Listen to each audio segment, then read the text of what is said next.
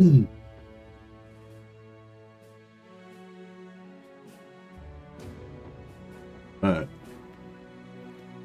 Hey guys, Mrs. Matt here, back with my second Battle Brothers stream in recent times. It's been a long time since we covered Battle Brothers, but they've the amazing developers at Overhype Studios have brought out a new free DLC of Flesh and Faith. So I thought that was definitely worthy of checking out. It's a fantastic developer, fantastic game. It's got all the depth and character that I require in a game. If you haven't checked it out, hopefully after this stream you'll want to check it out too. Hey Hoods, there you go. Hey to Heather Shock. Yeah, sorry I had to reschedule. I was trying to get a bit of sleep. So we're doing something a little bit different today. So with the new Of Flesh and Faith DLC, there are there's a bunch of different, in this game there's a bunch of different, basically you run a mercenary company, you have 12 mercenaries that you take into battle, and you level up all of your different mercenaries, different soldiers that come from different backgrounds. Some will be farmers, butchers, bakers, priests, whatever, and you sort of mold each warrior into a hardened mercenary. So that's kind of the gist of the game. But then there's all these different alternative starts. So all of these have different sort of special rule sets that'll slightly alter your game. So the one that we're going to be playing today is actually not one of the new ones. It's one of the old starts that's been in the game for since, I'm not sure which DLC it was introduced, but since one of the previous DLCs, I think about 2 DLCs ago. It's called the Lone Wolf start. Now the difference with this Lone Wolf start is that you get a Hedge Knight as one of your starting characters. There's, as I said, you can get butchers, bakers, priests, etc. The Hedge Knight is one of the backgrounds that's one of the most powerful backgrounds that you can possibly get in the game. Their base stat line, is just so much higher than other brothers. Their strength, their willpower, their ability to wear heavy armor, all that kind of stuff. Hedge Knights are just, built better than regular men kind of thing. If you play the Lone Wolf, you start off with the Hedge Knight in your party from the start. He's just by himself, but he'll be fully equipped with mid game gear that's way more powerful than what you would normally get for ages in the game. You got a couple of special rules. One is that you can never have more than 12 men in your roster. So you can normally only have 12 men on the battlefield, but in most games you would normally have 4 to 6 perhaps extra guys in reserve, and you would switch them out depending on what enemies that you're going to face. So this is a 3 skull start. This means it's like a more difficult start, the Hedge Knight. I'd say it's actually, if you want to play into endgame, I'd say the Hedge Knight's basically maybe not even viable. There's a lot of extremely difficult content in this game, and the Hedge Knight, because of that 12-man limit. I know there's probably maybe there's people that are a lot better than me that can do it, but basically the Hedge Knight's not really viable for endgame. I would say that's how difficult it makes it, not having those extra guys. But I want to do like a role play kind of start based just around the Hedge Knight being this kind of wandering hero, gathering a few followers along the way and that kind of thing. So we're going to be focusing on the early game basically, and on the early and mid game. The other special rule is that if the Hedge Knight dies, the campaign is over. So normally in this game, you don't have any player character. You just you collect a bunch of guys. If a few of them die, as often happens, you replace them, you move on. I'm gonna base this very loosely on the Black Templars from Warhammer 40k for my inspiration. But obviously this is a low power medieval fantasy version. You get late game crises in the game that'll pop up, turn 100 or something, much later in the game, once we've had a chance to level up our characters and build up a strong crew of guys. I like Nobles at War to be the first one, because that means that 2 different human noble houses, or 3, all of the different human noble houses, were fighting against each other, and their armies tend to have good gear and equipment that you can salvage for you guys. So we can make lots of money out of that. And then after Nobles at War, that'll be the first one. And then if I keep playing on and on and on, every every so often. I think, I can't remember how long it is, like 50 or 100 days or something, there'll be another one. So you can kind of just keep playing forever, and events and stuff will keep popping up in this game. I recommend you don't put permanent destruction on, because the towns are kind of the lifeblood of the game, and if the towns get permanently destroyed, then the game just gets less good basically as time goes on. If you want to play extra hardcore mode, the permanent destruction, it makes means that you have to protect the towns more basically. Combat difficulty, I'd recommend you play on veteran or expert to get the full experience of the game. Beginner is like modified to give you bonuses and stuff like that. Veterans like the normal difficulty. Expert's the same as veteran, I believe, except for you spawn more enemies and stuff like that. So we'll put it on expert so we get more enemies. Iron Man just means you can't reload if you die or whatever. But with economic difficulty, especially if you're playing it for the first time, I'd recommend you play it on beginner and high starting funds. Even if you aren't playing it for the first time, the economic difficulty in this game is extremely punishing, it's just about trying to survive and keep your party alive. But even if you can manage to do that, it'll slow down your progression in getting new gear and stuff like that. So anyway, just putting a beginner and high basically makes you progress through the game a little bit faster and makes it easier not to die from going broke. If I'm going to die, I want to die from combat, not from running out of money. But even with this, you'll see I'll probably be struggling for financial. So if you're worried it's going to be too easy, don't worry. Even with this on beginner and high, I'll still be struggling for money, so it won't be too easy. Unexplored map. Normally I would put this on unexplored just to make it a bit more exciting, but I'm going to put it on explored today, so I can show the maps and talk about them when we're playing. Also, I've not just one seed, so you can also this seed that I just put in here. I'll put it here. You can enter this seed in your own game, and then if you play the Lone Wolf start and you put this seed in, you'll be playing on the exact same map as me. They'll have all the exact same stuff in it. So if you want to check that out, there it is in the chat there. I've actually got about 10 different seeds that we're going to try out. So when I die on this first run, we'll start again, and I'll try the next seed with new map and all that kind of stuff. I've already checked out all of these maps previously, just played for like a few days in each one, just to check them all out. None of them are perfect maps. These seeds are all selected for the highest possible stats on the Lone Wolf. So if you guys aren't too familiar with the game, you won't realize how good these characters are. But if you've played a fair bit of Battle Brothers, when you look at the stats on these guys, you'll see that they're like ridiculously high, like as in the best you could possibly get, sort of thing. 67 melee skill. I think 70 or 72 or something is like the highest possible base. Melee defense 8 is the highest possible, but I've got this shelf footing that gives me +5, so it's actually 5 higher than the maximum you could possibly get for melee defense. These are 2 of his primary stats, so that's really important. 108, I think 110 is the max possible in fatigue. He's also got fearless, so I think he had 44 resolve, which I think is nearly the maximum. Plus, because of this trait, he gets +10. And because of him being the Lone Wolf, he gets +10 as well. So he gets 64 starting resolve. Melee defense, range defense for dodging arrows and stuff. We're just going to tank the arrows with our faces. So we can't do anything about that. Initiative, we're not really. It's a dump stat. We're not worrying about initiative. So that's basically the story of the Lone Wolf. We'll get him a haircut, and we'll give him a rename as soon as we can.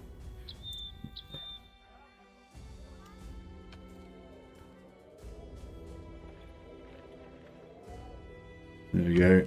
Sigismund champion. I put Emperor's champion, but I don't know if it'll fit in there.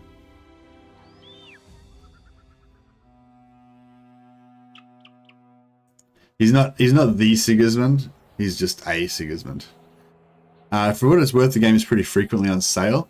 It was on sale for like 70% off a couple of days ago. But even at full price, I would still highly recommend you buy this game. But maybe watch a bit more and see what you think about it first. So this character normally start off at level 1 with new characters, but this character is starting off at level 4, so we get to roll your stats. So you get like randomized rolls for each of these, and then you can choose which 3 you want to level up at each level. The stars indicate that he's particularly talented in these 3 things, so that means his rolls will tend to be higher for those things. We'll talk about stats a bit more, but that's basically the gist of it. I don't want to talk too long before we start playing because, but yeah, basically, I'm just going to take the things that he's talented in now. But there is reason to sometimes not take those. We might try out a few different builds. Well, actually, no, we probably won't get a chance to try out too many different builds because I'll probably die too fast. But yeah, basically I miss out on a perk early to get this perk instead. Just makes me level up faster, 20% extra XP. Once I get to level 11, I get a bonus perk. I get an extra perk, so it like replaces this with I don't miss out on any perks. Basically, I get an extra perk, and then this stops giving you the extra 20% once you get to level 11. This gives you 25% extra HP. Had high HP already. Now I've got 91 hit points, so a bit less likely to die. And this gifted just gives you like an extra level up straight away, basically. So this just gives him even more stats. So we're going to go more hit chance, melee skill, you more chance to hit in combat, more melee defense. This is probably the single most important stat we could possibly have. And I'm actually going to go for resolve, make him less chance of him like fleeing in combat.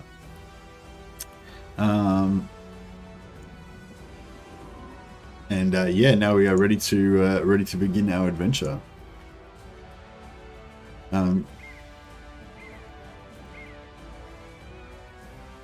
Now, actually, I'm just checking the armor.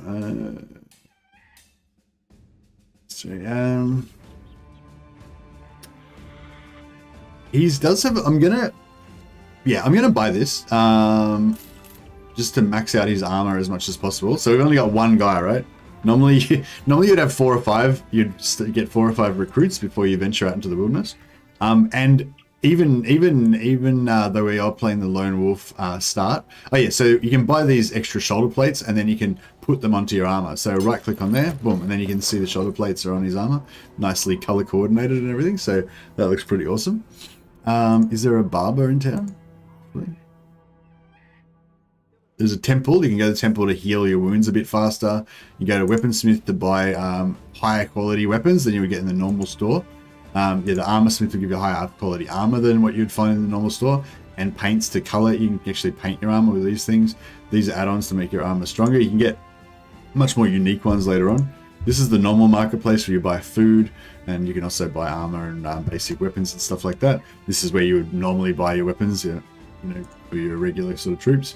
If we did buy a second guy to back him up, it would make us a lot more survivable. However, what the advantage to the lone wolf start if you go solo is that you actually get all of the experience just on one character, so you can level up extremely fast. So we'll just travel down to this village.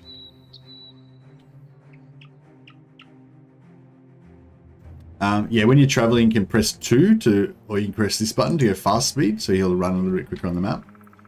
We're just kind of wandering around trying to find adventures to get into, basically. Sometimes you'll run into other parties on the road, get into combat with them. Now we're looking for like the weakest possible enemies that we can fight in the game. They're called thugs. They're basically just low-level humans with bad equipment. Unfortunately, they're gonna roll around probably in parties of at least 6 or 7. So, as they say, a pack of dogs can take down a lion if there's enough of them, and it is very, very possible to die. We're more likely to die than we are to not die in the first combat that we come into. So we might get through quite a few seeds. This is offering money for me to escort a caravan. Basically means I lose control of my movement and basically just follow the caravan. So yeah, it's very dangerous to do that especially in the early game or at all. I mean, I'd avoid caravan missions altogether if I was you. But yeah, we can hire some more guys here if we want. But I want to show you what solo combat's like first. If I just keep like continuously dying, then maybe I'll stop trying to go solo. But I have successfully pulled off a solo start before. And once you get rolling, and if you're extremely careful and you're a little bit lucky, you can actually get your guy leveled up to like level 11 in like 10 days or 15 days or something like that. Which is level 11 is basically the max level. You keep leveling. You can keep leveling after that, but then you only get like less. You only get like 1 point per level instead of getting a full roll. Yeah, I saw your message. Thanks, Andrew. Good find.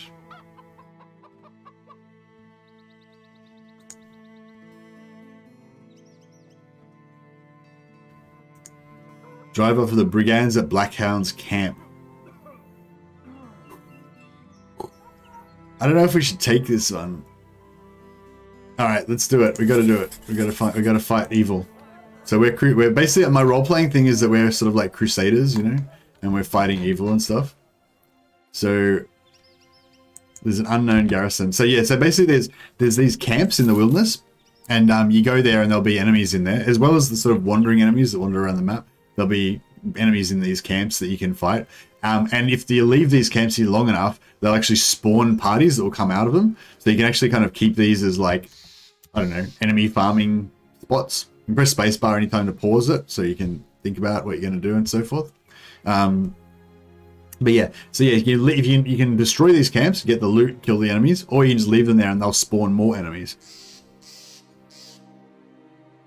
Some brigand thubs. Okay, this is what we were looking for. This is the weakest possible enemies we could fight. But as I said, we're still extremely likely to die. There's 6 of them versus 1 of us.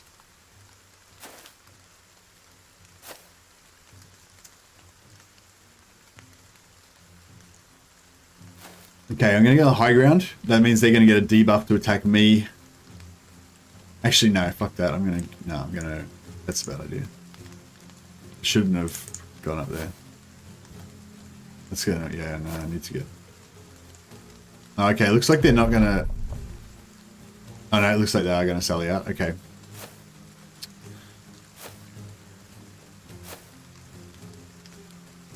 Even with me on the high ground, they'll still get so many bonuses against me.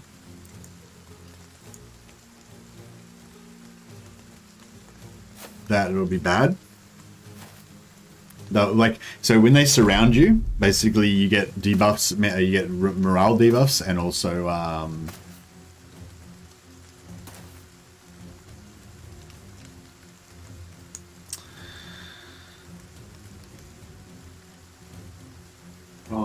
think we're gonna die already.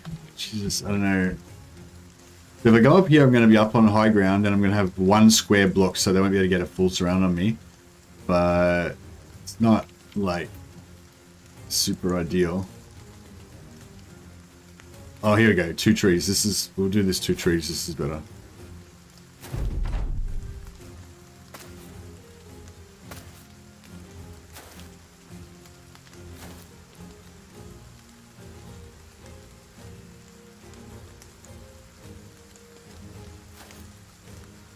Okay, we're making a stand. This is it. Yeah, no, good find, Andrew. I'll try that out. I think I'm going to do one more episode of Scarbrand, so I'll try that out with him. That'll be really handy. Save us a lot of money. Oh, you know what? That might be good for as well. I think when the enemies go into the rifts, I think that they sometimes sit on the rift before they go in. So that might be good for actually finding and stopping them from going into the rifts. If we could farm the rifts and also like completely block off the enemy from going into the rifts, that would be pretty sweet. Okay, so we've got 2 of them lined up here. So I could do this one, which will just kill this first guy, or hopefully kill this first guy. Or I could do this one, which will actually wound both of these guys. So I might try that. Okay, good. This injured this first guy, so he's going to be less good at attacking me. I'm not sure what injury he actually got, but... And see, this guy's lower morale. That means that he's going to get penalties to hit and also penalties to his defense. That axe is very lethal. No, he's already hitting me. Okay, so yeah, see, they've got the partial surround already. Ooh, that axe is bad news. All right. Okay, we've got good morale now. That uses that gives us buffs, 10% extra to our stats.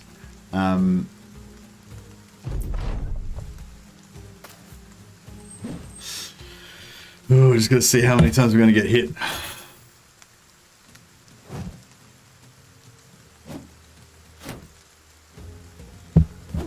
Yeah, I heard somebody say you can replace it in the stream of, in the realm of souls. Yeah, I really want to take out this axe guy, but I want to, you know, I want to get this guy. Yeah, one less guy. Okay, now it's 4 versus 1. It's better than 6 versus 1. But our armor's down to halfway. As our armor goes down low, we'll start taking more and more damage. This guy can puncture with his dagger. He tried to puncture me, which puncture just goes straight through your armor. So he tried it, but it didn't land. This guy's actually got some armor, so he's going to be a bit harder to take out, but that axe is no joke. So we've eliminated the axe. Okay, 3 versus 1. Our armor's just over half. It's the body. They mainly hit the body. I think they hit the body 90% of the time. It's only 10% chance to hit the head, or maybe it's, yeah, I think that's right. Is it?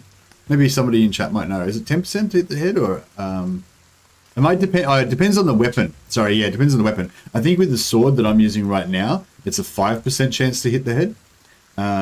Yeah, 5. No. Oh no, there's a base chance to hit the head. I don't know what it is. Maybe it's 10%. And then some weapons have like a bonus chance to hit the head. Okay. So yeah, I've got some other special attacks, but I don't have enough stamina to do them anymore. I'm tired. My guy's tired. All I can do is the basic overhead strike. Okay, so this guy's carrying a heavy shield, so he's got more of a defense bonus, whereas these guys don't have that heavy shield, so they're a bit easier to hit. This guy's wearing heavier armor though, so if I hit the body, there's a chance he won't die. Now this guy's got he's got the small shield, less defense, and he's wearing very thin armor, and he's got no helmet. So the chances are I'm more likely to eliminate him than any of the other two. Boom. Now this guy has just routed. That means he is no longer going to attack me, and he's going to attempt to move away from me every turn. What do you call it? If he moves away from me, then I automatically get to attack him. So basically, I'm going to get to attack him for free. As long as this guy doesn't kill us, then we're good. Tried to puncture again. That's him trying to stab through my armor without, like, avoiding the armor. Dead. Okay, now this guy's going to try and run, and we'll get a free attack on him. Boom, executed. 6v1. We win. Hey, Chad Spaz. It's 30% chance to hit the head, is it? Oh, okay. Wow, that's crazy. I don't think I even took a single head in that whole fight. Are you sure it's 30%? I didn't think it was that high. I don't think it's 30%. Is it? Yeah, I don't know. Realizing the defeat, the last few standing brigands dropped their weapons and asked for mercy. Well, mercy is here. You now wonder what they would do were the shoe on the other foot. Yeah, they'd probably kill me for sure. It shows in stats. Oh, does it? How do I see it? Take their arms and chase them away, slit their throats. I don't know. I feel like since we're playing Black Templars, we'd be ruthless with these miscreants. All right. Right column, bottom 2. What are we talking about? Like stats here? Oh, here we go. Percent chance to hit the head. Oh, it is 30%. You're right. Sorry, Chad. I will never doubt you again. Hey, Lee Murta, you can move after attacking. Sorry, I should have explained that during the thing. So you have 9 action points, and it costs 2 action points each square that you move on the battlefield. So when I swing with this weapon, it costs 6 AP. I've got 9. Remember, I've got 9 action points total. So I use 6 action points. And I've got 3 left. So I can still move 1 square after I've attacked, or I can move 1 square first and then attack with this weapon. Other weapons use less or more, less action points, so you can move more and still use a swing. Or with some weapons, you can actually get 2 swings in a turn. Normally, one-handed weapons you can swing twice with. Okay, so that was amazing. We survived, and our armor didn't get completely wrecked. Our armor's pretty wrecked, but yeah, this little hammer means that we're going to use up our tools to automatically heal up that damage. We also got a dagger that we can use to dagger down some enemies. Now, yeah, I'll just reiterate again. It would be much, much safer if I was to hire even one more guy just to watch our back. And I may actually do that. But yeah, the longer we can go by just solo, the more that the lone wolf himself will like power up in levels. I think we would have nearly got a whole level in that one battle. Yeah, he's nearly about to level up. So if we're going to live through one more battle, then he should get a level up. Should be pretty exciting. If we can get our melee defense up a little bit higher, then you know, we'll have a lot more chance to survive those type of encounters. Now look at our tools. You can see that repairing all of your equipment will take 41 hours, so 2 days, and require 12 tools. And carry 200 units at most. I believe if we go into in camp stance, so we've got this camp stance you can press, and you can see a little camp will appear on the map. I believe when you're in camp stance, you repair faster. While in camp, time will go faster, and your men will heal and repair their equipment at a faster rate. Yeah, that's right. So, you know, if we camp like near a town or whatever like this, it's quite handy. You can camp wherever you want, but excuse me. Yeah, so time will travel faster, but also we'll actually heal and repair at a faster rate relative to actual time, not our perceived time.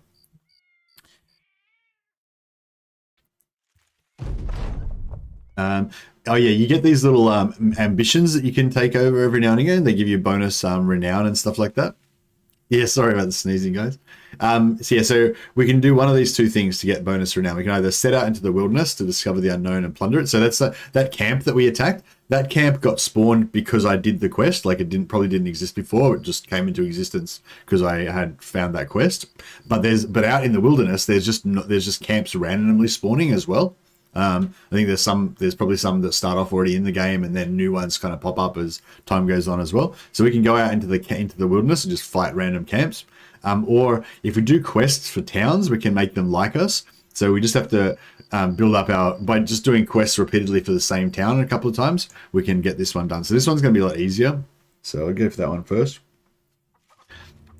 I can't remember if there's an advantage to not getting renown early on to maybe make the game stay easier for longer. As you get more renown, I think that you get offered more lucrative contracts for more money, but you also, you know, can face more difficult enemies. Just woke up and Mercy the Mad is playing 95% hit chance game. That's what I call a good morning. Hey Triankun, how you going, man? Does that mean that you've got a bit of experience with this madness that is Battle Brothers? This game's so good. If you love games with like permanent death, and you love games where your favorite guy can get like maimed and not lose an eye, then this is the game for you. Barber, finally. All right, we need to give him a proper like Black Templar type of haircut. I'm tempted to change his hair color because I don't feel like Sigismund should be a ginger, but I don't know. Maybe we just have to go with it. That's part of playing Iron Man. You know, you've just got to, like, you can't change his face with a haircut, can you? I was thinking he should have like a goatee. But actually, let's give him a good Templar haircut first. Shaved head would be pretty good.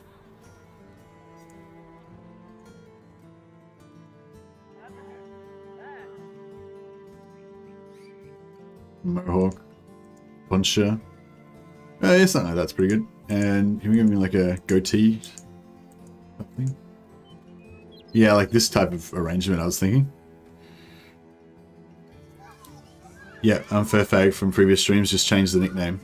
Oh, okay, yeah, I think the new one's a little bit more, you know, nicer.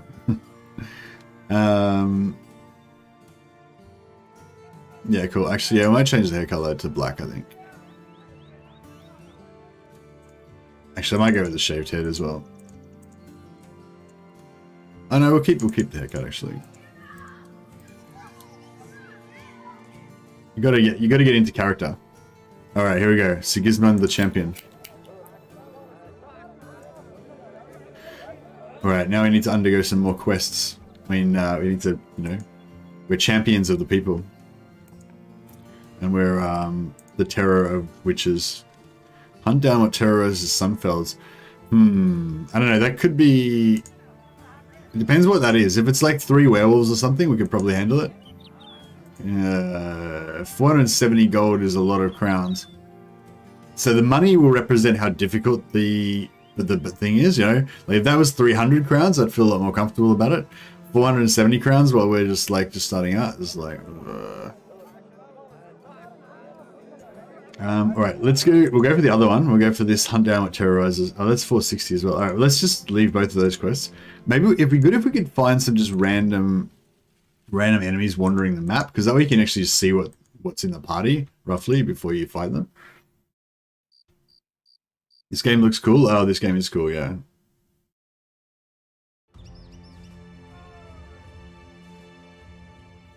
Okay, cool. We got some more. Yeah, so just a reminder, like normally you'd go around and you would look for new party members. We will hire some new party members a little bit later on, but I just want to get the champion like on a bit of a solo quest first to like level him up so he becomes really powerful.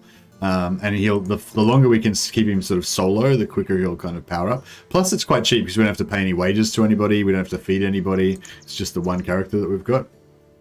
And he doesn't, because the character is like you, he doesn't draw a rage. Like we don't have to pay for Sigismund. He doesn't draw any wage. Here we go. 290 crowns on completion. Follow the tracks. These follow the tracks ones are usually pretty good. They're usually just low level human enemies. So yeah, that's exactly what we want. All right. What's our, wonder if a net would be cool for him. Maybe. All right, so if you look on the map, there's these little tracks that come, they disappear over time. Like that's probably the tracks from us coming into the town. The size of the tracks indicates how big the party is that you're following. So these little tracks are from us, and they've faded a bit from it because it was from yesterday. This is like fresh tracks going this direction. They're darker. See, those fresh tracks are much darker. And if it's an animal, then it'll see more like paw tracks. Hey, Anthony, how you going? 7. Okay, we took out 6 last time. How's our armor? Well, our armor's not actually repaired yet. I might just camp a little bit to get our armor back up to max. The thieves, they will actually move sometimes. I'll just get ready to run away in case they come for me. Oh, here we go. Okay, our armor's completely fixed now. And 7 this time. There's an extremely high chance that we're going to die doing this. But that's what it's all about, right? That's what heroes are made of, you know? You don't become a hero by just not having any chance of dying. Oh, jeez.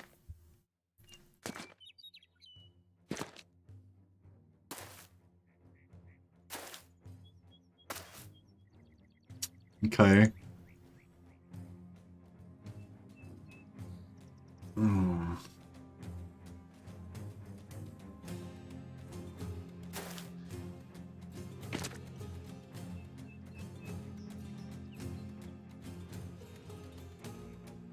Okay, we need to find a good spot to, like, you know, to hold the line.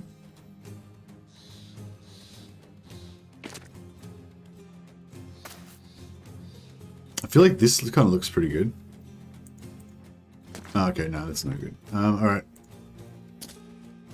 Well, there's a rock over there. That could be good.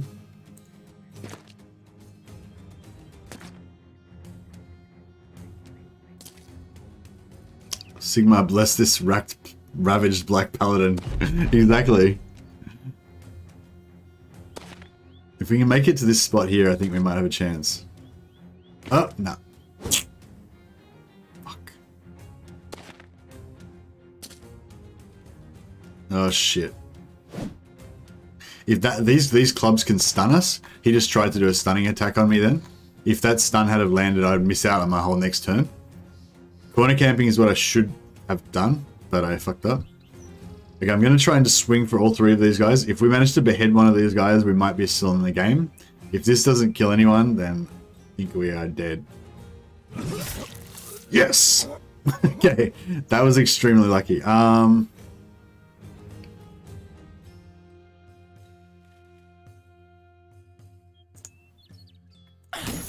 Okay, I tried to escape, but I couldn't get away.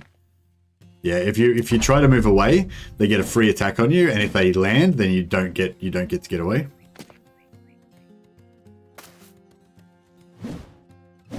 every time they swing, you kind of like you lose a little bit of stamina, I believe, as well. So yeah.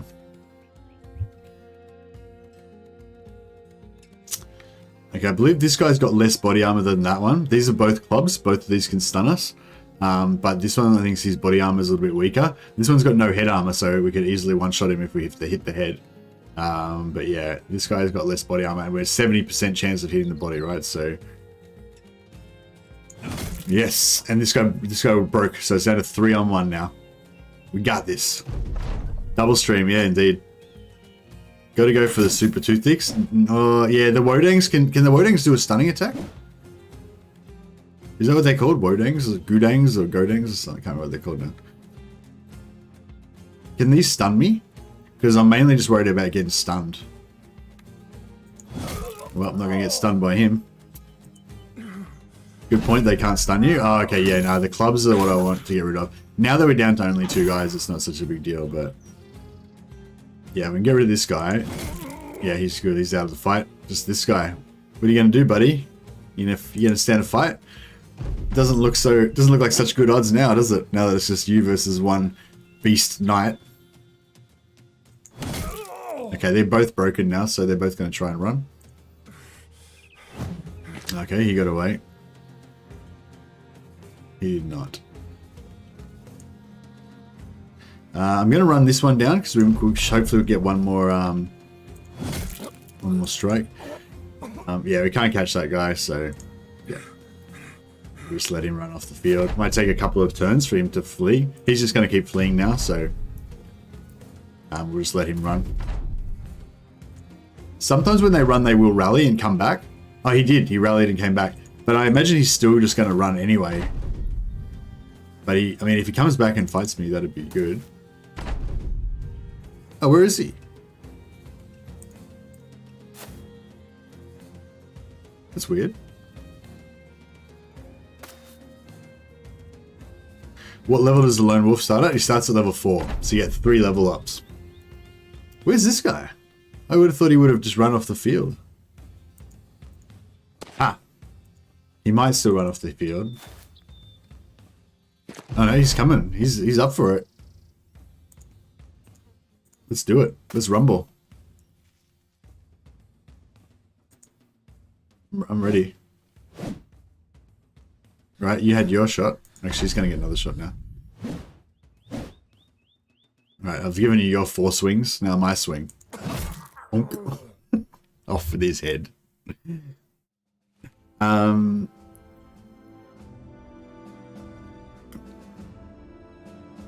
Alright, we got our level up. And we got a bunch of loot. We can sell that in town to get some more tools to repair our armor. Let's collect our pay. Indeed, let us. So this town should have a good amount of quests and stuff for us, and lots of guys to hire. There's another town over here as well. So these large towns like this, if you want to sell goods, they tend to be better. I think the more suburbs they have around them, the higher money as well. Maybe if it's on the water, you get more money. And then there's little different modifiers that the town will have as well that can give you extra money also. We won't be able to see anything in town now because it's nighttime. Although there's another quest we can get here. This is see, these are just delivery quests, so we don't necessarily have to fight anything. It gives us a little bit of money though, and gives us a reason to travel somewhere. May as well. Why not? Now, how much? We didn't take hardly any armor damage that time, so that was fantastic. We'll level up again. I'm going to keep pumping, yeah, melee skill, melee defense, and stamina pretty much every time. +5, I believe, is max roll on stamina, so we'll probably take that. But I think we are going to get enough, like we'll eventually get enough stamina. So if we get like a low roll on stamina and we get like a +4, which I think is max roll for resolve, or a +4 for hit points, I might actually take, you know, hit points or resolve at some point. You know, if we get a 4, for fatigue and a 4 for resolve, or a 4 fatigue and a 4 for hit points, I might take the other one. But otherwise, yeah, we'll take those raw stats. I'm actually not sure what perk to take now. I was going to take Brawny. But yeah, I'm not 100% sure. Adrenaline is a really good trait to get.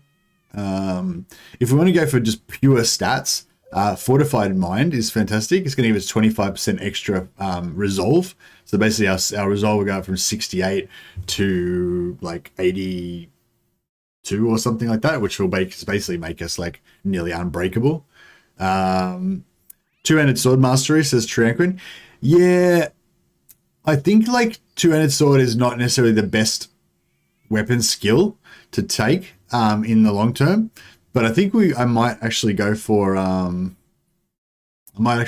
sword mastery, because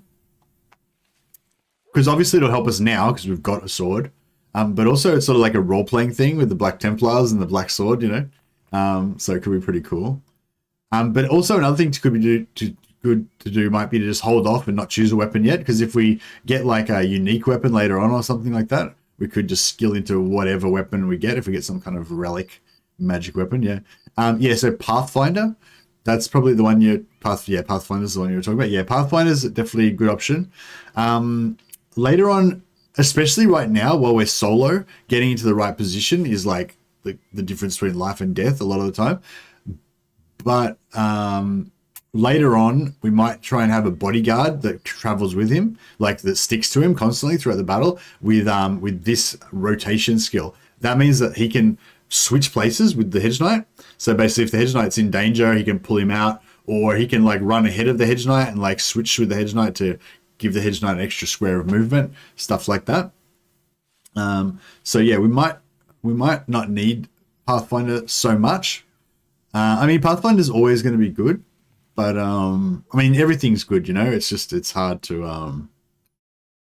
I did want to kind of go for a quick hands build as well, so that means you can switch equipment out without having to waste action points. Yeah, but yeah. So basically, we think adrenaline. I probably want to get later on to finish off the build. Don't know if we need it straight away though. Pathfinder would be great right now. It would be great later on. It's just a great skill. But we might be able to do without it. Quick hands definitely could be good, especially if we don't go sword. If we stick with sword, I think we don't need quick hands because the sword's a very flexible weapon. It's got 3 different special attacks that you can do to do different things. If we go for hammer or axe, then I think quick hands would be really good. ACH, no worries, man. Hey, Evan Sherman. Yes, if you yes, there's a Battle Brothers Reddit. If you go on the Discord, there's a Discord discussion that I've started for Battle Brothers. It's got links to the Reddit and also the Steam discussion. They're the 2 places that I go to. I actually started 2 threads specifically for this stream and got advice from some amazing people in the community that helped us out.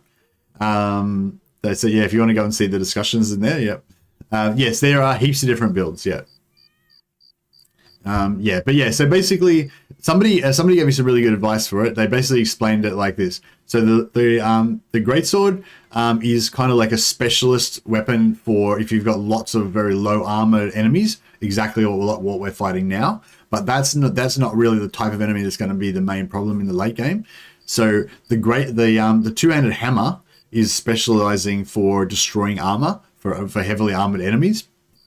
But the thing that does the most damage is the great axe. The great axe basically does double damage because it hits the head and the body at the same time with one of the attacks that you can do with it. So you can just execute people with the great axe basically. So the great axe is great for just killing stuff. It's got the most damage and it does a bit of armor piercing as well. The hammer does more armor piercing and it destroys armor. So the hammer, it was sort of explained to me that because I want to feed kills, because I want the Sigismund to be the killer, not the setup guy. It might be better to have another guy with a hammer to strip armor off enemies later on and have Sigismund just be the executioner. So axe could be the way to go for him. But as I said, the sword does have, it does have roleplay value. Anyway, I might just leave off on that for now. We'll have a think about it for a while rather than just keep theory crafting. We'll play the game.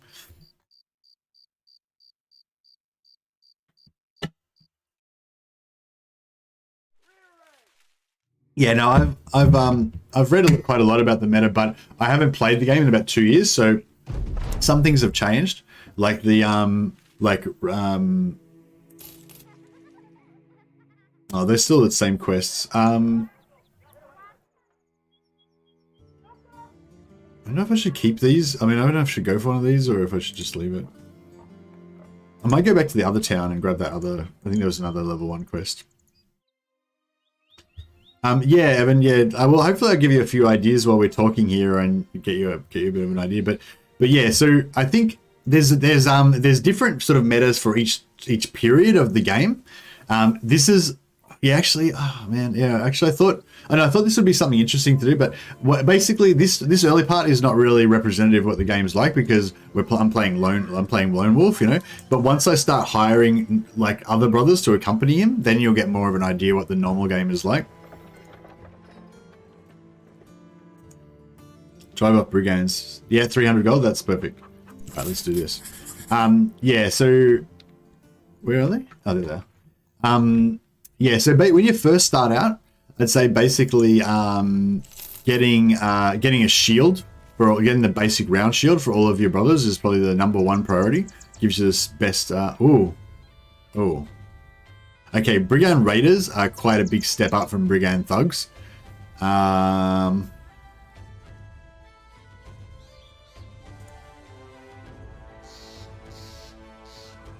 Armor's not quite fixed, so I might just camp for like a second. Just to get our armor fixed.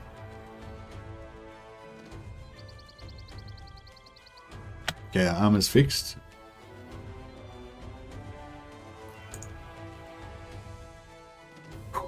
Find two-handed mace to be the most useful type of two-handed weapon since it applies dazed status effect, which is really useful since it lowers the damage output of the enemy. Yeah, I think two-handed maces are really cool, Dimitri. But again, I kind of want that sort of weapon on other characters. Like I want to be feeding all the kills into this guy, so he just gets super high level. I want him to just be like a god amongst men, basically. That's the whole theme of this. That's the whole theme of this stream, basically. Just to make one character have as higher stats to be as beastly as he can possibly be. Okay, so yeah, so this guy's got fearless, gives him plus. He's randomly rolled like nearly the highest stats you can possibly get. This guy is the one that had the literally the highest stats possible in these four key stats of melee attack, melee defense, health, and stamina, and resolve. Sorry, 5 stats. And in addition to that, he got +5 melee defense and +10 resolve, so an extra 15 points as well as having the highest roll stats, you know. And I took gifted, which you don't always take, that gives him extra stats as well. So basically, the whole thing is like feeding stats into this guy so he can become like the ultimate champion of the Emperor. and he's going to hire some minions to help him on his personal quest. If he doesn't, he's probably going to die in this battle right now. Oh man, this is bad.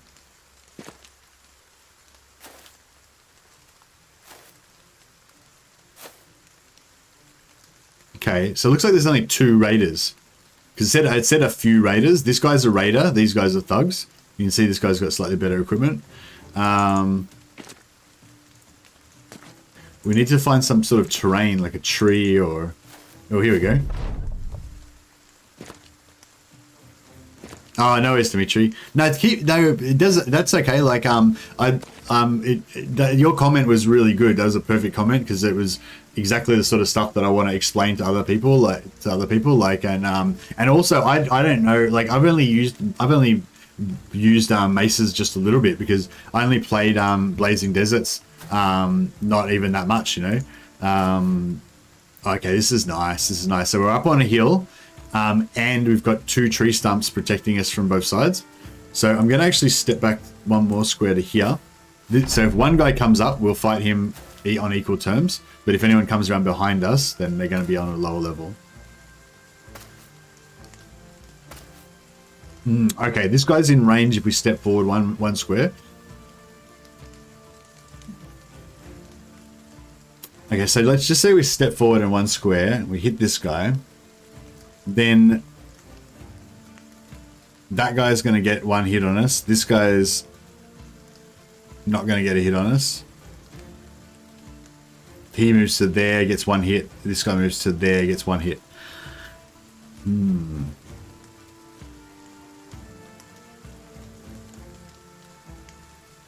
I think I'm going to risk it to try to get an early kill if we're lucky. I'm going to hit both of these guys with the long strike, the split. Ugh. Okay, this guy's morale's low, but yes, this guy could hit us because he's... Oh no, he's just going defensive. Okay, that's perfect. He's just going to shield up. Means he's got less damage output if he keeps using half his points for... that's bad.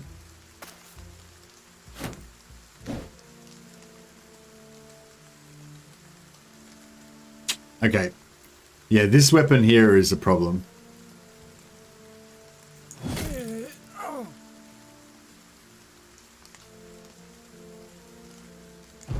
It does a lot of damage, and as these guys surround us, this guy gets plus chance to hit. He's got high skill, so he's going to get a good chance to hit even though he's not. Oh, fuck. That is what we did not want. We got two. Oh, man. Okay. I think it's all over, boys. I think it is all over. So we've got the surround on us, so they're getting like plus 20% chance to hit. And then that means they can just keep, basically just keep stunning us.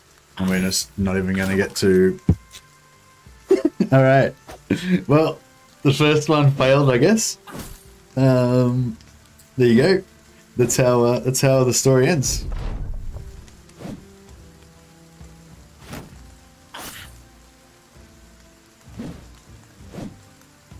Maybe we'll take one more with us.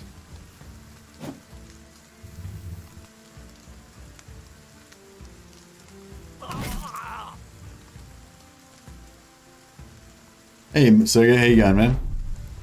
F's in chat. I think the lone wolf's dead, unfortunately.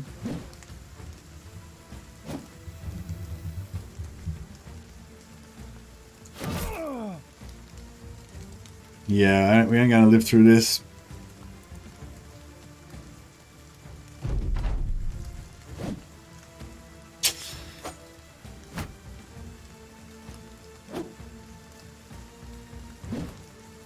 It's like, oh god, we're gonna die.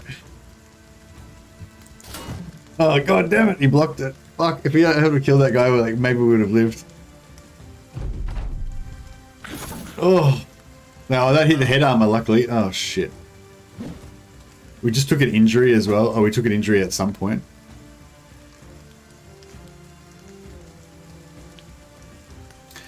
I might take the kill here. Oh, I was hoping that was going to break that guy. Oh, we're going to die. We're going to die. Oh no. Oh, come on.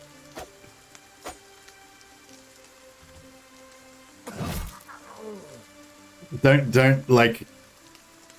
get help. You can't continue your membership. Oh, no worries, Sergey. Yeah, of course I don't care at all, man. Like, it's totally fine. I'm just happy that you're still showing up. I know that you're having, you know, it's tough. It's a tough time where you are at the moment, but yeah, I appreciate you still showing up for the streams, man. I appreciate it. I appreciate you showing up the streams a lot more than I appreciate the membership. I'll tell you that. So, you know, so thank you, man. But thank you for the thought on the membership as well. It's much appreciated. Oh, we're still gonna die. Yeah, don't let yourself get any hope, guys, because that's it. Okay, so that was the first run. That run went really, really well, by the way. So, I mean, it doesn't look good right now because we're dead, but actually that run went really well. You know, up until that point where we screwed up there. I screwed up. I should have stayed in the back slot. I reckon if I had stayed in the back slot, we would have actually won that fight. Maybe. Taking on the two raiders was a bad idea. But anyway, so yeah, that was the first one. Now I want to show you guys some stuff now. We've have a quick little break before the next one. So this is my seeds spreadsheet. So yeah, Battle Brothers, it's all about the spreadsheets. If you've seen any if you watched any of Filthy Robots Battle Brothers streams, you'll know that it's all about the spreadsheets. So yeah, so these are all of our seeds. So this is the first one. We had Fearless and Sure Footing. the total of our hit point, fatigue, hit points, don't worry about initiative, melee attack, melee defense, and resolve. Those stats all added together, he had 300 total. That was like the best one out of about like 10,000 seeds or something. I don't know how many seeds it was, like thousands and thousands and thousands. That was the best possible stat. So that guy was like as close to perfect as, you know, I'd ever seen. And he also had quite a good map. If we had have survived longer, we could have seen that they had quite a good map. Okay, so now our next seed that we're going to try out is this guy. He's got slightly lower total, 297. He's got tough, which gives him extra 10 hit points, so he should be able to live a bit longer. And he's got iron lungs. So we'll check this guy out. This is a pretty crappy map, and it's got no ports. So the map's not very good, but the actual brother himself is really good. So we'll try this one out. And I'm gonna go through all these seeds. So if hopefully with one of these seeds we actually survive, or if we get through all of them, then I guess that'll just be game over. But you'll see how we go anyway. Okay, so yeah, so we quit. And then we start a new campaign. Lone Wolf again. Sword Brethren. And we'll put out a new seed. So the new seed, if you want to try out the this Iron Lungs tough seed, that's the seed in the wait up. Iron Lungs tough. Add map. I won't talk too much about map in this, but when you're checking out seeds, so you can just every time you start a new game, it'll give you a random seed, right? So quite often if you're like me, you'll just keep restarting in order to get new seeds to try a new one, or whatever. I'd recommend you try to avoid just doing it forever, because you can definitely just keep trying different seeds and never actually play the game. But yeah, if so you want a good brother, you want good stats on your brother for sure, but probably even more important than that is to get a good map. But this episode, it's all about stats, right? We're not worried too much about the map. I will talk a little bit about the maps and stuff later on, but yeah, basically, like, these citadels are the places where you get the best equipment and the best military recruits. And like, there's a blast furnace is one of the outbuildings that you want to get on here. I can't remember what the blast furnace actually does, but I remember it's good. And there's another outbuilding as well. And if you get both of those, then that makes it a really good citadel with more chance of having better equipment. I might buy an armor upgrade again. I know there aren't any here.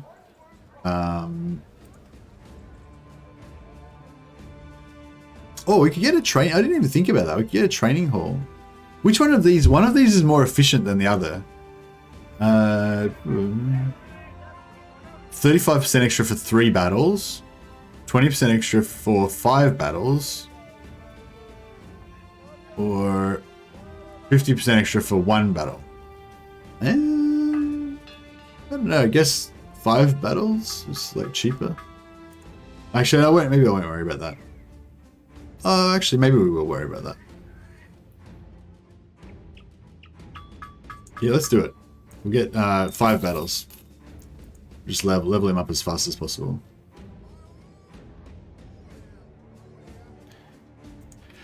Well, not quite as fast as possible, but, you know, fast.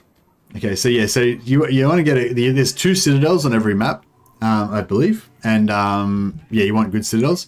This is then you have these like when you're near forests, and if there's like a hunter's cabin. Hunter's cabins means there's more chance of getting hunter bros. Hunters are the best recruits that you can get for ranged, like for archers, and it's quite good. It's quite difficult to get a really good ranged brother.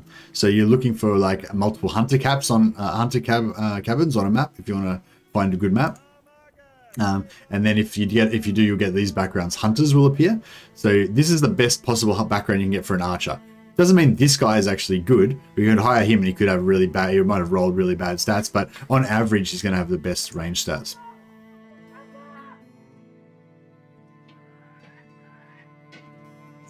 $370 secure.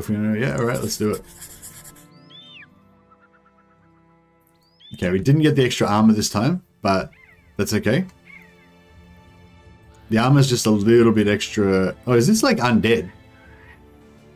Oh, whatever. Let's do it. Oh, shit. Okay, I don't know if this is going to be good for us, but 6. No. Nope. Like, I was hoping it was just gonna be like 3, and I was like, oh, you know, maybe we could do 3. So yeah, this is not good. We don't want this. We want none of this. So we're gonna lose some morale, but if we stayed in this fight, we would surely die. So yeah, you can't, when you're playing Lone Wolf solo like I'm playing right now, you can't YOLO, otherwise you will die. You know, you have to like play it smart at all times. Also, I forgot to level him up, so he was going to be extra vulnerable. Let's do that before anything else. I'll make sure I level him up. Oh yeah, I didn't talk about the stats. So yeah, so this guy's got plus 10 hit points. So he had 71 base, which is very high, and then he got 10 extra, so he got 81 hit points. Then I'm going to take Colossus. So he's going to have 101 health. So he's got quite a lot amount of health for a starting character. And we'll just level him up the same as before.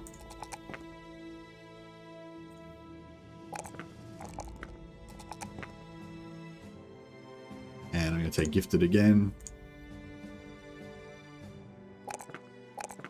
Yeah, and I'll go on to Resolve. So the other one had bonus Resolve. So this one doesn't. The other one had like 68 after we leveled him up. This guy's only got 58.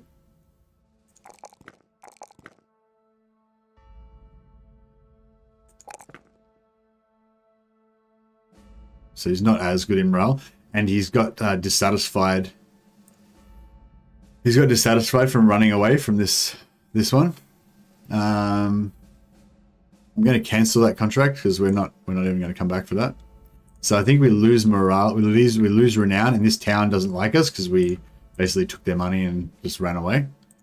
But it is what it is. Like we would have died if we had to try to do that. So we'll just GTFO, as it were. We'll go to another town and see if we can get a better, easier contract. But yeah, if there's a special, so this game has random events that pop up. We'll probably get one in the next couple of days. And one of the events you can get as a lone wolf is that a squire can appear and offer their services to you, and to be your, be your manservant or whatever.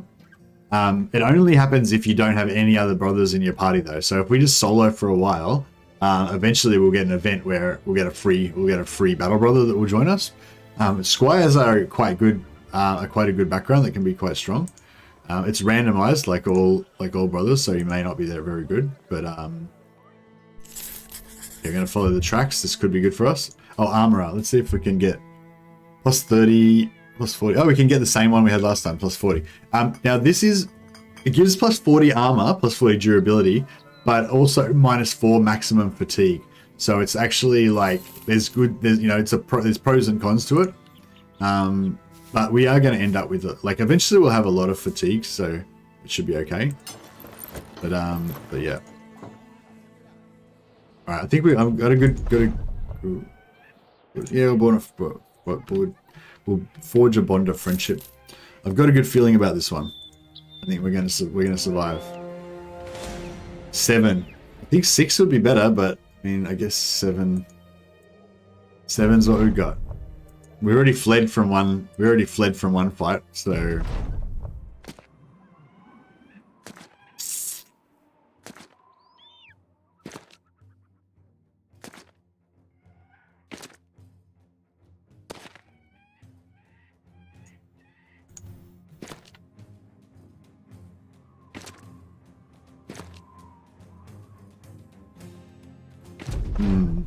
We need some trees or something.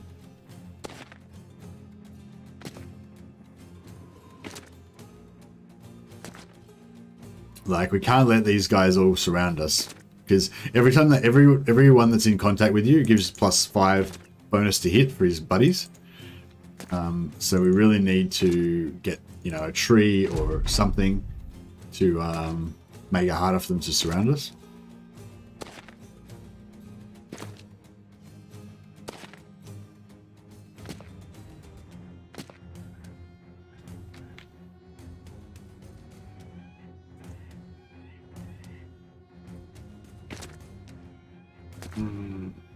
Oh, here we go.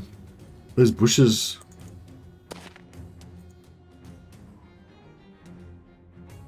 Those bushes could be good. Or maybe we could just go here. Man, this could be rough. Yeah, for our boy. Yeah, our first guy died, unfortunately.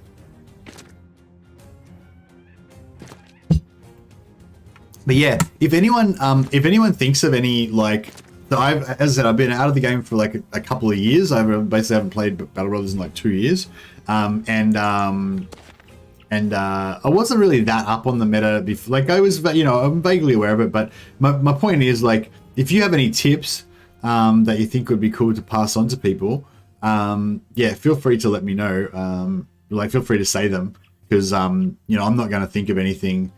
Press B to win. What does B do? Is B the flee skill? But yeah, if you have any tips or anything, let me know. Basically, it's the short version. I don't know if I should go around behind these bushes or if I should go for the high ground plus the tree. I feel like one tree is not going to really do it, you know?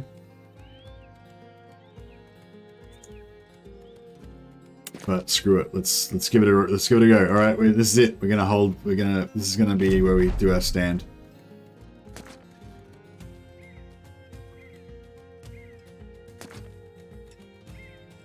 Hopefully one of them comes in early. Yeah. Okay. Good.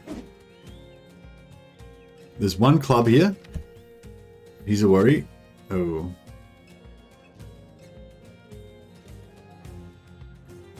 I'm gonna just try and go for the club. Okay, good. And these two both got morale debuffs, so they're going to have less chance to hit now.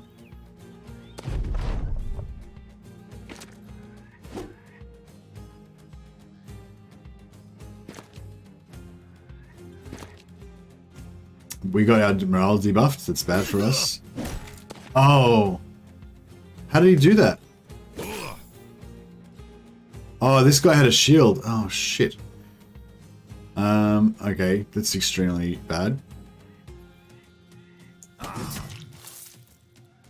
Alright, this is bad. We're, yeah, we're bad. We're okay. Oh, I think we're gonna die again. That's it. Oh, wait up, we might be able to flee. We're gonna try and flee. All four of these guys are gonna hit us, so we're probably gonna die. But there's a tiny chance we might be able to flee off the battlefield.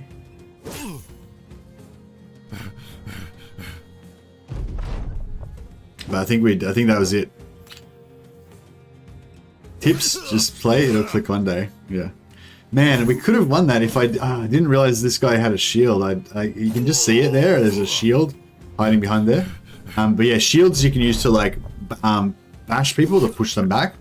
So yeah, if he hadn't been able to push me down there, then it might not have been that so bad. But yeah. Anyway, that guy had quite good stats. He was pretty cool, but you know, he's dead now. So it goes. So we'll go back to our seeds again. So that's this guy's dead now. They're dead. So okay, we'll try this guy. So this guy's got tough and fearless. So this guy's actually probably got the most actual raw stats, because this guy had 300 in the key stats. This guy's got 299 in the key stats, and he's got +10, +10.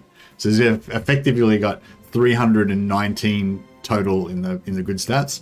Not a great map, but it's got a bit of a semicircle road that's okay. All right, let's try again.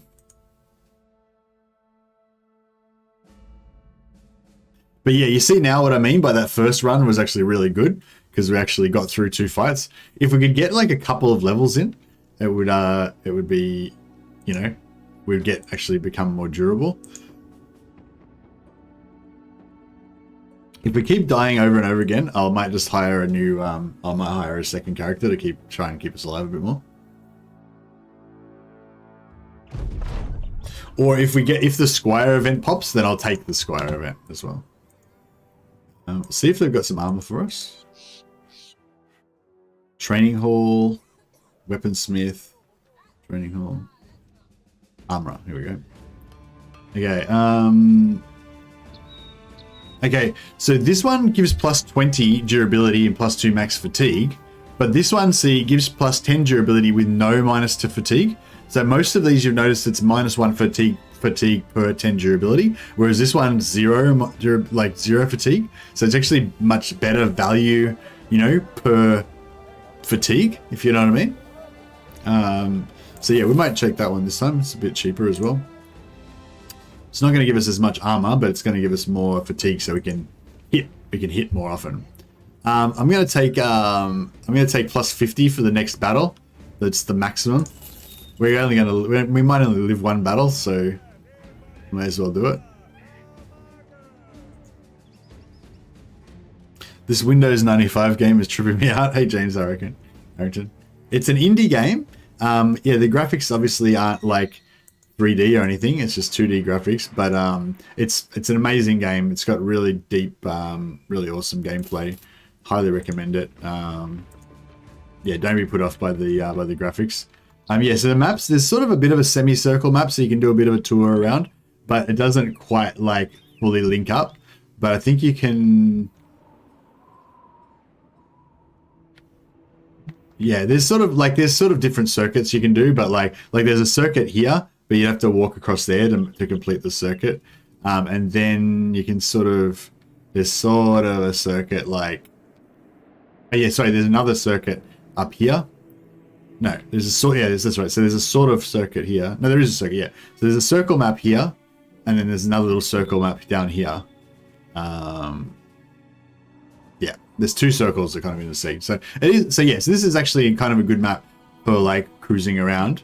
There's the ports. So the ports is the other thing. So these ports you can fast travel from port to port, but you can see these two ports are like right next to each other. So the ports don't really help us out. And there's no other ports on the map. Like this one's right on the water, but it doesn't have a port. I really hate when things are right on the water like this and they don't have ports. I feel like if it's close to the edge like this, it should just automatically always have a port. But yeah, that's not how it works, unfortunately. But anyway, I think this actually is a kind of cool map. Now that I'm thinking of it, I didn't think it was that good. Another thing is, for early game especially, I don't like fighting northerners. So these settlements that are up in the north, there's more chance there'll be barbarians wandering around here, and I don't really want to mess with barbarians. But yeah, we'll see how we go anyway.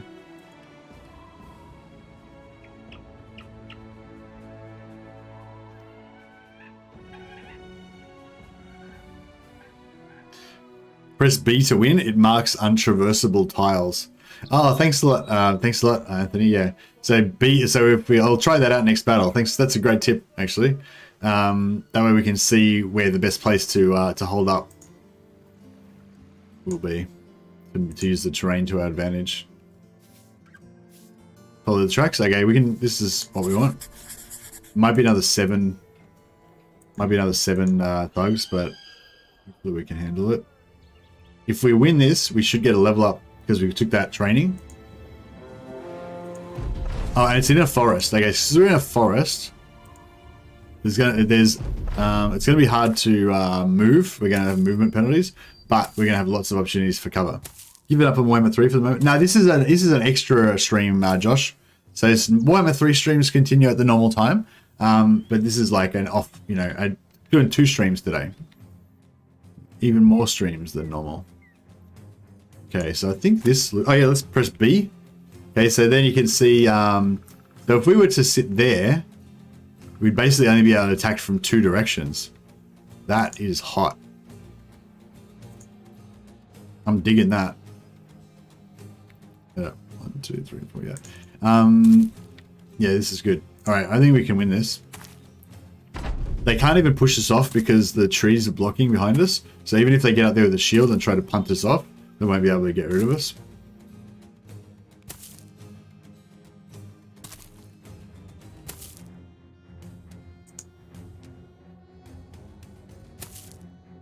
All right, I've got a good feeling about this.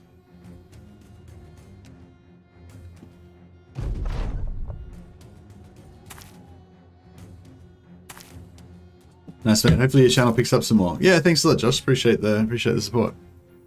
When do you go back to work? The streams every day have been pretty cool. Oh, thanks, Andrew Tobias. Oh yeah, Andrew Tobias. that reminds me. I was thinking about this last night, actually. Well, not last night, like today, when I couldn't sleep. That yeah, you've been around for so long and you contribute so much to the streams, and yeah, so yeah. I just wanted to say thanks. Don't really, you know, have much to offer or anything, but yeah. I hope that you accept this honor with the intention that it's meant. Yeah, no, I really appreciate all your contributions to the Warhammer streams, man, and yeah, thanks for hanging out and supporting us all this time, and thanks for, you know, helping us out with various videos as well. NgGTobias has given me lots of ideas and helped with videos and stuff along the way as well, and yeah, no, you've been a great friend to the channel, so yeah, much appreciated. That's right, guys. He's a black NgGTobias has been knighted. He's a member of the Sword Brethren now. He's a Black Templar. All right, let's see if we can survive this battle.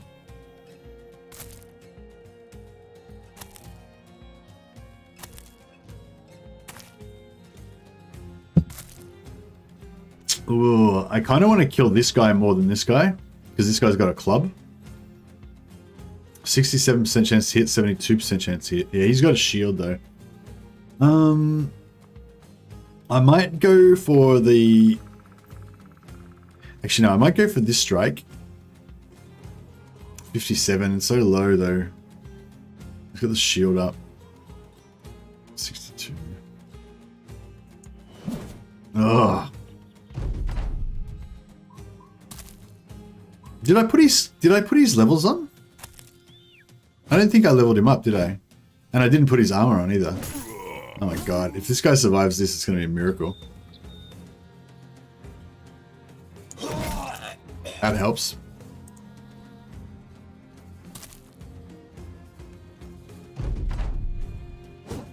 Yeah, that's a problem. He can attack from the back line.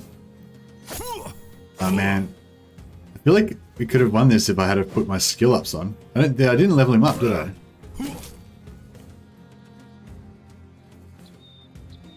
Yeah, no, he's still got his base stats. Can we level him up now? No. God damn it. Reload.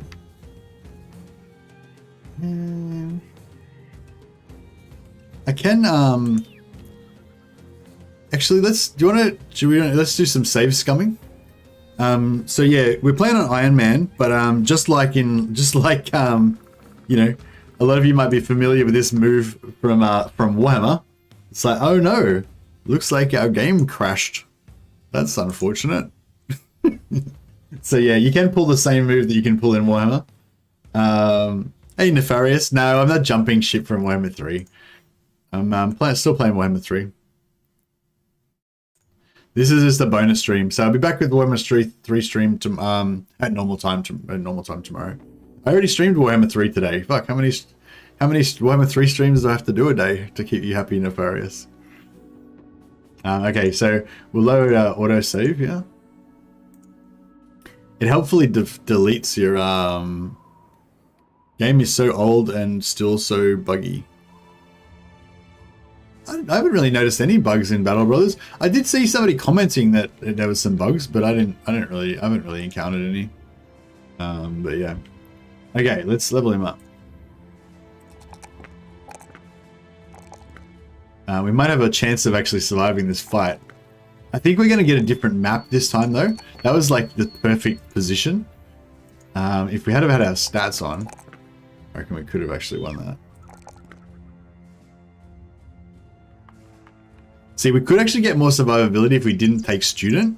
If I didn't take student here, then I'd have an extra perk basically, so I could be more, you know, be more powerful basically. But it's going to pay off if we survive that extra experience that we get from student. You know, so we get 20% extra from a student, and we've got training on, so we get extra 50%. So we're gonna get like 70%. You know, going to have to get 70% to more 70% more experience from this next fight. So it's going to be good. I might take the morale on this one. So yeah, so max roll here is 5. Oh yeah, I'll just quickly talk about talents again. I did go over this last stream, but yeah, just to yeah, show you guys like how it works. Basically, you want to look up the you want to use the Battle Brothers wiki for your you know, to give you an idea of what's going on with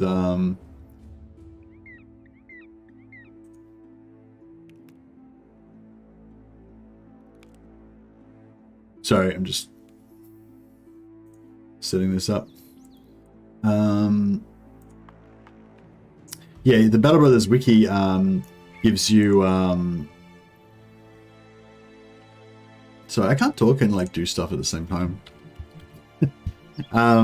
Yeah, the Battle Brothers wiki, go there, check it out. It'll tell you what you want to know. Yeah, so talents, basically what these stars mean is this is what happens. So every time you level up, each stat is going to be, you're going to be presented with a number in this range. So hit points can roll 2 to 4, max fatigue 2 to 4, resolve 2 to 4, etc. But because we've got and if you've got 1 star, that means you can never roll the lowest number. It's only going to be 3 to 4 instead. If you got 2 stars, you're going to always roll the max roll. And if you got 3 stars, you're going to always roll max roll, or you're going to even get 1 higher than max roll, right? So because we've got 3 stars in fatigue, we can actually roll 4 or 5. So basically 4, for me right now, 4 is actually a low roll in fatigue, whereas for resolve that I have no stars in, 4 is actually the max roll, right? So basically I'm like going to not take fatigue, and instead I'm going to take max roll in resolve.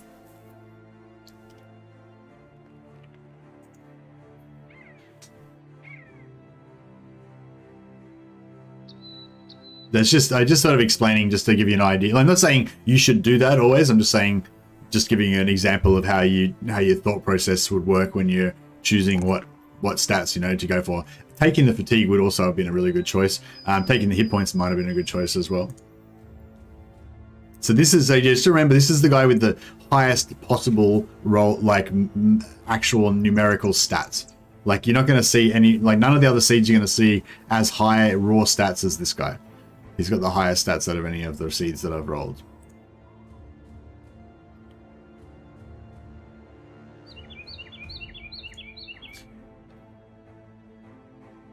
All right, put our armor on. It's only 10. It's only 10 extra armor, but you know. All right, let's do it.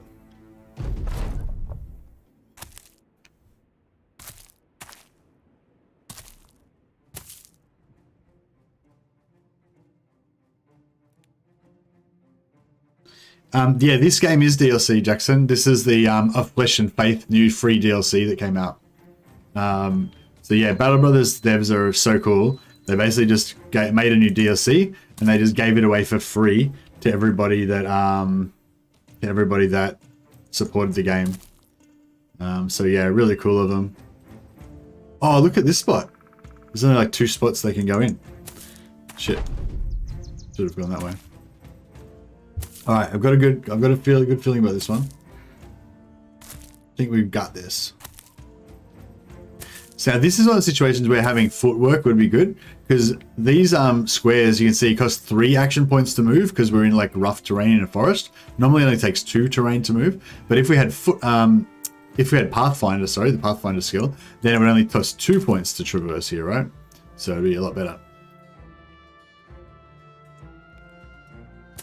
And now only 2 of them can get from here and 1 can get from that side. So I think we've got a really good chance of winning this fight.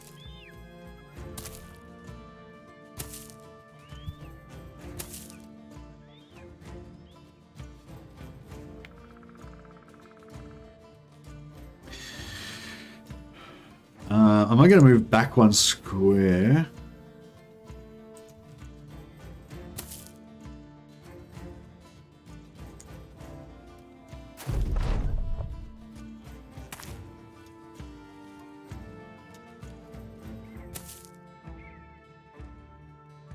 We'll wait. Hopefully one's going to move in. Okay, beautiful. Okay,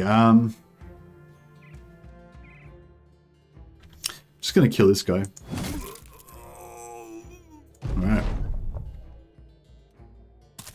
Don't knock me out. Oof. Okay.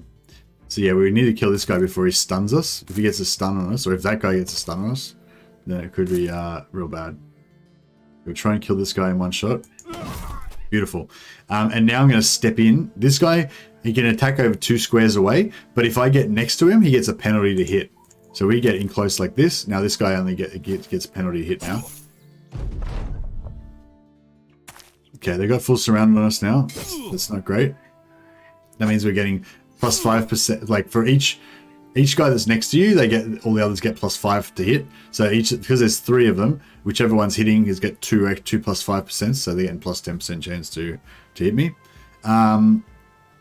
This guy is the most dangerous because he's got the club, but he's got the shield, so it's like a less chance to hit him. But I'm gonna just take the risk and. Cool, that was perfect. Okay, now our morale's good. We're getting bonuses to our defense. It's going to be hard for them to hit us.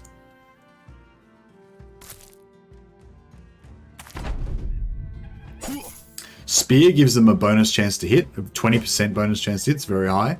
So guys with spears are always going to be more accurate. That guy, I don't know why that guy just hit me twice in a row, but he did. I think the spear guy is more dangerous though. No, he's less dangerous now. We've still got a good chance of winning this. Still got half of our armor left.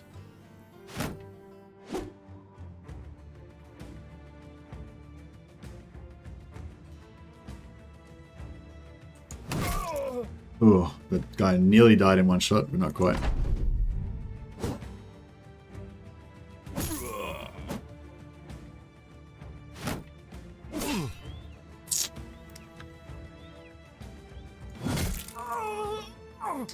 Neither of these broke, unfortunately. Ugh.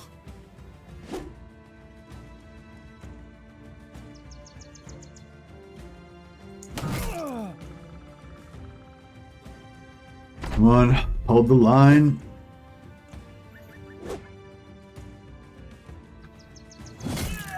Okay, this guy's got morale penalties, so he's going to get negatives to hit us. We've got plus 10% chance to hit as well. Boom, victory.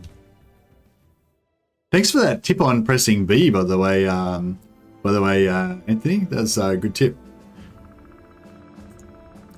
Got a little bit of loot. No big deal. And we got a level up. So I don't know, maybe this guy with the highest raw stats is the way to go. Yeah, more chance to hit, more defense. More defense is the key. Make it harder for them to hit us. That's probably like the most important thing. And more maximum fatigue. We still need more morale. You notice that our morale went down a couple of times there. 68's sort of like not quite good enough.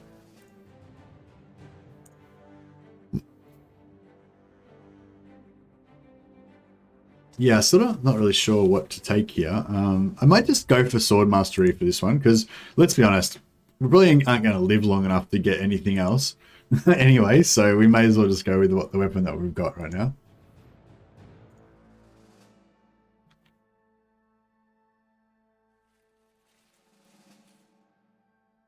Anything for science? I don't know, thanks, man.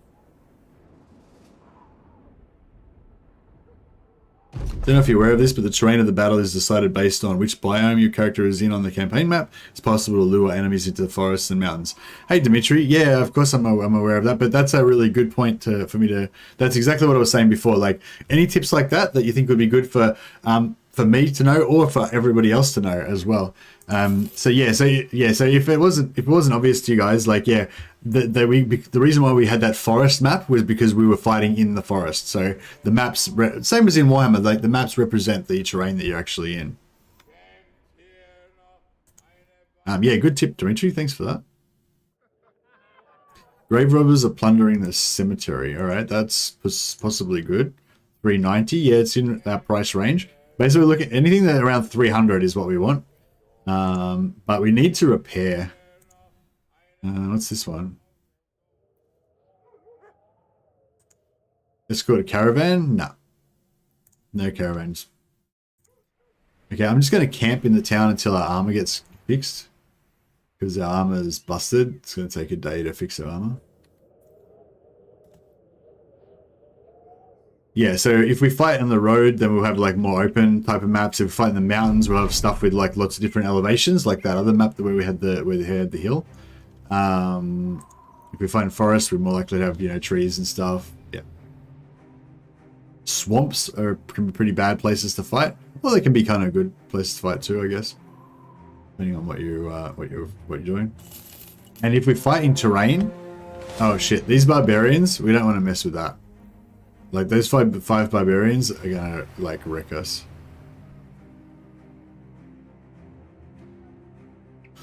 I don't know, do you reckon? What do you guys think? Do you reckon we can take out the barbarians? I mean, maybe I should fight them just so that.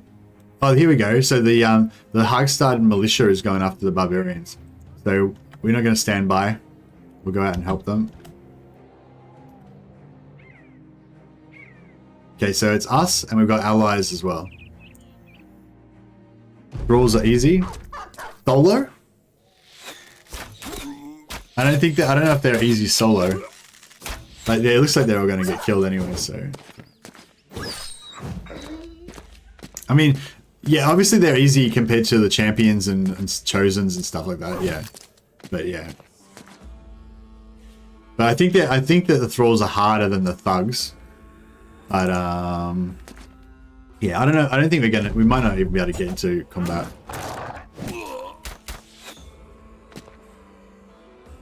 30 versus 5 is solo. Well.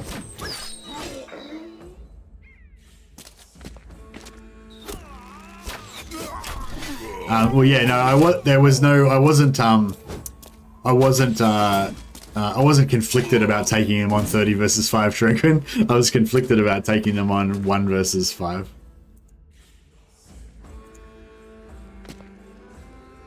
Yeah, they did. So yeah, anyway, so yeah, you can have these ally battles, kind of like you can in Total War Warhammer as well, where you fight on the same side of the allies if you come in. Just got a Hedge Knight on your Gladiator run. Hedge Knights are so busted. Hedge Knights are pretty good. We don't get any loot or any XP because we didn't kill anything. So yeah, your XP is based on your kills. We'll just keep camping until we repair our gear again. Actually, can we go to town and get another training hall? There's a tavern. A training hall, yeah. Okay, I'm going to pay another 330 to get another 50% more XP on the next battle. I'm just going to put all of our money into getting more XP just to power up our guy as fast as we can. Make him into a total beast, hopefully. Sigismund. I don't know, I didn't change his name or give him a haircut yet. These are important considerations.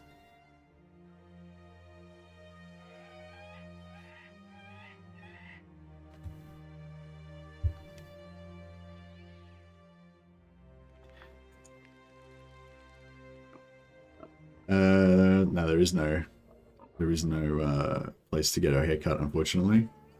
You can go to the tavern and have a drink, and that will give you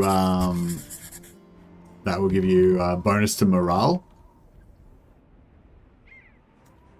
If this is, oh, this could be Nackrisers, couldn't it? We don't know what's in there. Nackrisers are like, yeah, they can be very strong. Ugh.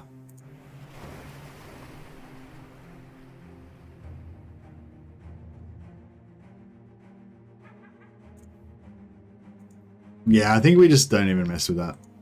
We'll just go back and we'll just abandon it. So it's bad for, it's a bit dishonorable, but it is what it is. We can't afford to get killed at this point in time. Let's go down and fight some swamp creatures down in this swamp town.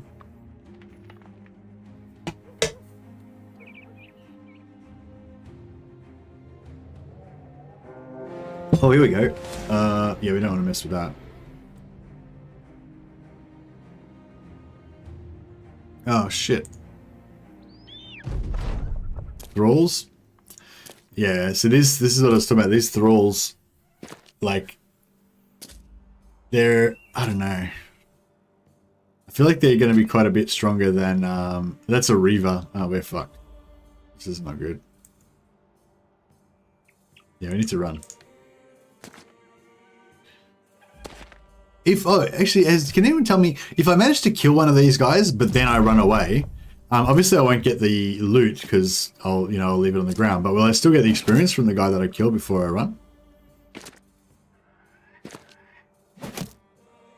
These javelins can penetrate our armor quite well, by the way. So we can take some health damage if we get shot by one. Also, these guys can do a special ability where they can go last in a turn and then go first next turn. So they might try and sneakily use that to be able to get me. Oh man, Battle Brothers, and I can't stay to watch. Be careful with the clubs. Hey, Reckon. Yeah, I don't want to get clubbed for sure. Oh yeah, if anyone missed that tip before, you press B to turn on these red squares so you can see more clearly where the terrain blockers are. None of these have shields, do they? These guys don't have like a charge ability or anything, do they? No, I think we should just run. This terrain's not good for us. Oh, maybe there.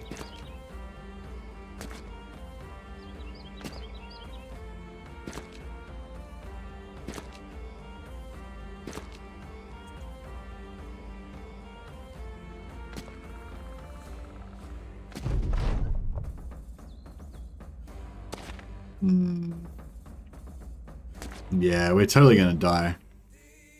They have adrenaline, yeah, exactly. It means they can get like 2 hits in a row on us.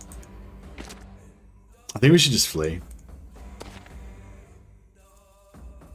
So it's gonna be bad for our morale. We're gonna get a bit of a negative mood, but we get to live to fight another day.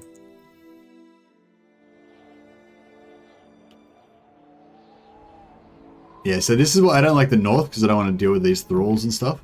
We want to get down south and just fight some thugs and like weaker bandits and stuff like that. Just think we can get like a couple more levels, get that melee defense up, and get some more skills, and then things should be looking a bit better.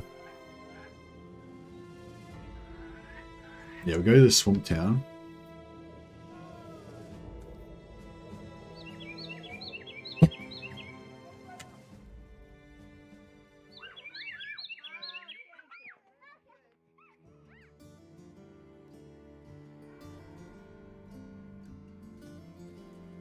How much are the tools here? 450 for tools. So you want to buy. You need to be constantly buying tools to repair the damage to your armor, but you want to spend about 200, maybe 250 maximum. And, well, you always need tools, so you got to pay whatever you got to pay. But if you can ever see tools for like 200 to 250, that's kind of what you want to buy them at. And you got to make sure you have some medical supplies. But yeah.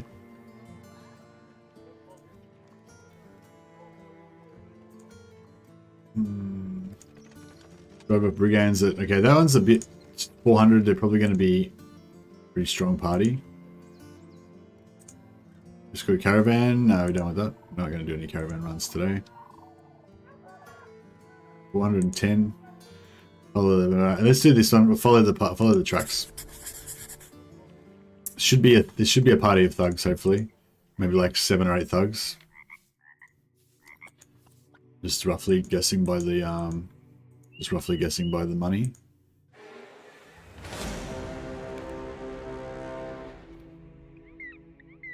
All right, we're ready as we'll ever be. There should be some good terrain that we can take advantage of to survive this fight. Oh yeah, this choke point here could be good.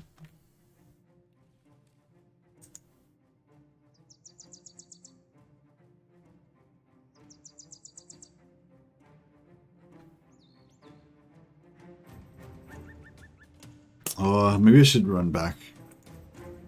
Try and find a better spot. You believe? Thanks, Anthony. Appreciate the backup. Appreciate the support. Oh, Raken. I didn't even realize that was Raken. Yeah, I'm sorry to miss out on your sterling advice. They have rotate, I think. These guys, no, they don't have rotate. No, thugs don't have anything special, I don't think. Have you tried the anatomist start yet? Seems like it'd be good for science, RP. Yeah, for sure. No, I haven't tried it yet. It doesn't seem like it's... Oh, I don't know. Maybe it'd be cool. I feel like the Anatomist start would be an extremely hard. Like, I think it'd be a difficult start, not for new players. But I don't know for sure.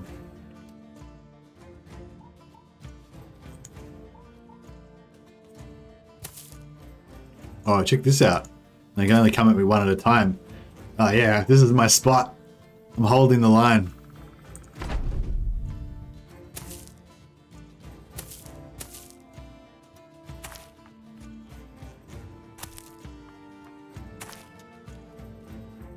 I might move back one more. 1, 2. No, that's fine where I am now. They shouldn't be able to.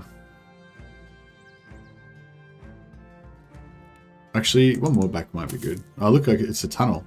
I've literally never seen this before in Battle Brothers. Check out this full tunnel that they've got here. How cool is that? Maybe I haven't played enough hours. I've only got a few hundred hours in Battle Brothers. Just spread over like years. I bought it when it was in early access, and yeah, I've just been like.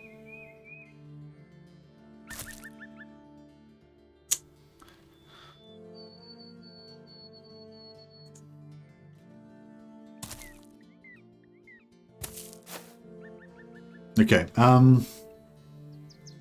now it costs 3 AP to move. We've got 9 AP, and it costs 6 AP to do our weapon. So we should be able to move and do a strike.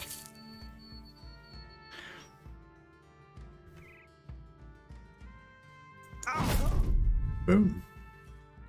All right, he's gonna get to move in and have one shot at us. Hits. I know, I was so hyped for your next Battle Brothers stream, and now I gotta go to work in a few minutes. Sorry to hear that, Holly Raymond. Well, hopefully you'll check it out later on. Watch the VOD. Okay, I'm gonna wait so that they move before me, so they can't. So I can, I can just kill this one guy and then everything, and then I'm gonna step back, so they have to come into my house.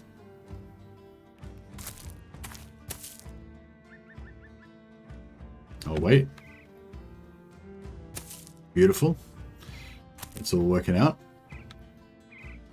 Bonk.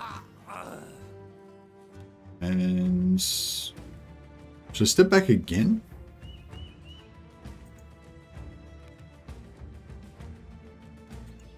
You can press Alt to show the status bars. It's less aesthetically pleasing, but more informative. There you go. See the health bars. Okay, we'll wait for them to advance.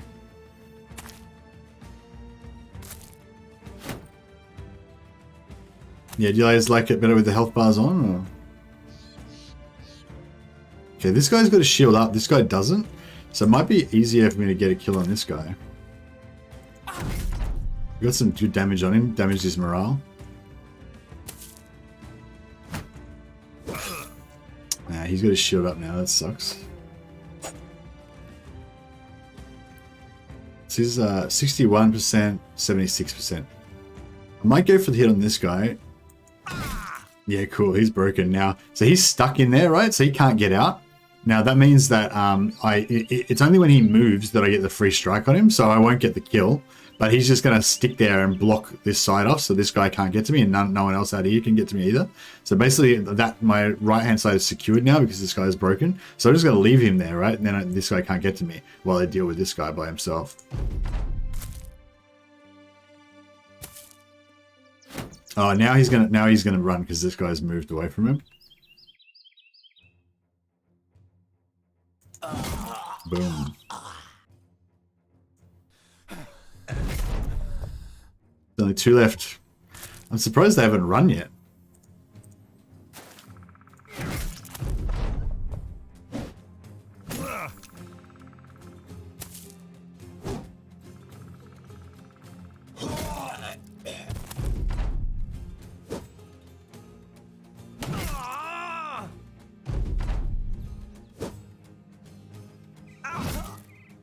Alright.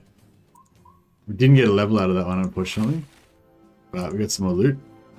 Oh yeah, we wasted our the money that I spent on the extra experience. We wasted it because I ran away from the battle. That sucks. So I probably could have got another level otherwise. Information. Oh, they can move through friendlies when they're routing. Oh, okay. Good call, Raken. Sorry, yeah, that makes sense actually. Yeah, I was just thinking about when you're like daggering, when you're doing the dagger party and you get them to route, but then you block them in with your troops, so they can't. Yeah, when they're routing, they can't move through your guys. But yeah, that sounds right. Thanks for that, Raken. They can move through. Are you quite active? Are you quite active on the Battle Brothers forums, Raken, or did you used to be quite active on there like a few years ago? I kind of feel like I remember your name. Like I guess I remember your name from the other day when we had the stream, but I feel like I remember your name from, you know, from way back. But maybe I'm imagining it.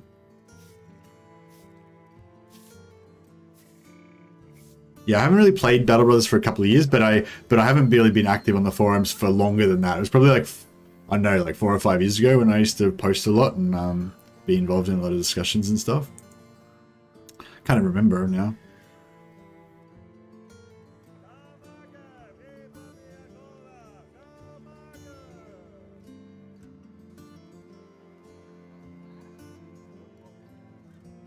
It used to be on something awful forums a few years back. Not this username, I think. Ah, okay, no worries. Might have been somebody else, yeah. But yeah, no, thank you for all your advice and help on the previous stream. That was cool. All right, we've got a new quest. We've got our armor's good. Just yeah, only a little bit of repairing needed there. Oh yeah, this is the Silver Claw. So this is another mercenary band. This is a new addition that came in a couple of patches ago. So now the game spawns its own mercenary bands. They're like little bands just like us with their own banner and recruiting guys and stuff. And they go around and do quests and everything like we do. And we can actually, sometimes you can get into conflict with them or whatever. So yeah, it's kind of cool. Drive on brigands near Dreadfort west of Grunstadt. Okay, so it's over here in the wilderness here. Go and take that out. I'm just happy to nerd out on Battle Brothers. Well, I'm happy to have your advice here. I'm getting some good advice from you, Dimitri, also, and Anthony Luo's giving us some great tips. Shranquin's giving me a hard time about fighting thralls, which is it's all welcome. All right, many brigand targets. How is that? Is that like 8 or 9? I can't. So these numbers where it says many, there's specific number ranges that represents. So like I think a couple is like, or there's a couple. I think there's few. It's like few. There's few, some, many, and then I think there might be like very many or something like that. And there's certain each like word represents a certain number range. So you know like roughly how many there are. I can't remember many. I think many's like 8. Oh yeah, many's 8, I guess. Yeah. Okay. So there's some terrain here, which we can almost make it to. I mean, there might be better terrain over here, but if I go through this water, it's going to cost me 4 action points. Whereas if I go here, it only costs me 3, right? So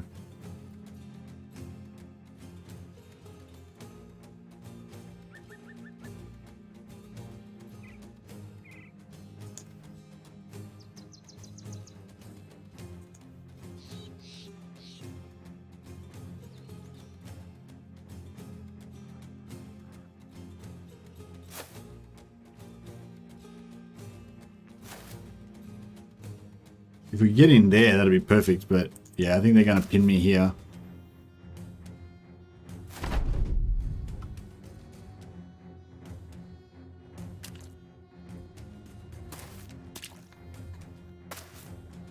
A few is up to 3, some is 4 to 5, many is 6 to 8. Ah, thanks for that, Raken. That's exactly the information I was looking for. So should we kill this guy? Actually, yeah, if I can kill this guy in one hit, if I'm lucky, then we can move 1 square back to there. Beautiful. Okay, good. Now we're in a good spot. This is working out well. Now again, if we can kill this guy in 1 shot, then we can move to there, and you know, so forth and so on. No, actually, no, we're not going to get a chance. Yeah, they're getting surrounded on me now. Alright, this is not great. We're not going to get a chance to move again. Like, this is it. We fight. We live or we die on this patch of ground. There's no, well, there's one club there.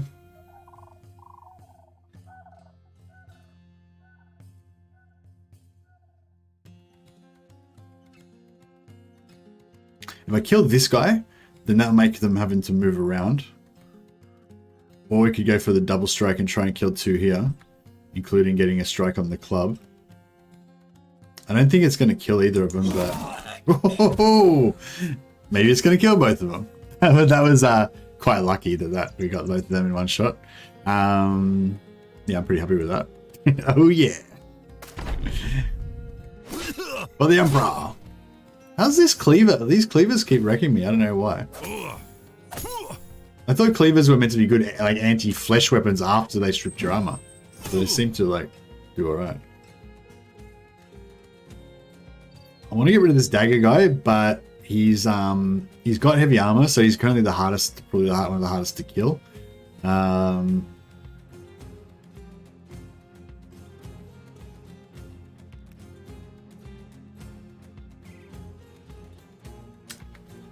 So few is always more than 1. Yeah. Few cannot be 1, but can be as low as 2. Okay, cool. Yeah, that sounds right. No Ganti, yeah. So few is 2 or 3? Or could it be 2, 3, and 4? Actually, no, I don't think many. Oh, maybe, I don't know. Yeah. We'll have to check it out.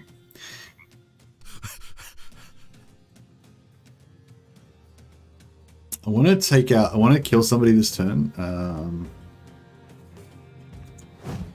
No, that didn't work.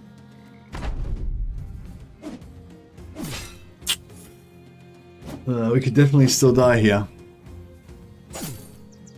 Yeah, this is not good.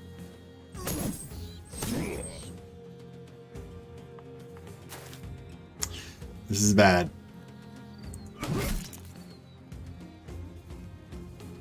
I don't know if we're going to live through this.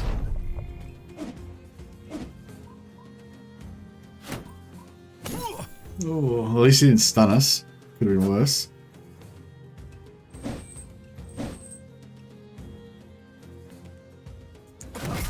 Oh. See, this is the part where it's like, you know, it's more painful because there's hope. You know what I mean? Like these guys are all about to break. We could live. We've still got a bit of armor left, you know, but it's like that's what makes it. That's what makes that sweet, like that sweet agony when you die even better. You know what I mean? Dear. God damn it! Please live. Just live, damn you. Oh. Oh, like now, and even more now, it's like, oh my god, we could live, we could win this, we could win this, and then you just die. Oh, our armor's going down. Oh, like we could win this now. It's looking pretty good.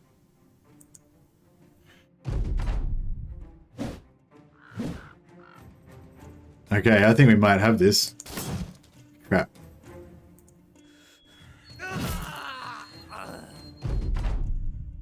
Beautiful. He's got a shield, which is annoying, but... Boom. Victory! What is the meaning of victory? This. When we slaughter them and pursue them running from the field. Hear the lamentation of their women. We salt the fields. We destroy their cities so that no stone will lay upon another. That is, and not only that, then we expunge their names from the history books so that no one will ever know of their deeds. That is the meaning of victory.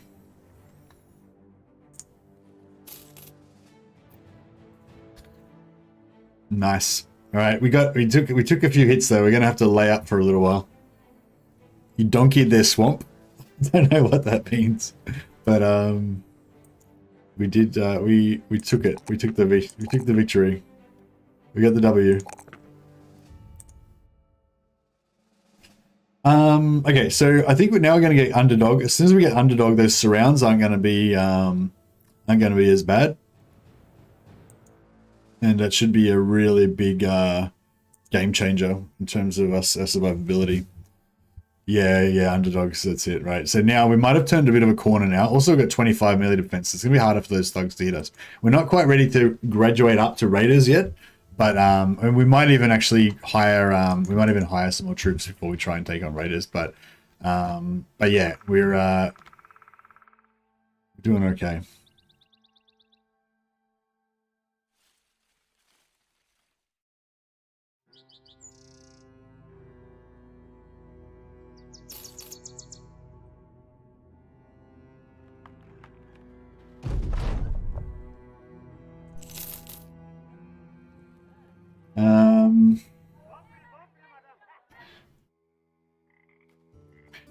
If you don't have any actual injuries, you should get a squire at around turn 10. Oh, does it always happen? Does it? Oh yeah, I've gotten them a few times, but not. I didn't realize it was like every time, pretty much. Just yeah, I thought it was sort of like if you would get one around turn 10, but if you didn't get one, then you just don't get one, sort of thing. How often do how often do the events pop normally? It's like every 6 turns or something. Or is it just every day you have a chance from the pop? And plus each one's got their own cooldowns. Yeah, you can also look up all of the events on the Battle Brothers wiki as well, guys, if you're looking for a particular event. But yeah, so there's no squires here, but yeah, if there was a squire, then we definitely have to hire another priest as well. We need another suicide priest and suicide priest. I like the extended reach, then pair it with the great axe, huge, and sweep. Nice. Do we want to buy anything? Tools are expensive here.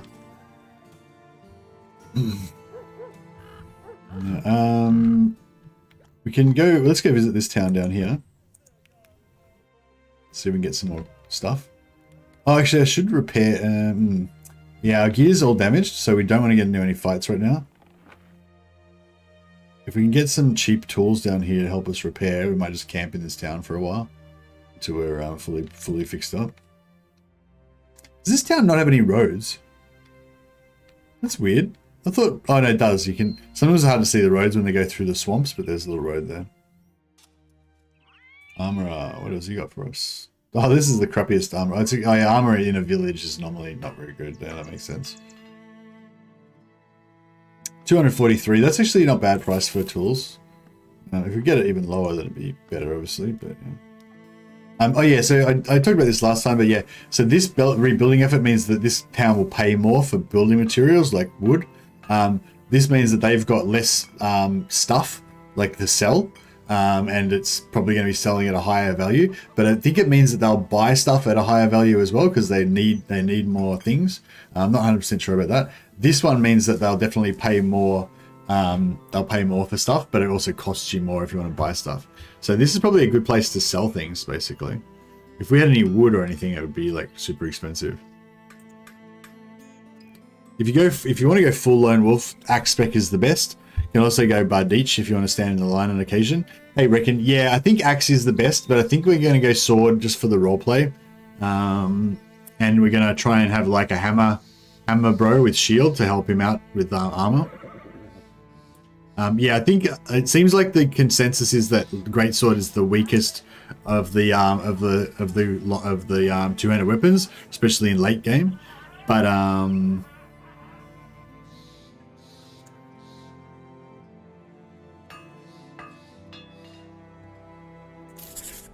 But yeah, I was sort of thinking it's unlikely we're going to actually survive to late game anyway. So I thought just for the stream and for the role plays, we could go for Greatsword, and yeah. That way I could save. I figured if I go Greatsword, then I can save a point. Instead of going like Bardich long axe to get that extra flexibility, I'll go for longsword and have like a couple of other brothers tanking for him and doing rotation and feeding kills to him. That's kind of the plan.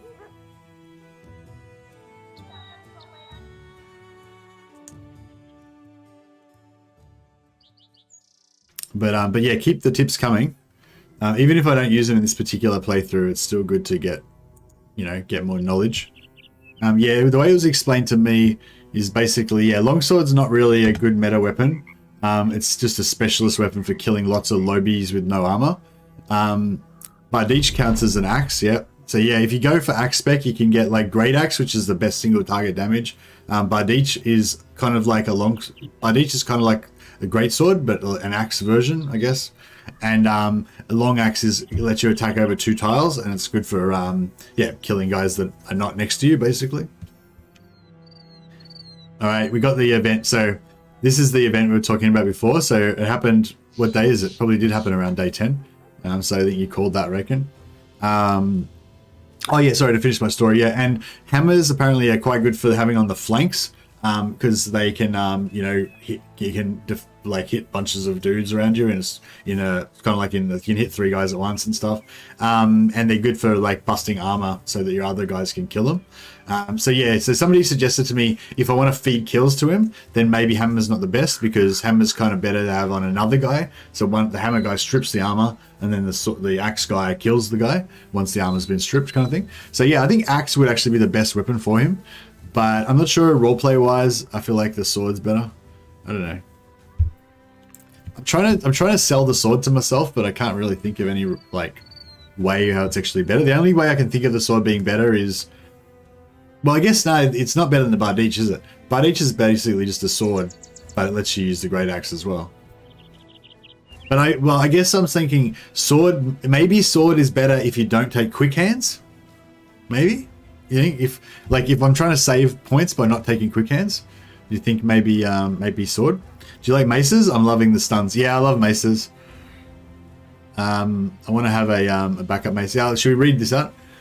The pub is full of drunk denizens sloshing about, cheering, singing, carousing with the women folks of either wench or wife or whore. A man with a lute dances and plays, and another with metal cymbals crashes overhead, while a fat man booms with songs of battles or love. And whether a tale of victory or defeat, they provoke rounds of ale and more merriment all the same. You leave the pub and wander the next building over. The wind whistles down a pew-filled nave as you stand at the door.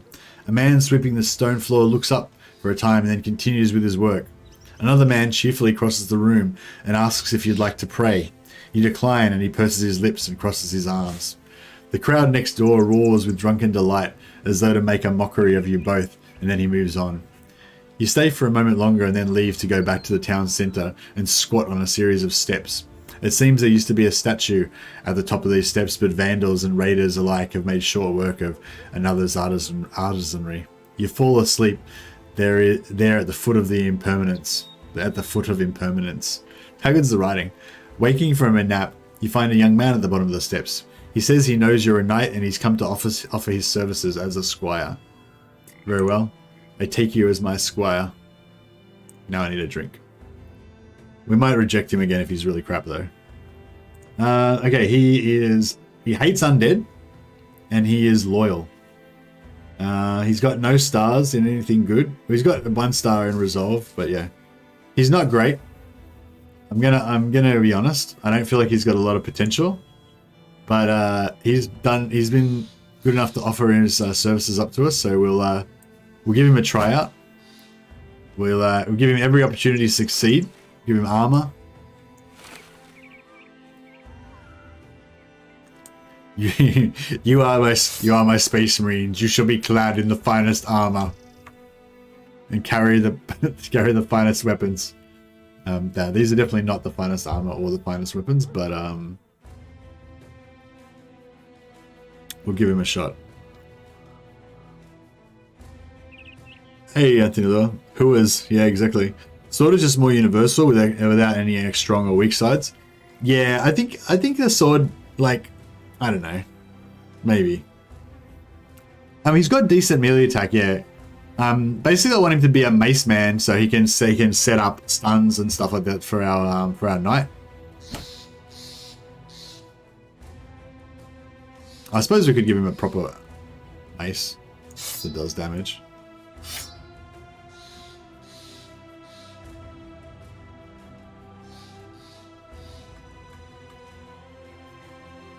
Actually, you can wear the skull helm. This is a special item that you can get it. I think if you get a special DLC, or I can't remember. Leather jock strap as a helmet. It's not a jock strap. Okay, I'm gonna put him behind us because we're the champion. He's just the backup. He's the Robin to my Batman. Oh, we've got a mission already. Okay, we've got to go over here. I'm just going to camp here for a bit actually until we get our armor fixed up a bit. This guy's not going to have fun as a frontliner. No, well, his job is just to be a tree. You know how I use like a tree to take out one of the slots around me so that the enemies can't surround me. Well, now I need one less tree because I can put him in one of those slots. Right? That's the plan. He's a mobile tree. Next time we get to a citadel, I'll buy him a proper shield. The lone wolf, used to being on his own for so long, perhaps relishes a little bit of company on the road, even though he's used to being lonely and shit. I don't know if we... Can we take out 5 web necks? I don't know if we can handle 5 web necks.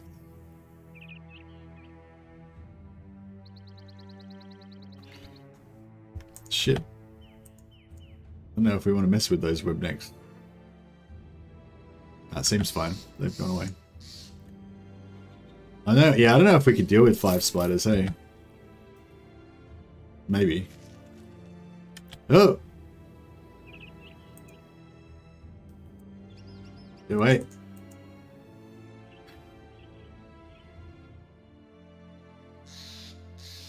Trying to get away. Let me go. Get away. Alright, maybe we can get the spiders to fight the bandits. Oh shit.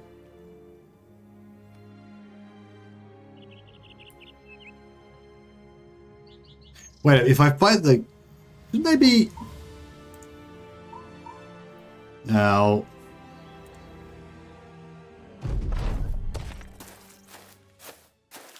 Oh, we've got the spiders and the... We've got the spiders and the bandits. Okay, this is good. This is good.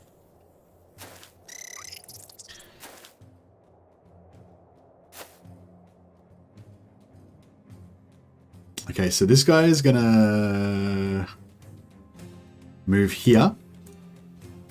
That's gonna give him 1 extra point of surround bonus. Like he's gonna plus 5% to hit.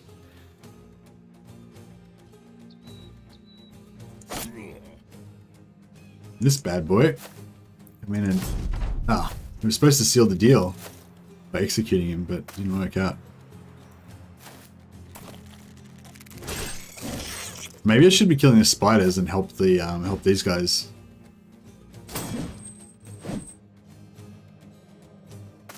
Yeah, this is probably a bad idea. I probably should have just stayed out of it.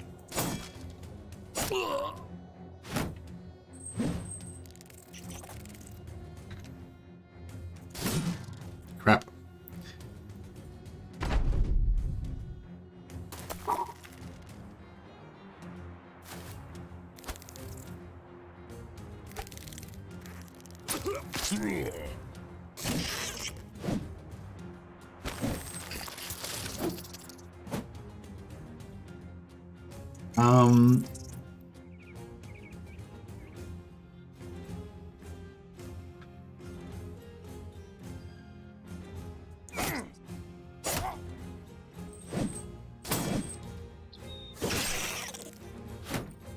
I think they just killed a spider.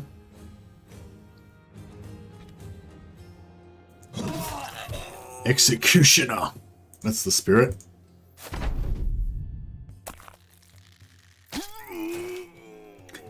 Yeah, so I think that even though we're feeding all the kills to the knight, I think that this guy will actually still get quite a lot of XP, because I think it sort of divides the XP in half first, and then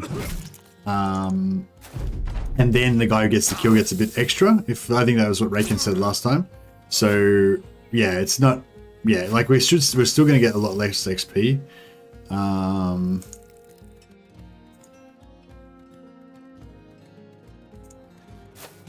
This guy's going to put himself in harm's way here to help protect our knight.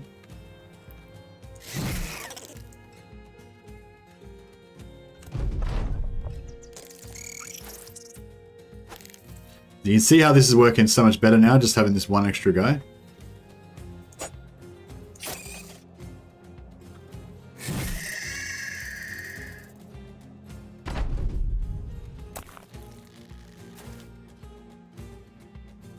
Yeah, I would have just mopped up the dregs after the battle was done. Sometimes I kill a few things and then run. Naming the guy Brave Sir Robin. Yeah, I get that.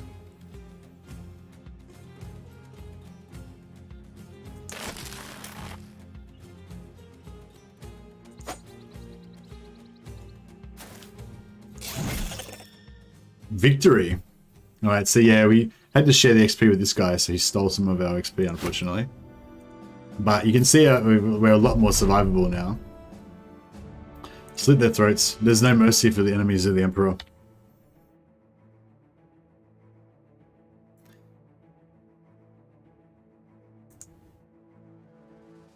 Okay, perks. This guy's not going to live very long anyway, so I'm not going to bother giving him Student. I'm just going to give him Colossus, so he can be more of a meat shield. And we'll give him... I really want to give him melee defense, but 1's probably not that great. Give him more health. Give him more melee attack. And in this case, I'm going to give him 4 resolve, just so he'll hold the line longer. If it was a 2 on melee defense, I would have taken. I probably should have taken the 1 on melee defense even, really. Melee defense is just so important that you should always take it no matter what. For a frontliner. But yeah. Get his morale up a little bit. The morale might actually end up giving him more melee defense because, you know, if his morale goes down too fast, then, you know, well, if he routes, he'll die for sure. But you lose 10%, I think. Is it like 10%, 20% that you lose when you waver?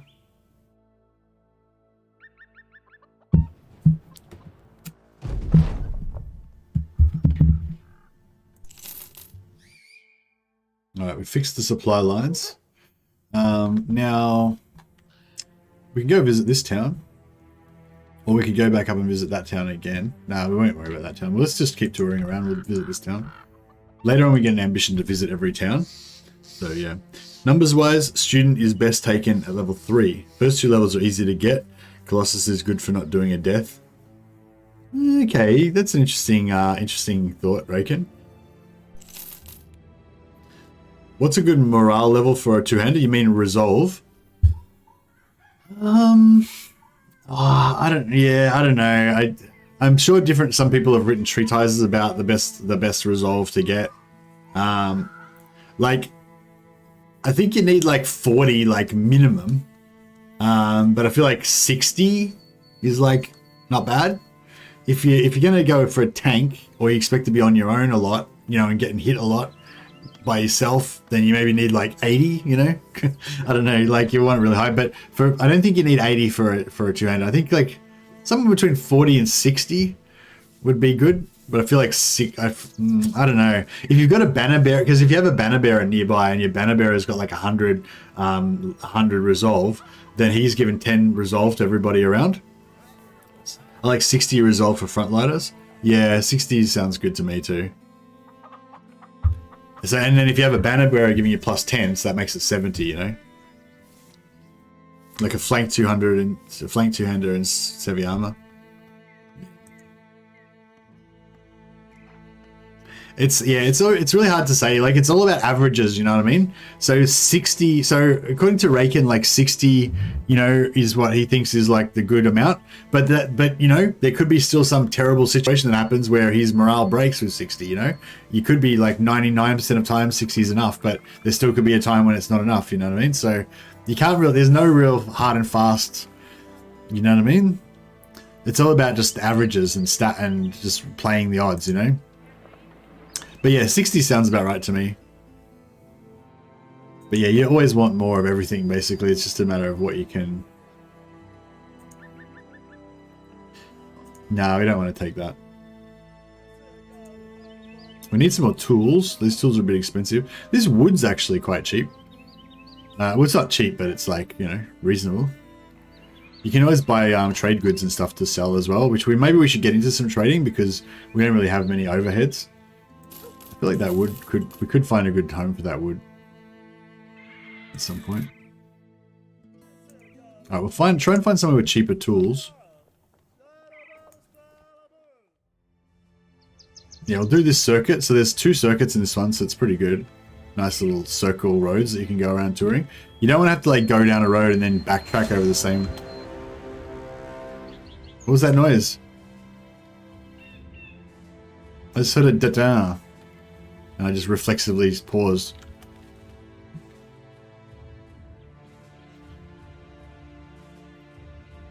Oh, actually, it's not quite a circle, is it? Right, okay, sorry, yeah.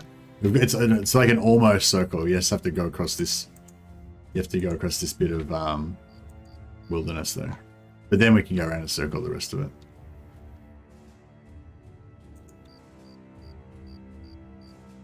The Lone Wolf, I want 75%. The wavering debuff is pretty bad when surrounded. Yeah, for sure.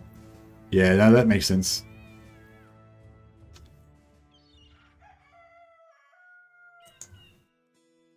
If we can get a banner man, then that might help a little bit. Find the ramshackle hiding place not far to the west. Hiding place, ramshackle hiding place not far to the west near Moose Ridge. So the west. Oh, that'd be, it's really close, alright. Let's do it. We need some time. No, we don't need some time actually. We're fully healed up.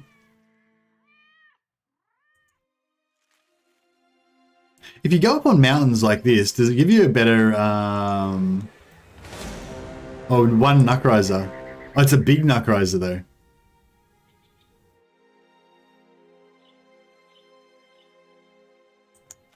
I want to fight this big Knuck Riser. Is it like a super big one? Shit.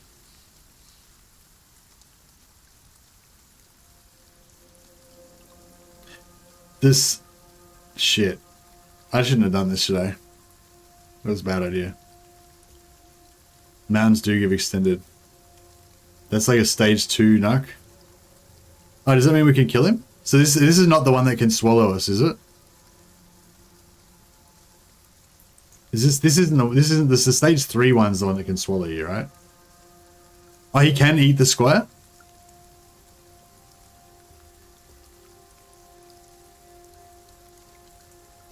That's stage 3, I think. Yeah, I think it is stage 3.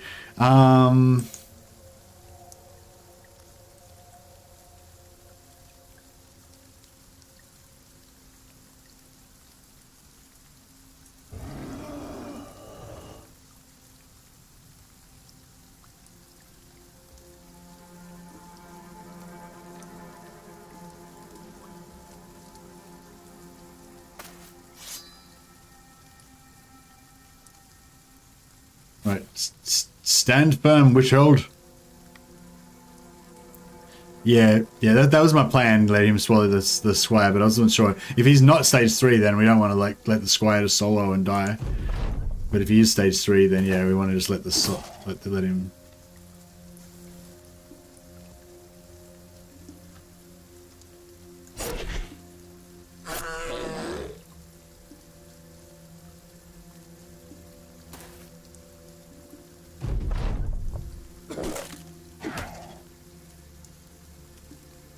Shit.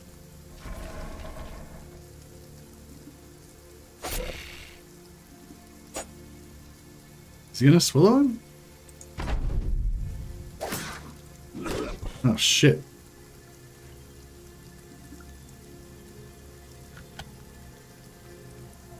I think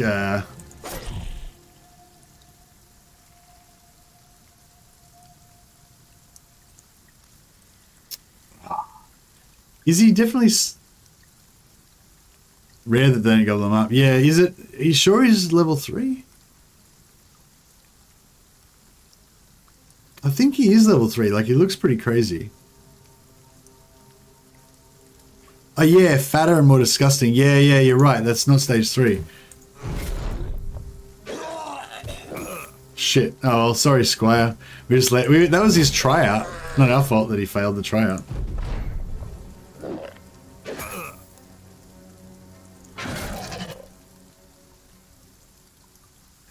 Oh well, good one. Good on you, Withold. You know. You'll be missed. Oh yeah, do we still have to share the XP with Withold, or do we get the full XP if he dies?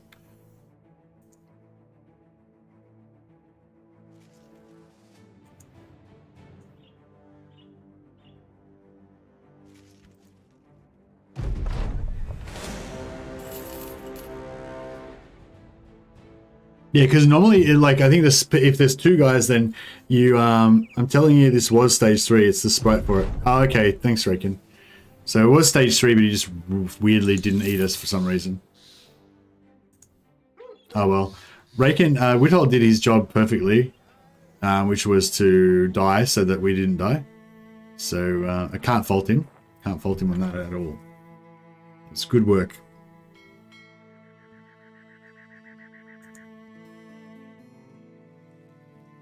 I don't know if we should hire another. Oh yeah, so sorry. Does anyone know if you have two characters, normally the XP gets split between the two.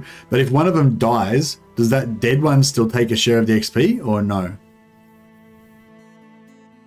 Because if he does, then I feel like we need to have a sacrificial guy in every fight. All right, let's head down to Wickhaven.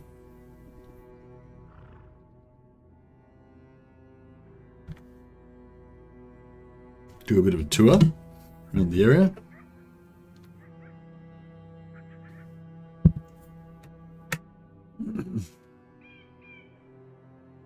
Yeah, it's hard to know. We'd have to know how much XP the particular units are worth that we're fighting, and then, you know, figure it out. But let's see what we got. What quest we got here? 490 crowns. That sounds a bit tough. 490 crowns. I feel like there's going to be raiders involved.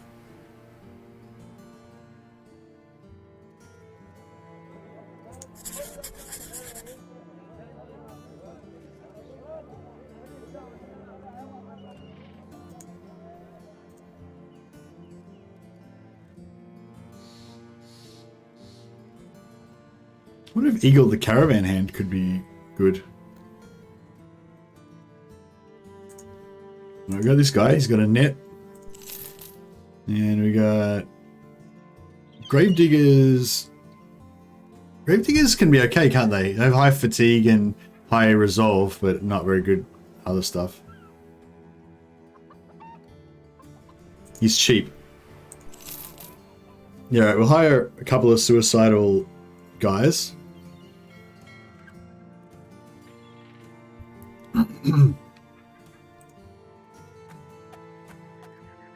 Oh, we haven't done our hair.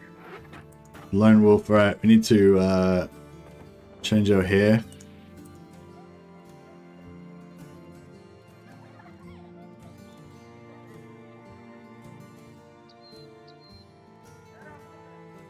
Oh, here we go. We can go for the classic Blood Angels. The Blood Angels curls. Go for like blonde Blood Angels curls. There we go. Classic. Although actually he'd be better looking if he was a Blood Angel though, wouldn't he? Oh Jesus. Oh yeah, that's pretty good. He's pretty ruggedly handsome. Bit of a Dante type of situation going on here. Alright, there we go. That's our guy. Oh actually maybe what else we got here?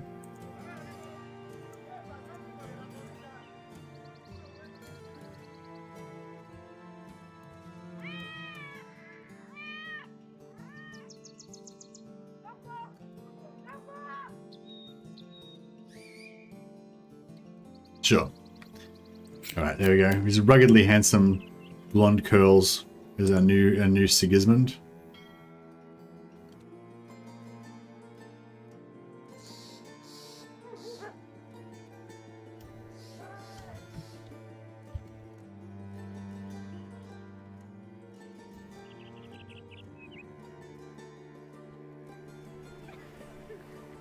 Sigismund, the Emperor's champion.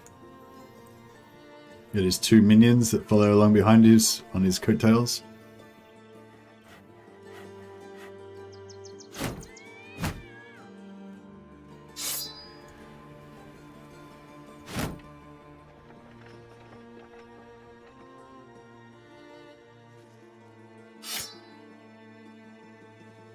Well, his armor is going to use up too much of the tools.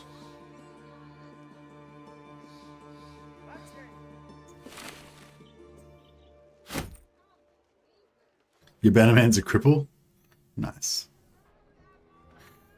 Alright.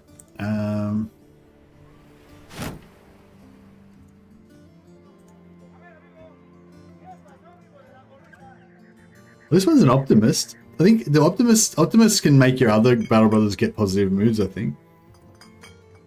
Yeah, this guy's pretty bad. He's got 1-star in melee defense. That's not too bad. And yeah, and he's got a decent amount of resolve. Yeah, I don't know. We might hang around for a little while. Well, let's be honest. They're both going to die in this battle.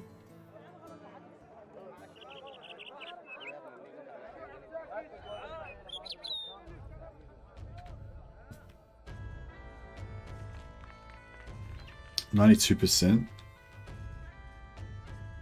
Shit, we haven't got many tools left. Can we... How do you... Can you stop gear from being repaired when it's in when you're wearing it? I don't think you can. I'll take that off.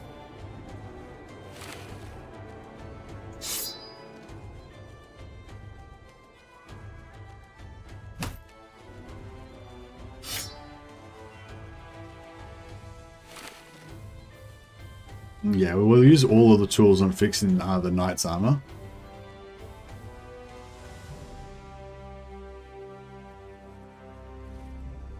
Five hours. Alright, we'll just camp here for 5 hours.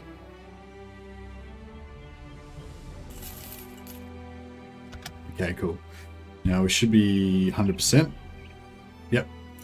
Alright, now we can give this guy back his... what do you have? Spear? No, he's got a spear already. He's damaged armor.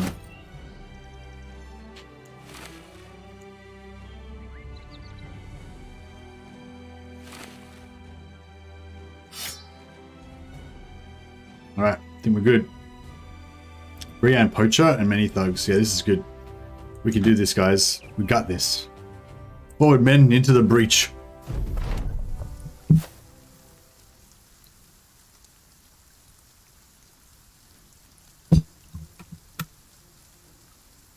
So they don't have any fortifications. Normally they had walls, don't they? Then we could have gone into the breach, but now there is no breach.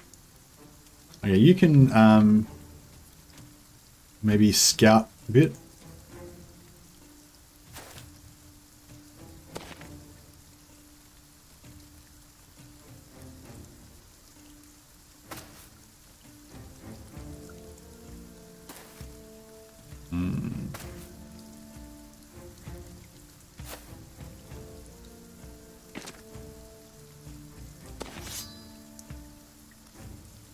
Three clubs, don't like that.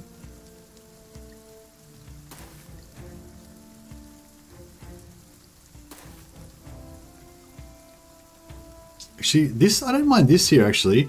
Put the knight up here. Yeah, put the knight up here and put a squire there. So the knight can get, and yeah, put the two squires here and here. That way the squires can't get too surrounded as well. Yeah, that could be good.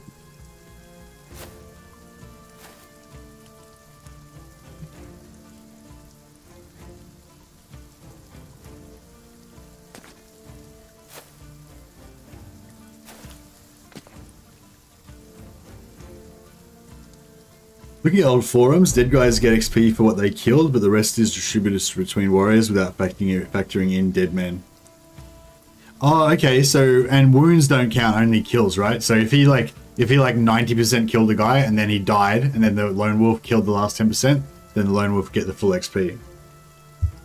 Does that sound right?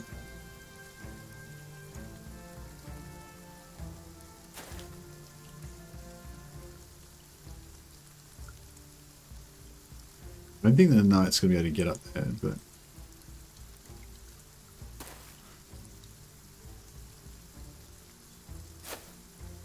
Yeah, they're wriggling over. Alright, I think we're good. We've got our spot. we're just going to tank these arrows, I guess.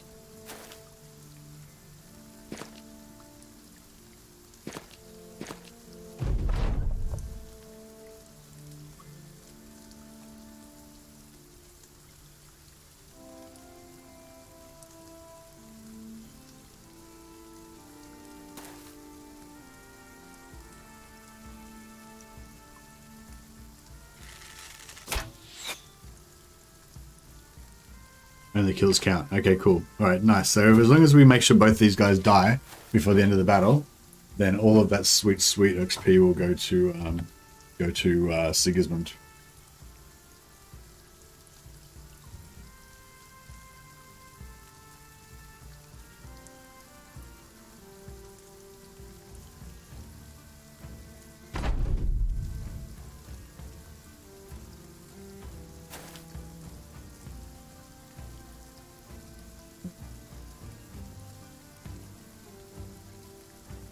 None of them are going to move in.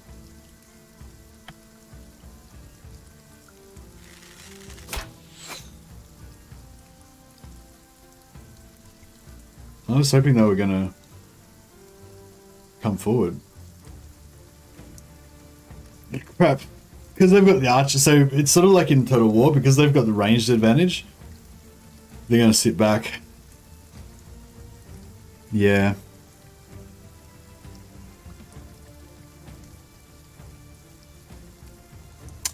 Alright, maybe we can get them to... Alright, a new plan.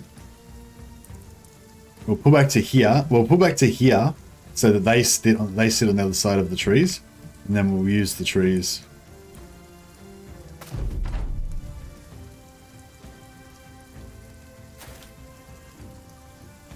So yeah, if we can pull them into the trees, then we can use the...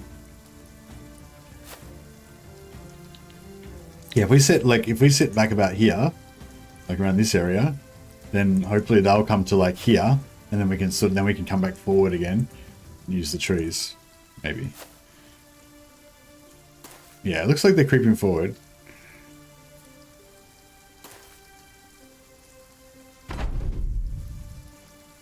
I put javelins on a couple of guys for this reason. Okay, that's clever.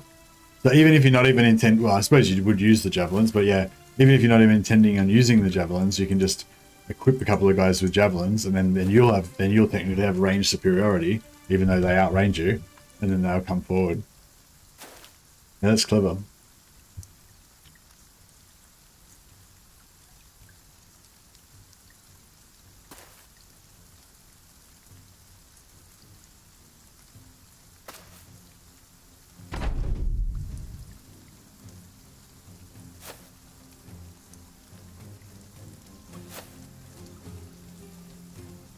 Yeah, so we can get them to come to here. Well, if I come forward, are they going to move back again?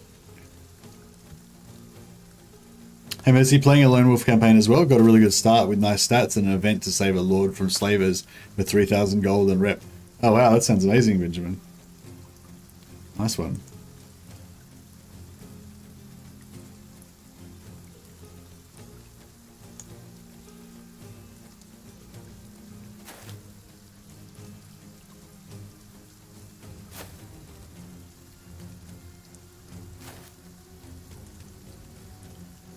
Hopefully they don't move back again. Oh, crap.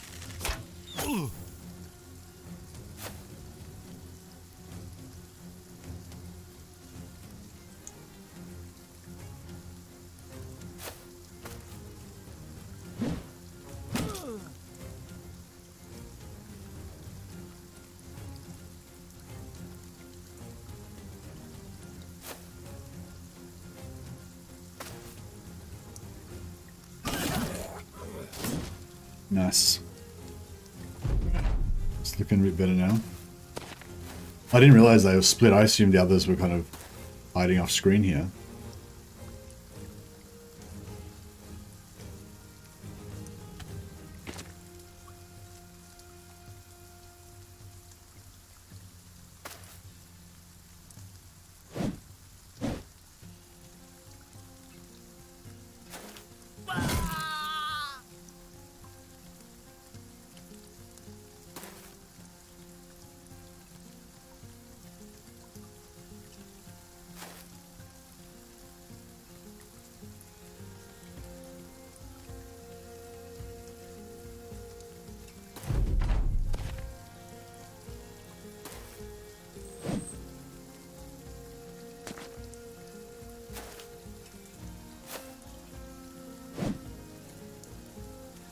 I've never played Battle, like, yeah, this stream and the one I did last week is the first times I've really played Battle Brothers with like a good crowd watching, you know, like when the Battle Brothers was the first game that I streamed when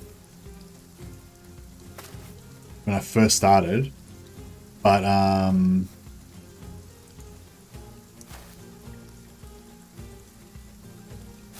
you know, I did had like one person watching me or whatever at the time, you know, so there was not much chatting going on. And yeah, so I didn't realize how much fun it is, but I'm really enjoying this. It's like so fun, like playing Battle Brothers with you guys, chatting and giving us advice and stuff like that. Should I only level resolve when it's +4? If I, like, for me, my rule is only level resolve if it's +4 and if the fatigue is not +5. Like, if fatigue's +5, I'll probably take the fatigue. But if fatigue's 4 and resolve's 4, I'll probably take the resolve. At least a couple of them. You do need a lot of stamina though as well, you know.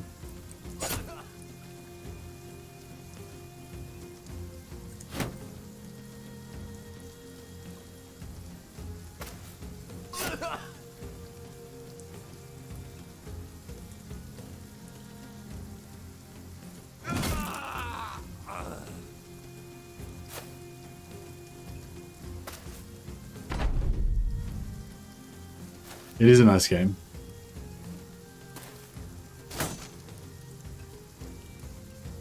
Hopefully we can get both of these guys killed. That'd be ideal.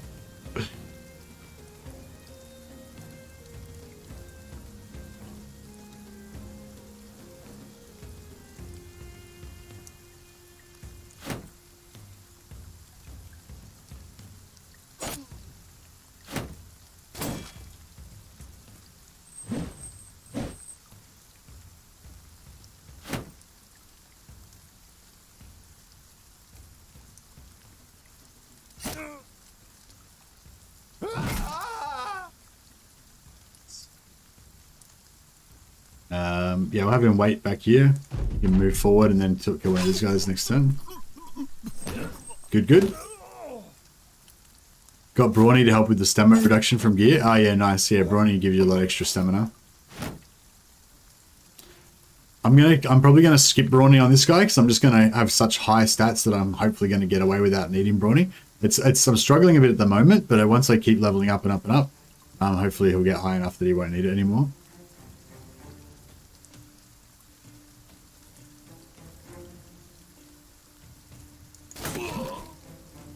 Okay.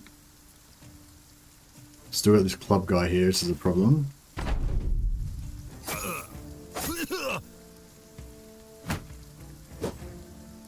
I don't think he'll have enough stamina to stun me though, no.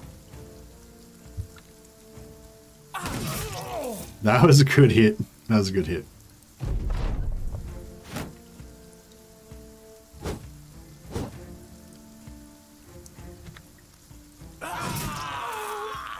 Executioner. 715 XP, yeah, that was nice. Good, another level. Bad luck about Ragnar the Tepid and Kunibert. They both fought bravely though. You did an excellent job, lads. Alright, this is working out well. We've got a strategy now. Just got to make sure that everybody dies. I like a good Battle Brothers stream, backseat game for a bit. Yeah, man, I'm really appreciating the advice. Nothing like the triple hit squish sound. Oh yeah, that's so good.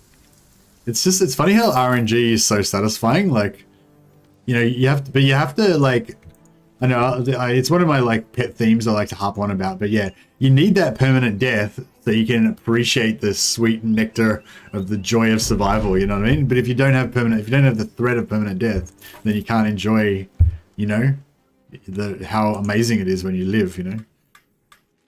We kind of need to buy these tools. Oh, we don't need to. We've got enough. They did list 141 XP for both of the dead guys. Wonder if my forum research was right. Oh, okay. They stole some of the XP. Okay. That's weird. Oh, so maybe so 141's quite low. So maybe they got. Oh, I don't know. Yeah. Maybe does the majority... I thought the majority of the XP got split between everybody, and then you only got a small bonus. But is it actually that you get the killer gets the majority of the XP, and then a small amount of it is split between everybody? Maybe that's how it works.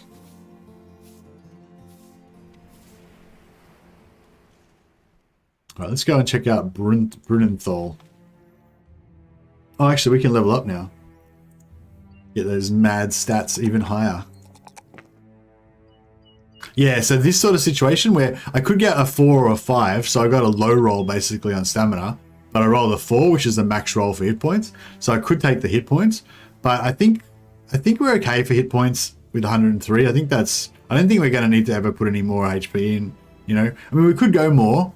I mean, more is always better, but yeah, I don't know. I think I'm going to just keep going for stamina until I just don't want any more stamina, you know. Like right now, I've actually got enough. Like if I would stop at this stamina I'm at now, except for this armor we're going to go up for heavier armor, and when we need heavier armor, we're going to need more stamina to carry it. So yeah, so if we were going to stick with the same armor, I'd probably be happy with that. But yeah, should I go for Battle Forged or for Berserk first? I feel like Battle Forged is going to save our armor a lot, and that'll keep us in battle more. Basically, Battle Forged reduces the amount of damage that your armor gets damaged by a percentage of how much armor that you've got. So the more armor that you get, the more armor that you have, the less damage that your armor will take. So yeah, so basically the main thing that's happening at the moment is our armor keeps getting damaged, and then we have to wait till the armor gets repaired. So that should let us have less downtime.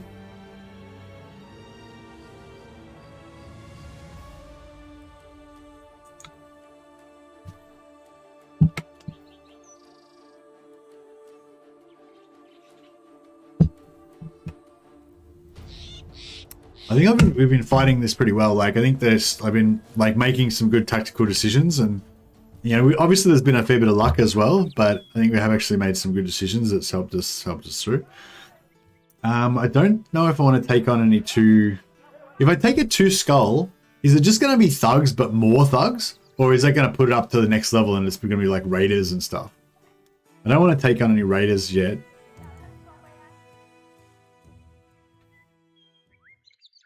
No, let's go to check out Dawnthal, see if we can get something softer. I like Battleforged over 300, so I tend to go Berserk. You'll be taking it anyway, so still a good choice. Yeah, I'll probably take Berserk next, so yeah, I guess it was same.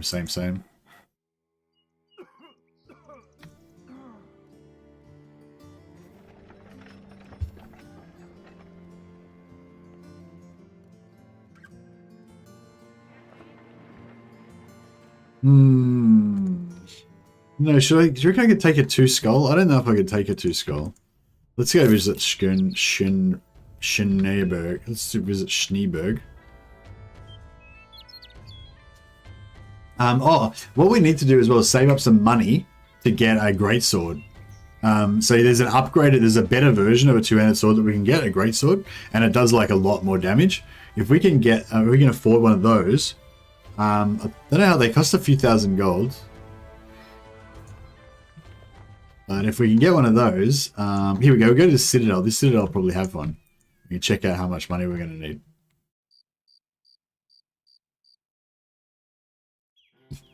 But yeah, if we could, that's probably the first thing we should save up for. We should probably just try not to spend so much money, and yeah, save up for a greatsword, and then we'll be able to, you know, level up faster, survive better because we'll kill faster and all that.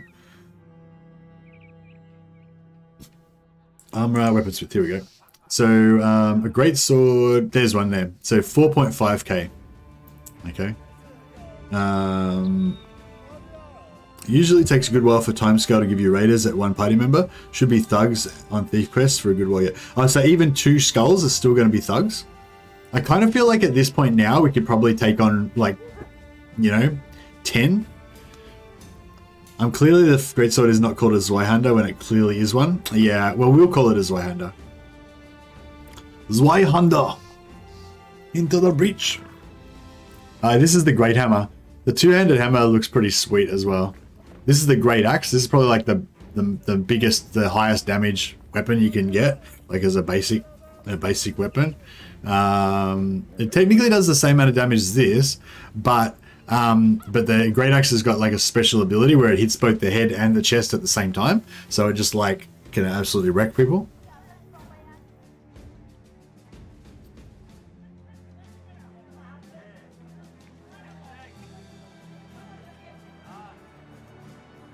Yes. All right, we need some more money. What's our mood like? Content. Yeah, content's fine. Oh, so he's not super bothered that like heaps of his buddies have been dying continuously. He doesn't get bothered by stuff like that. You know? He just handles it. He just handles his business. That's admirable, isn't it? Or is he a cold-hearted bastard?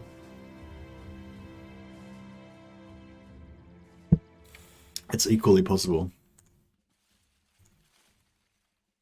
It'd be good if the game would give us another free squire. The first one didn't last very long. So if the majority of the XP goes to the guy, the killer, and only a small percentage is shared out amongst the other characters, then perhaps we don't need to keep killing him off all the time. Maybe we could just keep one, you know, stalwart. I wonder if this town... Oh, if it didn't have the disappearing villages. So if this town had just like ambush trade routes, raided and rebuilding effort, we'd probably be able to get like really good prices to sell here. You get info on his mood modifiers below the character image. Oh, did I not click on the right thing? Oh, here we go, yeah. So he's happy because he visited Dawnfall, won a battle, and won another battle, but he's a bit bummed out that 3 of his mates died. So I guess as long as we keep winning battles and visiting towns, he can keep losing friends. So should we sit here and take wait till dawn, hire some guys, and take this two skull quest? Well, first you come across an old woman outside of the home of a nobleman. She sizes you up as though looking into her own past. Amused, you ask her what she wants. What is it that you think you're doing exactly? Wandering the land as a hedge knight, killing and slaying and barking the ladies now and again? Politely you inform her that you are, in fact, not just some tournament hopper, but a bona fide sellsword. She shrugs and throws her hand to a nobleman's house. And what of it? What of it? They'll never accept you. You'll be a fighter. You're out here forever. You only go inside when they let you. This is not a world where you can improve yourself. You are what you're born as. The world is what I make of it, he says haughtily. Give him a beer at the tavern? Yeah, maybe. I don't know if Sigismund drinks though, because he's a holy knight. Alright, he'll try it. Let him try it just once. There we go. That's all he can get. I don't want him to become a drunkard.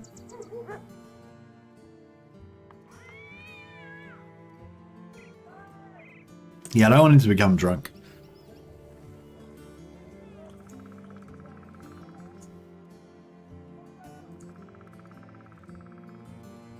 Some way to the west. That sounds a bit far away. What do you think of the perk Reach Advantage? I think the Reach Advantage is really good on two-handers. Yeah. Especially, actually, you don't even need initiative, do you? Because it's like whenever you do it, it lasts until your next attack. So even if you attack last, when you do your attack, the Reach Advantage gives you a buff until your next attack. So yeah, Reach Advantage basically gives you +5 melee defense. Alright, I think we're going to take this well, let's see what it is first. 540, that sounds pretty high. Hunt down what terrorizes. Yeah, I don't know if I want that. How about we just go and visit another town?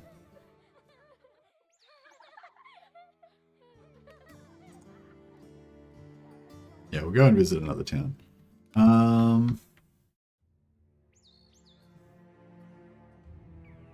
Yeah, we'll go back to Birdfall.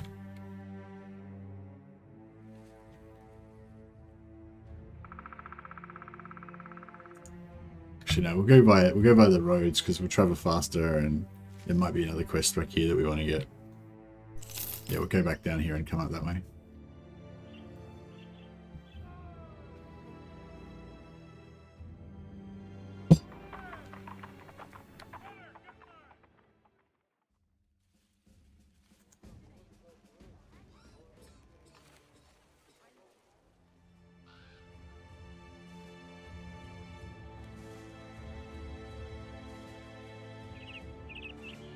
Oh yeah, I wanted to give him more XP. I'm going to stop giving him...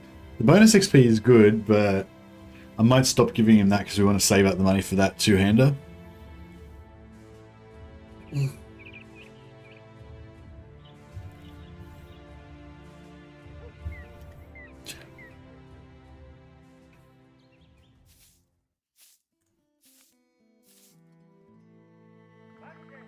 Some way to the southwest. Yeah, nah, it's too far. I don't want to do that. I'm going to get enough XP.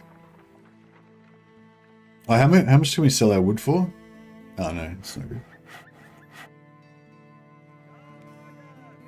I think it's because this place sells wood here. Yeah, they got a logging camp, so you can't buy wood. You can't sell wood in a place that has a logging camp, basically. It's going to, you're not going to get a good price. I'm just going to open my door.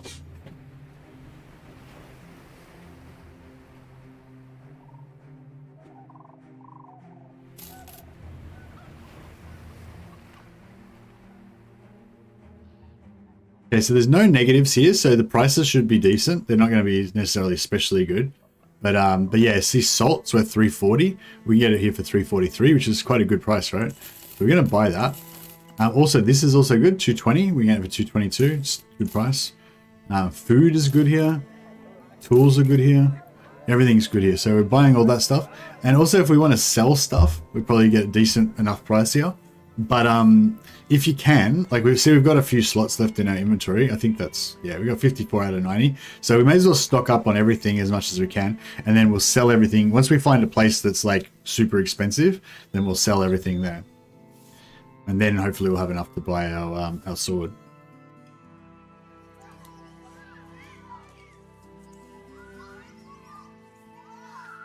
$1,360, that sounds dangerous. Yeah, nah, I don't want to do any escorts caravans.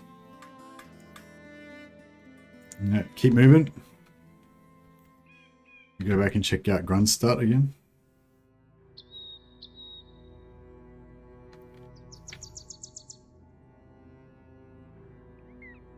We could get some. I feel like if you normally when you hang around forests, is that normally when the raiders are? Like, does forests have anything to do with there being more bandit? Oh shit.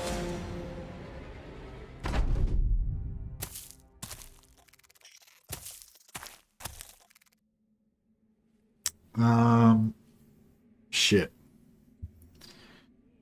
Look for places with a tool maker, get good prices on tools. Okay, that sounds cool. Shit.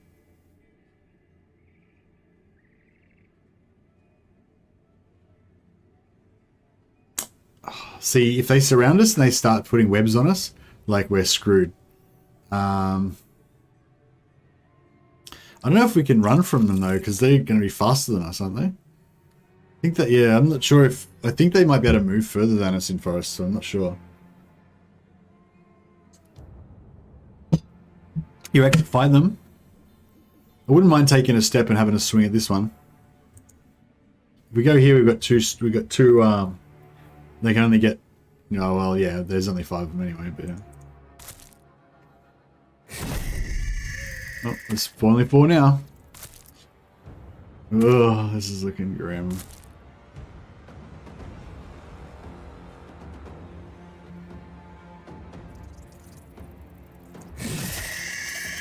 Alright, yeah, I think we got this. Okay, the web's bad.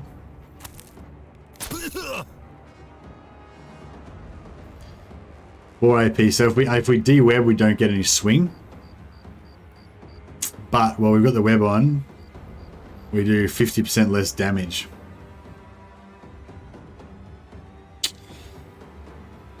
Yeah. Hey, Clock Monkey, how you going?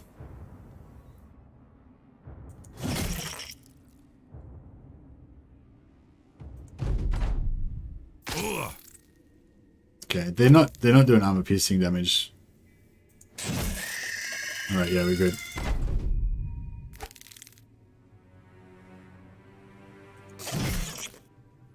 We got this. The overhead strike that I've been doing, the single target one, gives you extra chance to hit. It says plus 5% chance to hit. Actually, they're all plus 5% chance. Oh, I think because I took sword specialist, yeah. Right, didn't only level up, but we got good amount of XP. 355, it's not bad. Just up, nice to catch this. Hey, yeah, it's a cute little game. And I haven't played it in a long time, so it's like, yeah, it's sort of like, you know, I always say, you know, like games like pizza. Whatever you haven't played recently is always better. Although I usually apply that to factions in Total War Warhammer, but it also applies to different games.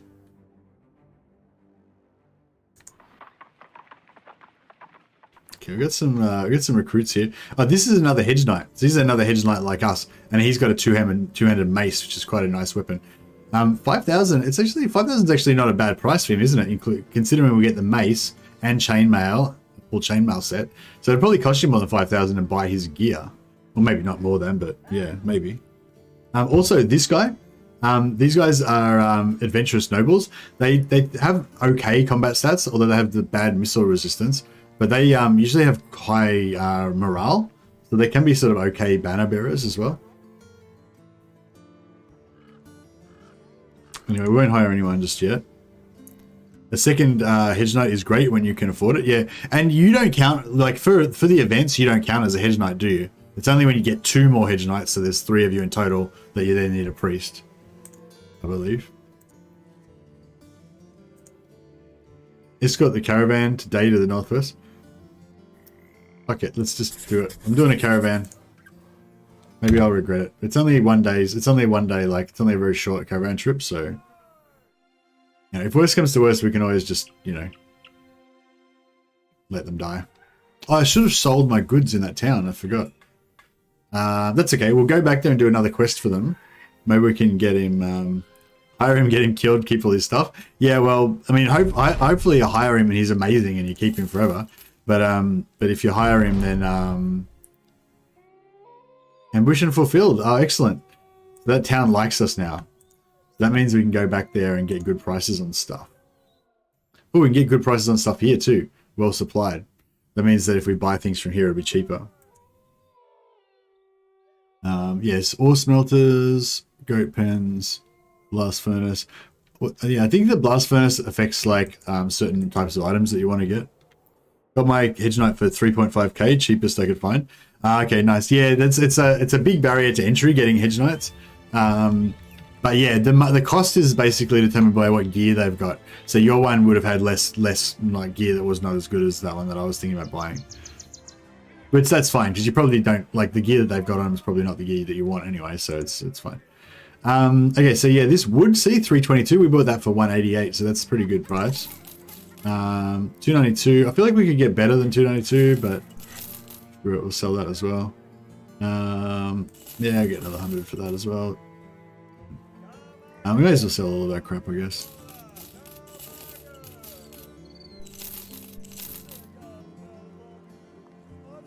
Repairing armor is not worth it. Like, you don't get the growth pearls. I wonder if those are actually... I don't know, whatever, I'll sell them anyway. Yeah, we could have got better prices for a lot of this stuff, but yeah.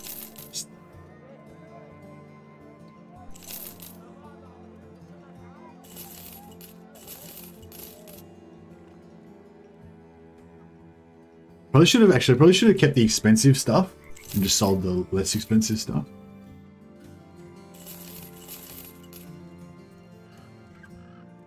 Didn't need that many shields. Oh, so we're getting up there, 3.5k. So we just need to do a little bit more cruising around. Do a couple more quests. Loot some more gear.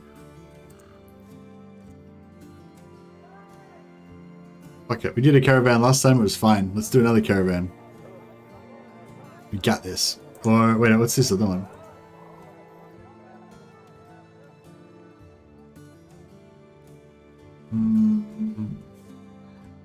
This one doesn't involve any fighting.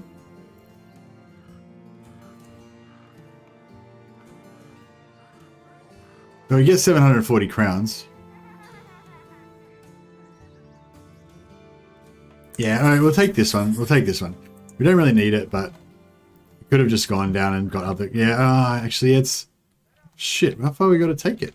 Was it south? Did they say south? Oh, east. Oh, that's not that far away. That's fine. It's just basically this. If this town's got a good quest, we won't be able to take it because we've already got a quest. But you know, apart from that, it's fine. Yeah. So don't move with the game unpaused while you're not looking at the screen. Otherwise, this happens.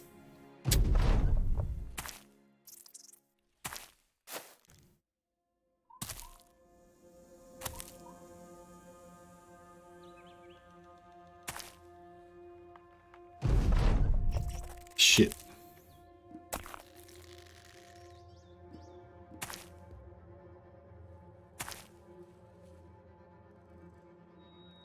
This could be it. This could be the end. Taken out by spiders.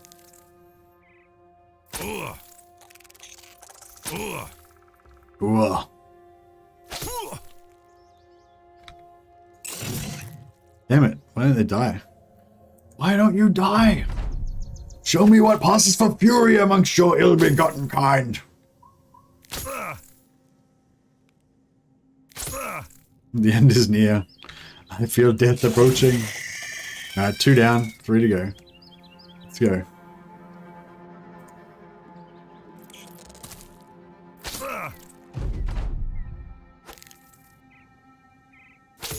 Yeah, you can notice we're doing more multi-hits now because we've got more fatigue. Before we were struggling for the fatigue. Ah, damn! I was hoping to one-shot that and break this one.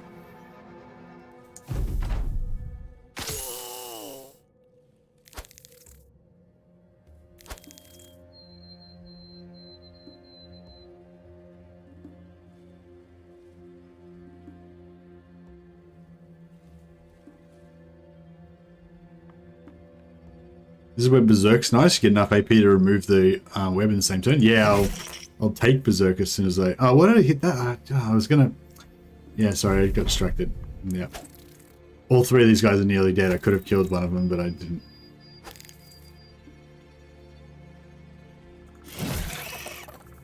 Yeah, alright, we got this. We just take a bit of armor damage, a bit of health damage. Right, we still have to travel for another day, so we'll get a bit of repairs in on the way there.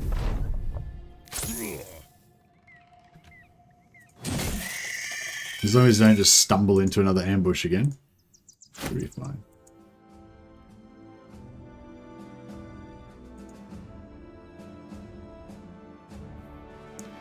Okay, let's try not to get caught again.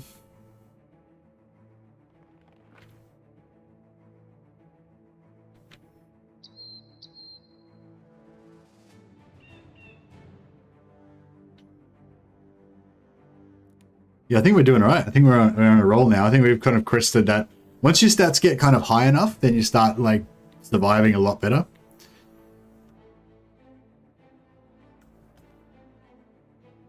Probably should have stopped and healed up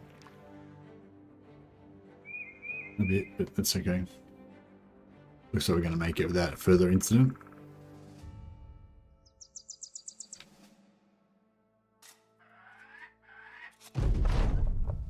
$740. Oh, nearly there. I don't think we want this 3. Oh, here we go. Ambush trade routes. We can sell stuff here for good prices. 17. Yeah, that's a pretty good price. We can sell these webs, I guess. Oh, what? Worth 350. You can never get that price for it, though. Yeah, not sure what's going on with that. I don't think that's a real price. These tools aren't too bad, 250. Not super cheap, but it's okay. I don't think we want this triple skull.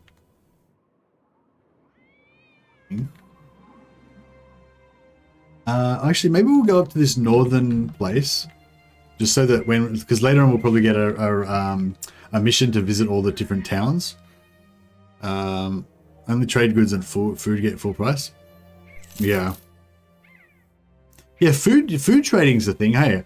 You can get those like, yeah, some of the more expensive types of food. Sometimes you can get them really cheap and sell them really expensive if they're right near each other. Like if it's just 2 neighboring towns or whatever. 4,550, we're getting there. Oh, this is a fort, isn't it? Yeah. But just make sure we visited this. I think we had already visited it, but yeah. Later on we'll get an ambition to visit like every town on the map. So if we've already visited most of them, when we get that, then we can quickly smash it out.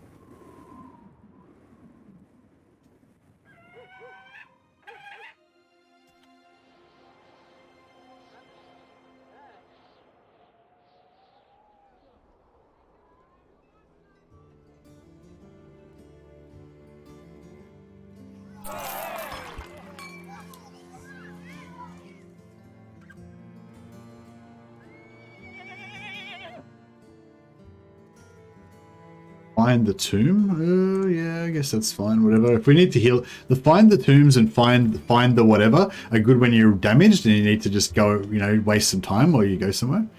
I'll follow the tracks, perfect. This is what we want. 570, okay, so that's 570. I think we might need a suicide guy for 570, do you reckon? Or can we just take it on? Oh, I wonder what this squire's like. So you always see these like characters, you're like, oh, that could be good, but it's like 2.9k. It's like massive, like a massive amount of our money. This guy only costs 110, so he's good value. Oh, flagellants! I love flagellants because they're so like they're just such a cool character from Warhammer 40k, from Warhammer Fantasy Battle. Sorry, you know, like they're always terrible, but you've got to get one. Maybe we'll get both of them. So what is it? He's superstitious, perfect, fits in with his character. He's got 2 stars on melee defense and 2 stars on health. That's actually pretty good. I think if we could, I mean, the two stars on melee skill is okay, but his melee skill is so bad that it's terrible anyway. Getting some devastating jav hits. Wonder if I should invest in the throwing perk. Yeah, javelins do huge damage.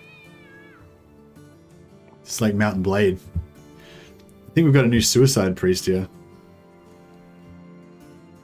I've been taking several cheap troops rather than the quality stuff. Yeah, well, Raken was saying if you get up to 6 guys, get up to 6 guys ASAP, or no, stay under 6 guys. I think you were saying. Don't go over 6 guys, otherwise then it starts to scale up more. But yeah, if you get 6 guys straight away, or if you're going to go over 6 guys, make sure you have 12 guys. Because I think he was saying that if you've only got 10 guys or whatever, it's basically the game treats you as if you got 12.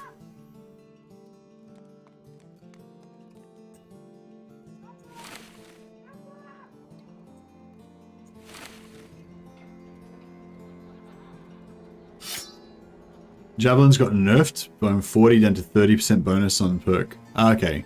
They'd still be pretty strong though, right? Alright, we'll take this crazy man with us. We still need a bit more healing. Have we got medical supplies? Yeah, we're fine on medical supplies and everything. We maybe should grab some food.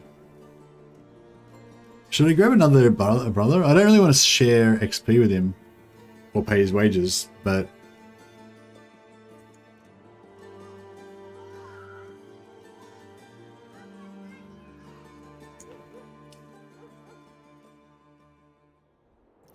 what? Follow the tracks west.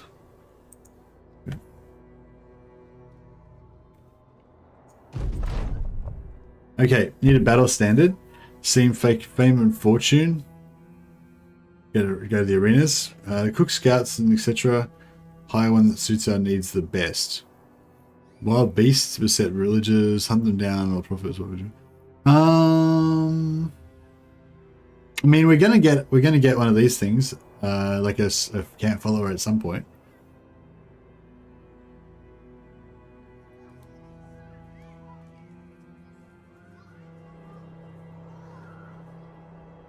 Yeah, I feel like we're going to get this pretty soon. So we'll go for that. Flails are decent now with Headhunter. Nice. Yeah, just target the guy that's got no helmet. Okay. Oh, that's alright. We didn't even need that extra guy. We could have soloed this. Should we disband him, maybe? Or am I getting too cocky? Actually, no. We'll keep him. We'll try and keep him alive. We'll make this guy our new mascot. We'll see how much XP we lose.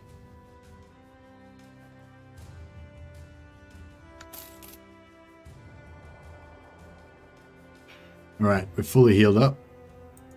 I'm going in.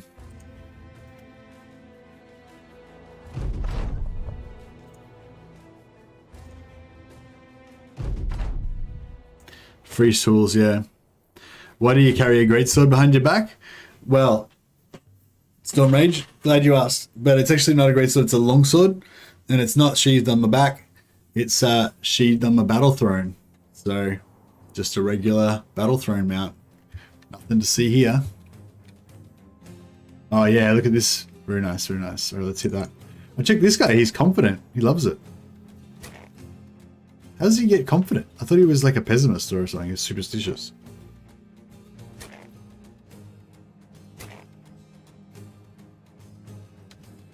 But yeah, it's actually not a great sword. It's actually a fetish sword, which is like a training. It's a training longsword basically.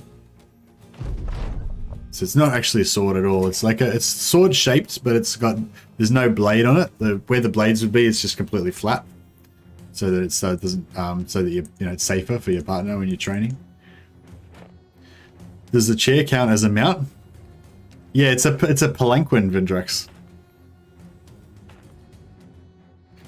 RNG for confident, higher mood, higher chance. Yeah, I guess he just started off but why did he start off with such a high mood? I guess he just, I guess he was just medium mood, but he just got lucky.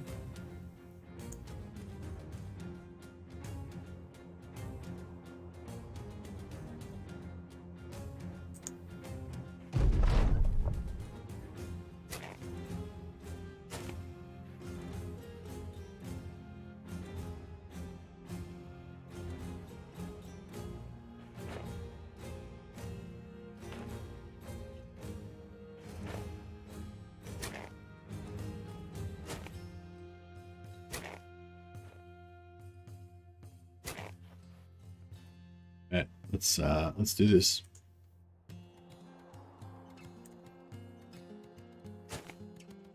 They usually get the eager mood when just joining. Oh, they get a little bonus for joining. Joining a mercenary company gives them like +1 or whatever, doesn't it?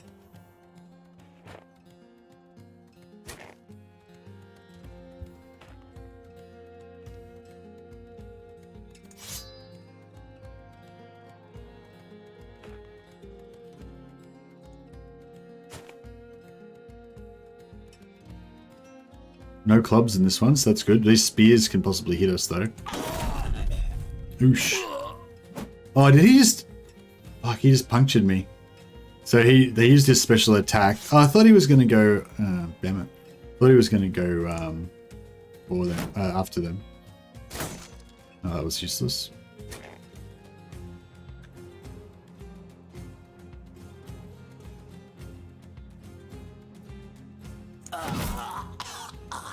Alright, no more punctures at least. Yeah, those puncture was rough. It's a war altar like Volcar uses? Yeah, exactly. Alright, this guy's not confident anymore.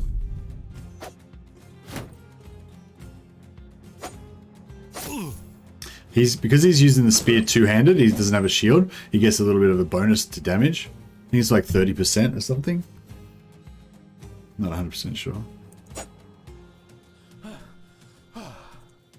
Yeah, the flagellant's probably not going to live through this.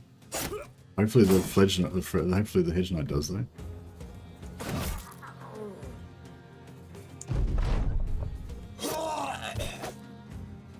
Okay, this is not great.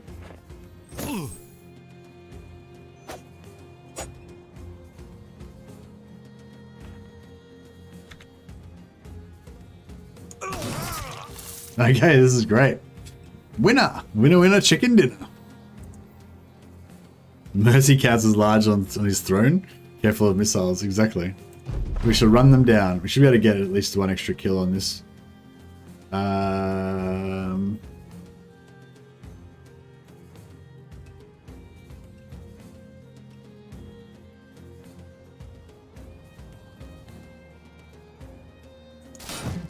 Crap. Alright. Crap.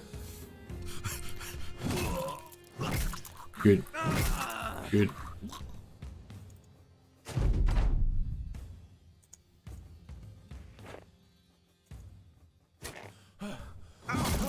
Nice.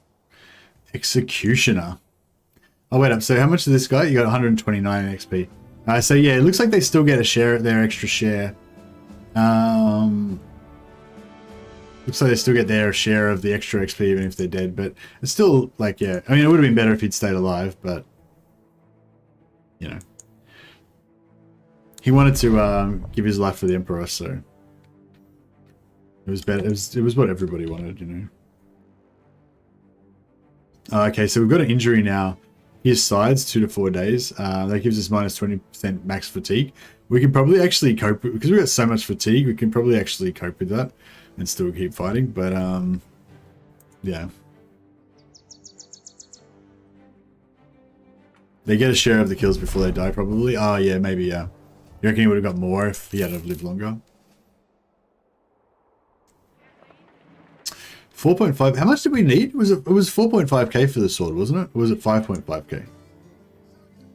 Not sure. We'll head back down. Do we need more tools yet? No, we don't need any more tools right now, I don't think. Alright, we'll head back down towards that citadel and see if we can we can't score ourselves a great sword. See if this one's gone. If do these forts, do they ever have like great swords and stuff?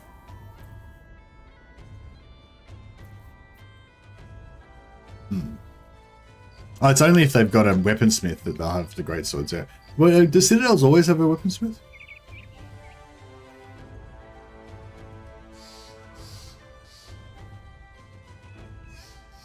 Smelter and blast furnace, and it'll be cheaper. Okay. Okay, there is a weaponsmith. Great sword is 4.7k. Okay, we can probably get that. This place has got a blast furnace and a smelter. Okay, so this is probably like the cheapest we're going to get it. But I thought it was cheaper at the other place, but whatever. I don't care. Let's just pay it. I just want my sword.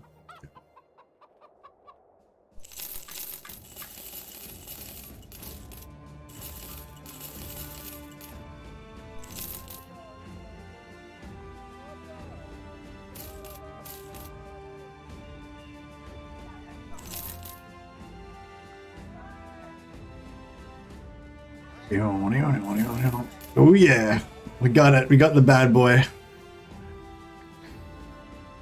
How does it feel being the greatest Total War player? Hey Storm Rage, why am I the greatest Total War player? Because I'm the only one that still plays it. 4.5k at the other place, not much difference. Yeah, I wonder why it was cheaper at the other place. Because like you say, this one's got the blast furnace and the smelters. I don't know if the other one had both, did it? Oh yeah, look at that black clad weapon of death. Vicious. I need to slaughter something with it now immediately. Hopefully I don't die immediately from overconfidence. Alright, let's go down to Heimstad. See if there's any work for us down there. Yeah, so now we don't have anyone in our party. We don't have to pay anyone because we don't pay ourselves a wage. We just have to pay for food. Can you name the swords? No, you can't name the swords yourself, but you can find ones that are named. And they have... Oh, shit.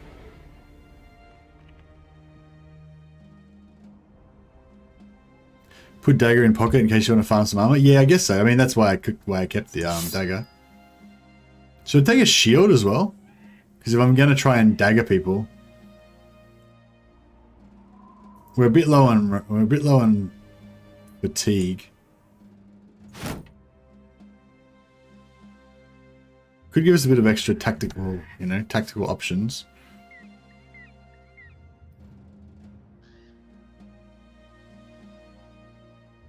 The XP buff from training scales with student. Oh, really? I thought it was just 20% plus like the 50%. You're saying that you get... Do you mean scales or just added? It just adds together. It just adds together, yeah? If I get a 50% training buff and 20% from student, it's just 70%, right? It's not like, it's not multiplicative or anything. Shit, how do we get out of this situation? We definitely don't want to mess with these Goblin Raiders. And we pretty much definitely don't want to mess with this either. Even though we've got a badass sword now. Maybe if I go down this way and come around the back into Waldom. I'm just going to go straight into the woods and see if... Do these goblins go faster than us?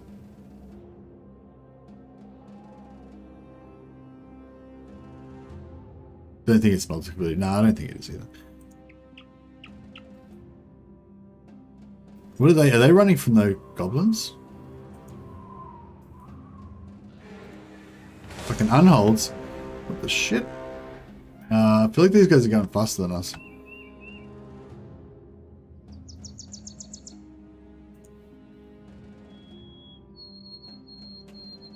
No, we might be able to lose them. Looks like we're going to be okay. What's that?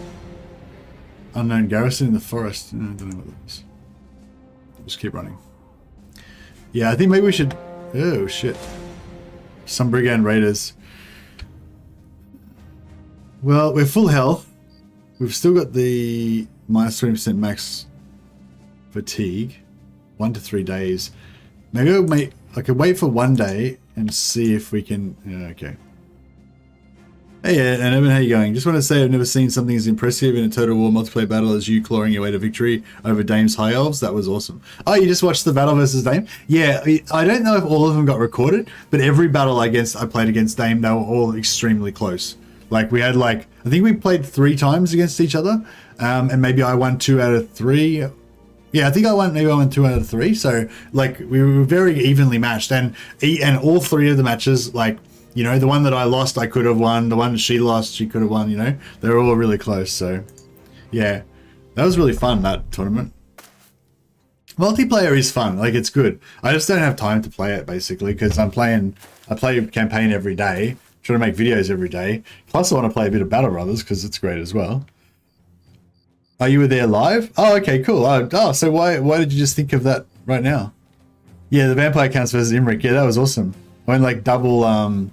I had like Kemler with double White Kings.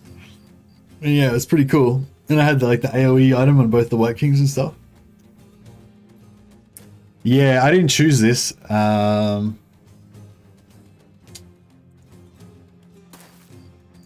We need a tree. Preferably more than 1 tree.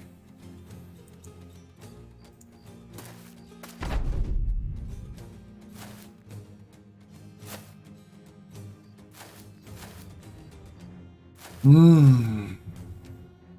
least none of them have got like clubs or anything.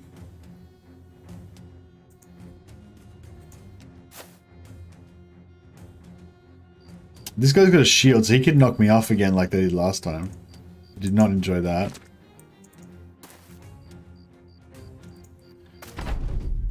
I don't know if I should have stayed there for that tree. Maybe that would have been the way to go.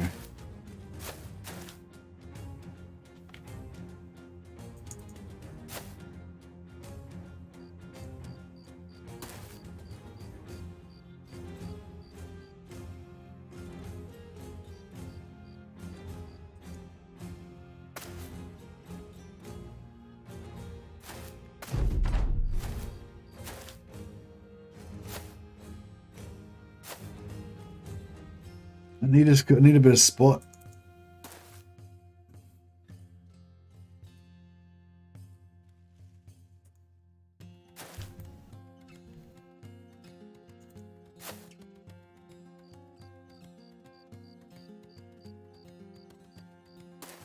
Man, I don't know. There's no good double tree spots.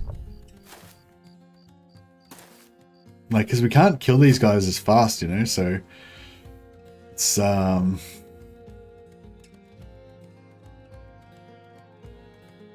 like, I really want to step in and just one-shot this guy in the head. It's probably going to hit his armor and...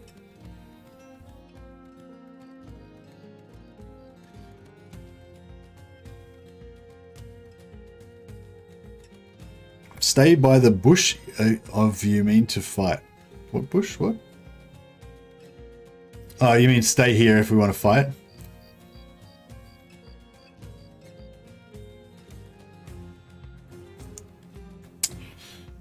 Enough. Oh man, this is a hard one. Do we run or do we fight? There's 6 of them.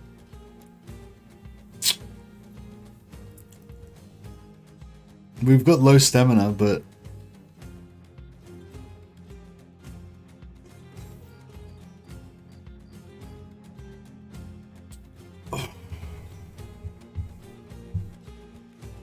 I know they've still got to move. So if I like, they're going to get to surround me. I would run, but I think you can make it. Yeah, I feel like I should run, you know, unless I can find like a better, like if I could find a spot with like 2 or 3 trees or something, like I won't be able to do that really. Yeah, if we could find a spot with like 2 trees at least, then maybe, but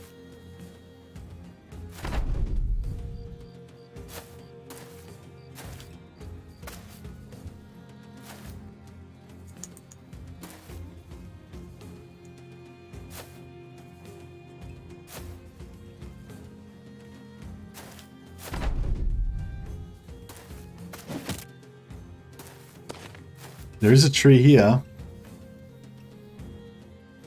Do you like Brave Suburban? Yeah, I feel like we're doing so well, like, do you know what I mean? It's like, it'd be so bad if we lost.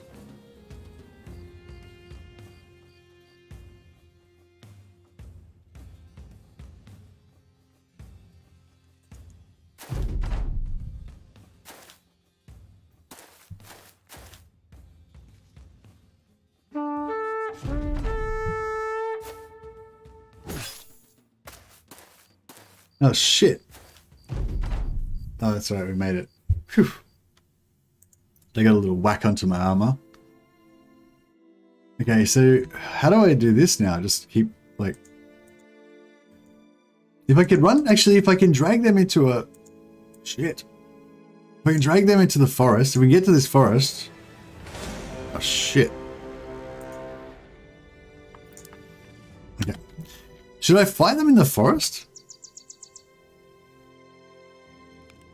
If we can get this injury healed and get into a forest. Oh no, we could drag him down here, hire a guy. Like if we had one dude to help us, we could like get back and kill them, I reckon. Yeah, I'm gonna go down here. I'm gonna hire a couple of dudes and I'm gonna come back and slaughter these mofos. How dare they make me run away? They shamed me. I'll have my revenge upon them. Oh, we don't have any shields. We've got 1 shield. Oh, we could give a longsword to a dude. How cool would that be? Yeah, no, we got to the settlement. Now we need to hire some minions to help us fight. I don't have any money. Crap. I could sell the longsword, but that seems like a waste.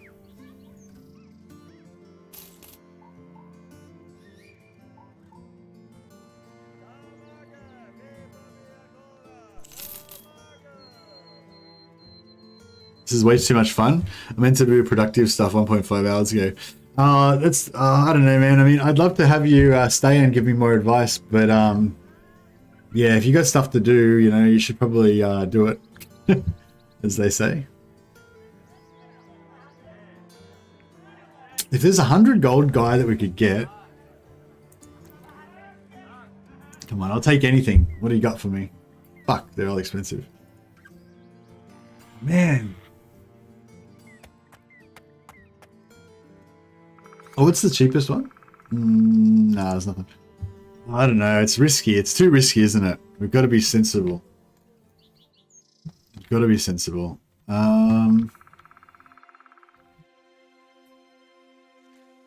can go to this town, I guess. Oh, wait, we can go back and fight them near the town. Oh, wait up. No, but only if you fight them near the town doesn't automatically help, does it? It's only if the militia comes out that they actually help.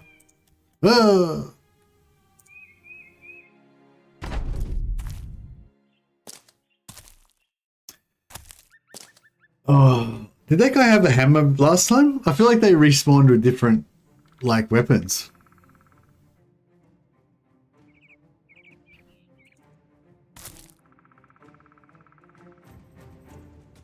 We can get in here with only 3. Sense in the better part of Valor is the lone wolf. If we get in here, we'd only be 2 guys on 1. Or if we get here, it'd be 1 on 1.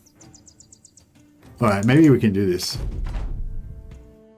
We are injured, but maybe we can... Oh, no, I don't know. That hammer guy is going to smash us. But yeah, if I go, like, here, like, party time. 1v1. And even if we lose, we can just retreat our way back down there. Oh shit, they're trying to... Oof, that's not cool.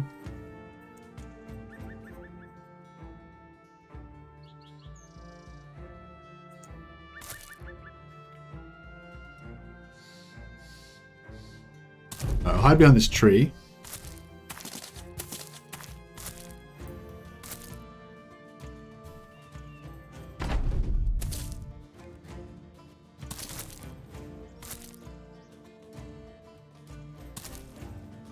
Good.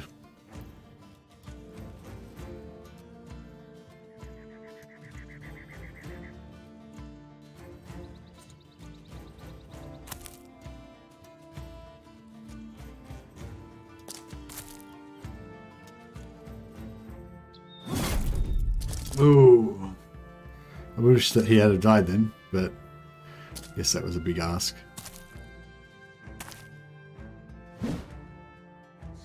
Sucker.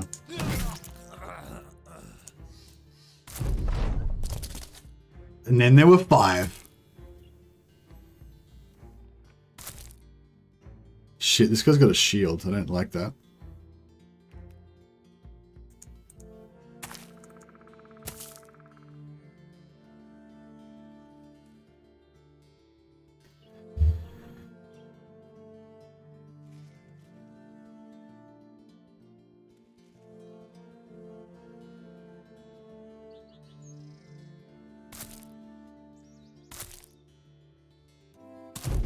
Maybe that was a mistake. If 2 of them get in there, it's bad, but I think they won't have enough movement, so hopefully they get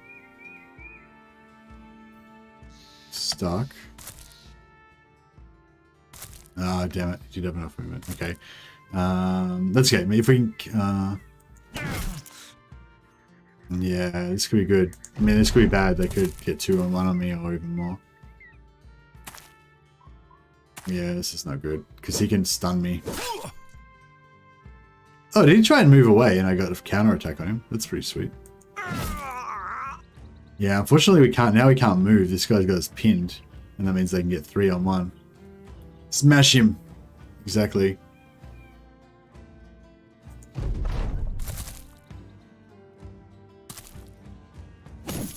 Oh!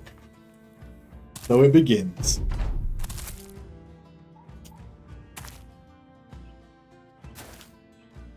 Yeah.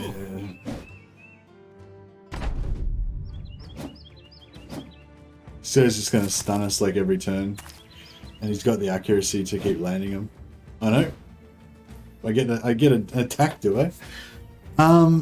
See, I want to take this guy out, but this guy is so much lighter armored. Like we could actually kill him maybe in 1 or 2 turns, whereas this guy's going to take a few hits. Also, we might miss. Oh! Oh, there's only like a 1 in 20 chance that would miss. God damn it. Hopefully this guy's running out of stamina now. He can't keep stunning us because he's going to run out of stamina. Or he's not going to run out of stamina. Fair enough. Okay, good. We can kill that guy. Still have to watch out for this guy stunning us, but...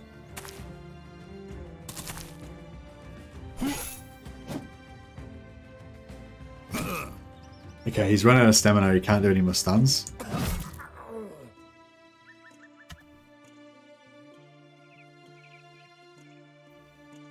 Love how brutal this is to the player. Like, it makes you want to cry sometimes with the shot rolls. Yeah. Yeah, I think we're in trouble.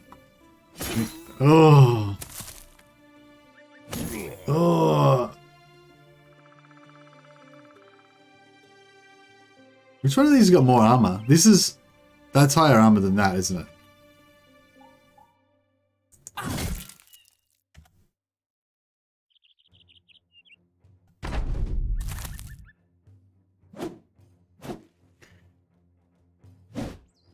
Just be strong, be strong. Practice your bravery.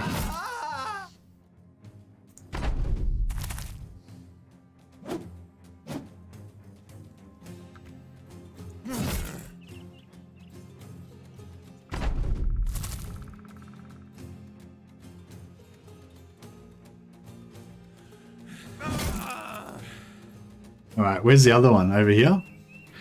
Glory to the righteous! Now we will hunt them down. There's miscreants.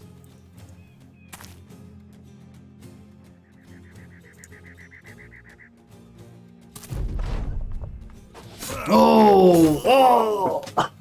Shit! Why did he throw that axe at me? Why didn't he run? Just run! God damn you! Oh fuck! I don't have enough. Shit! We can still lose this. Oh, he can stun me as well. He's been resting this whole time too, the prick. Don't die, don't stun me. Oh. Victory! Fuck you, Raiders. Fucking Sigismund, Emperor's champion. Tremble at the sight of me. Oh, we get 2 nice armors for our minions. 2 nice hats for our minions. Got some nice hand axes for when they get enough melee attack to actually hit anything.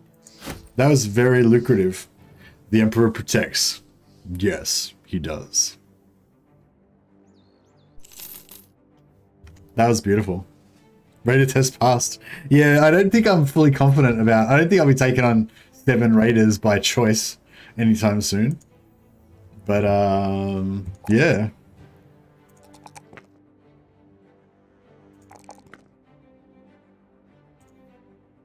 Yeah, now we'll take Berserk. That way, every time we kill somebody, we get 4 action points back. With our high stamina as well, that means we should be able to,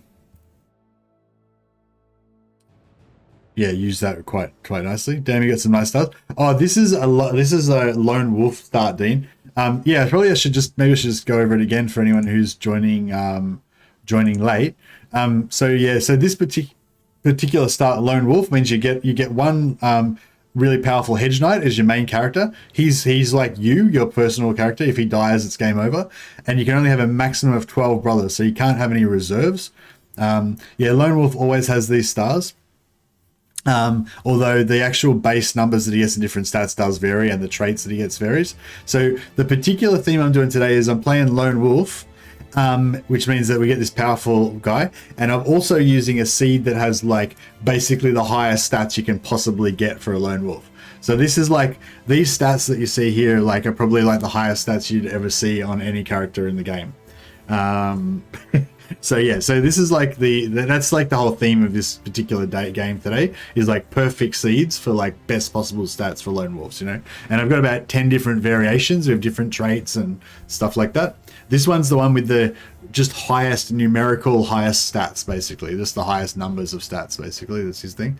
He's got hit points plus 10 from tough, and resolve plus 10 from fearless, and plus 10 resolve from player character. So, you know, yeah, this is just the highest raw numbers that you'd ever see on any character, basically. He's not quite perfect, like he's like a couple of points off perfect, you know, but he's pretty close. He's like he's like 3 or 5 points off or something. But yeah, he's pretty close to perfect. Yeah, that was a good haul. How much tools we got? Oh yeah, we're pretty good on tools. So I won't repair anything yet. We'll see how we go. Is there any quests in here? I kind of feel like we should just camp for a while and repair and get our health back.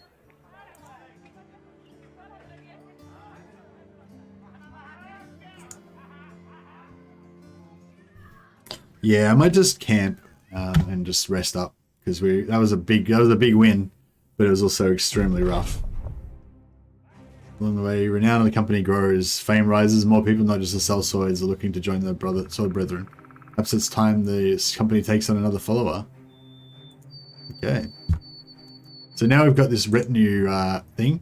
We can, once we get enough money, we can hire a scavenger that will give us extra tools and supplies from every armor destroyed by you in battle, and recovers part of all the ammo that we use. So yeah, it's pretty cool. Little man, I hope you don't get mad that I bring up mods again, but I found something more difficult than Lone Wolf, a custom start half giant that kicked my rear end. Yeah, no, you can, yeah, no problem mentioning mods, little man, just don't expect me to ever play them. You know, I just like to play the vanilla game, yeah. It's highly unlikely I'm ever going to play any mod, but you're welcome to talk about it. I know a lot of people like the Legends mod. That one actually sounds really cool. Now you can actually kit out some lads properly. Might start recruiting when you have some money up. Yeah, I think I'd like to get one I'd like to get a good squire, maybe like one. But yeah, but no, feel free to talk about mods, no problem. It's just it's sort of like not really helpful to me because I'm not going to play it, you know. But yeah, we can definitely once we get some money out, we can definitely hire a squire and we can give him some decent gear now, so that'll be really good. Just let this guy get healed up a little bit.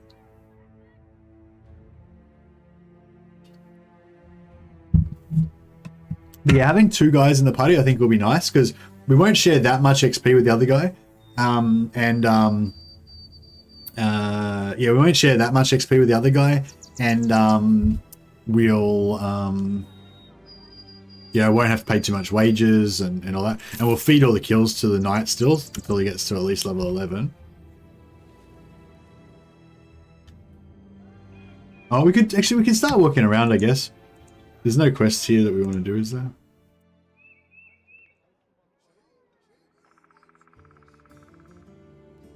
That's a pretty good battle, actually. Yeah, we probably do want to take that. That's probably going to be thugs.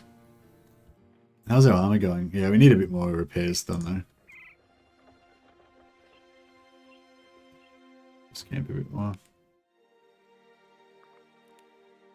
Squires are a good first one. Yeah, squires are, they're not cheap, but they're, you know, cheap-ish for their you know, value. It's just so random though, because you could get a wild man or even a farmhand, you know, if they got the right stars, they could be good, or a thief. But I think for roleplay reasons, I like militia, squires, stuff like that, you know. A farmhand could be cool, I guess.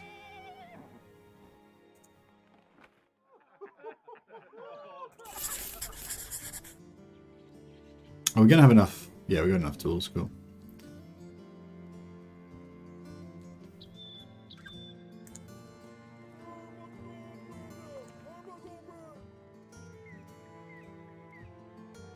Eventually, we can maybe even get an archer. Although I don't know if I really want an archer.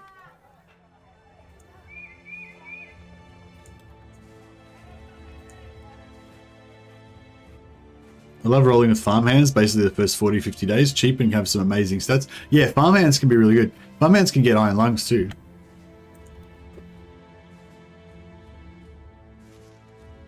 Oh, I didn't heal.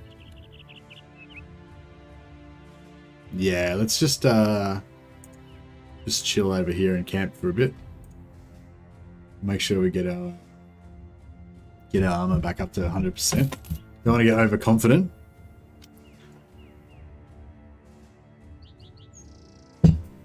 Large target, axe for the... If you're going for a lone wolf type campaign like this, little man, then I think the axe is the best in general. Because if you go axe specialty, you can use axe, bardeach, or you can use pole axe as well. So you get this more flexibility. You can do everything, and the axe, the great axe, is like super good damage, and the bardeach is not as good damage, but it's got the flexibility like a longsword, I believe. We'll have a look at it one. Oh, actually, we won't be able to look at one anytime soon, but. Yeah, I believe the bardeach is sort of like a longsword. Yeah, 3-for-1 special. Yeah, exactly. Axe basically gives you like the most, yeah, and you still do good AP, armor piercing damage, and yeah, it's all good.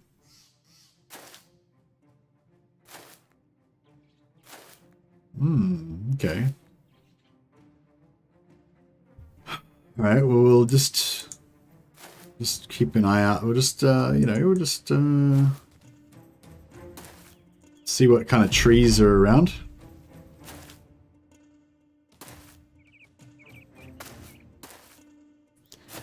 High ground? Yeah, the high ground would have been nice. I think we kind of gave that up now.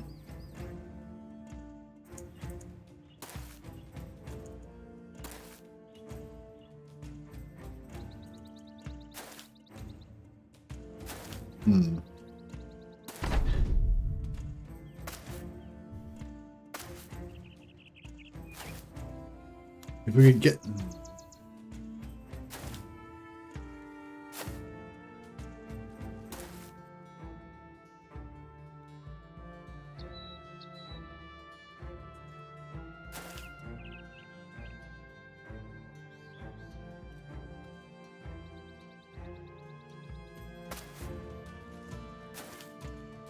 If we get behind this tree, I reckon that could give us a nice little bit of an advantage. Might be all we need.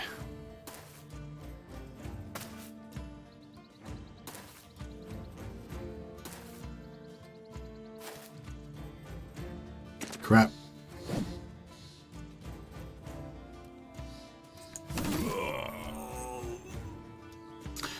Guess we're doing it here then.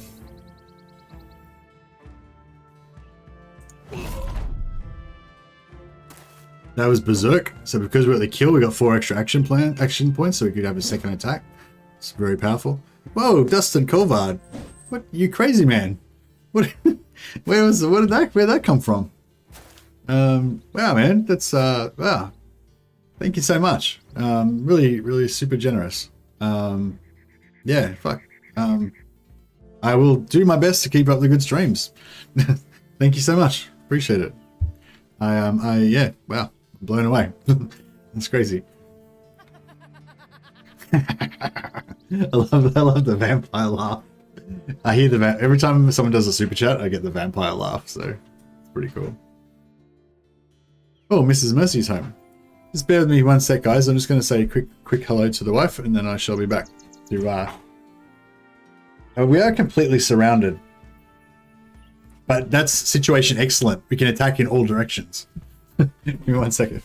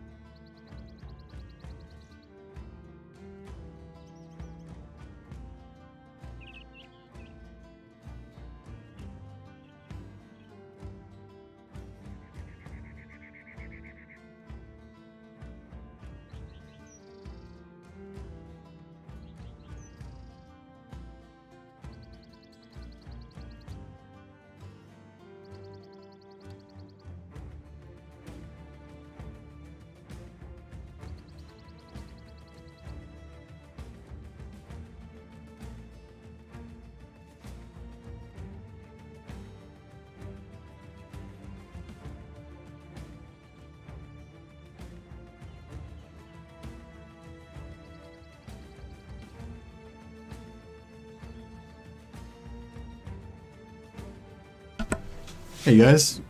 Yeah, resolve increased. Exactly. Dustin's like charged us up. There's no way that we can lose now. Alright.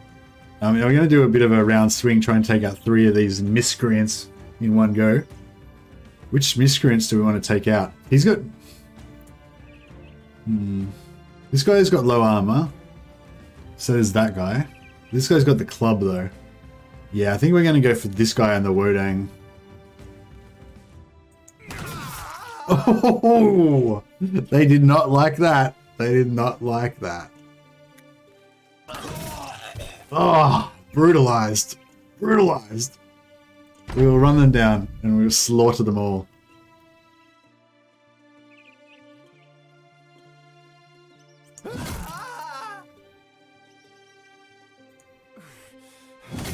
Oh. Oh. He's like Ned Stark from episode 1 of Game of Thrones, just executing with the greatsword. He's like, it's like, let the bodies hit the floor. Oh dear. All right, I'm enjoying this a lot more now. He's like an executioner. Bear in mind, we're fighting like the weakest enemies in the whole game, but still, it still feels good. We are taking him on like 6 versus 1, so I feel like it's still a good challenge. So close to getting another level up as well. Yeah, okay, so now I think it's like our lone wolf's getting a bit lonely now. It's time that he found a squire. So we have to go around and try and find some good squires.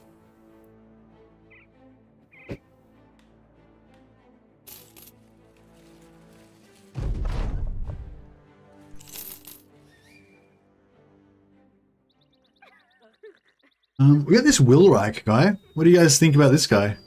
Oh, we probably don't really have enough money. I mean, we sort of do. Or we could get a poacher if we want somebody to... There needs to be a Warhammer version of this game. Ah, this is close enough. Just imagine it's Warhammer. The lone wolf needs a pup. Yeah. No, I just pretend it is Warhammer. Fine. Basically fits in. There's like Germanic names and stuff. This is just like a little province in the back of Midland or somewhere, like a little known area of Midland, you know. Yeah, it is Warhammer. I don't want to hear anything different. Yeah, I don't know if some people find it like offensive that I basically just think of every game as Empire. It's like maybe it's like a bit insulting to the writers of the people who wrote the game, because I just like, you know, pretend that whatever they wrote was actually in Warhammer world. But yeah, I don't know. It makes me happy, you know. I feel like we could actually spend tools on, if we use tools on these Morning Stars, because see how the price, though, it's worth 487, this Morning Star? Like this spear, for example, like it's not really even worth spending tools to fix it. Like you might make a slight profit, but it's not really worth it. Whereas stuff like this, like these hand axes and these Morning Stars, the tool price is actually worth the cost to actually repair it. You'll get more if you sell it when you spend tools. So, what's that helm you've got in your inventory? That's like a special unique helm that you get. I can't remember if I got that for like, because I bought the game in early access, or maybe it was like a DLC. I got it when I first bought the game. I think it was because I bought the game in early access or something maybe. But I think you can still get it now if you, I don't know if you can still get it. Webnext 5. Hey Dustin, gotta head to bed. Keep it real, mate. Love the streams, no matter the game. Oh, thanks a lot, man. And you didn't need to do another super chat, man. You're that's crazy generous. You're going crazy, Dustin. Yeah, no need to super chat so much, man. But yeah, I hope you come back and catch another stream soon. Have a good rest.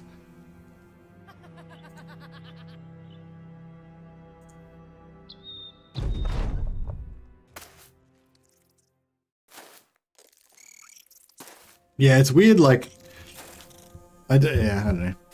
Yeah, anyway, yeah, that was, yeah, Dustin's what a crazy man, so generous. All right, let's put the chop on some of these. We're not even scared of Webnext anymore. Why can't I?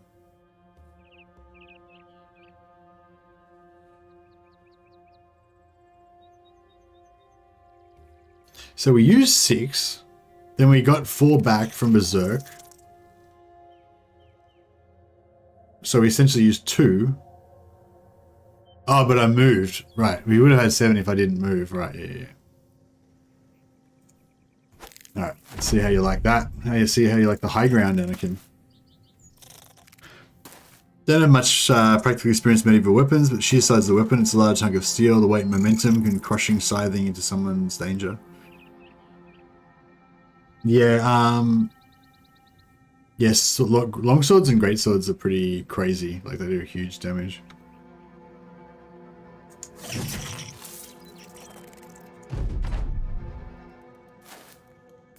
Oh, I should have saved that for them.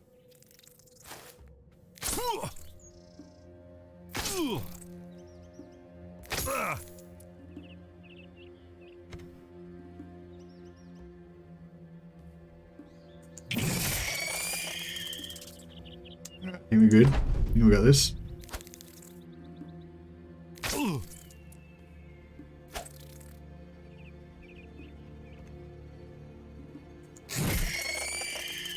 So we've got the AP to do another hit, but we run out of stamina. This is why stamina is so important.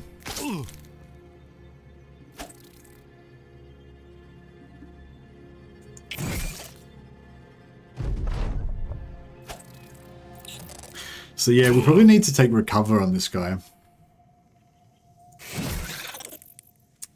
I don't think it matters too much now because we don't kind of have enough stamina to,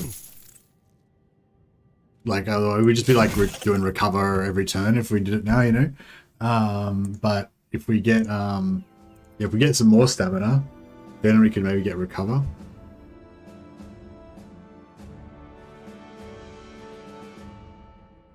Man, this guy's such a beast.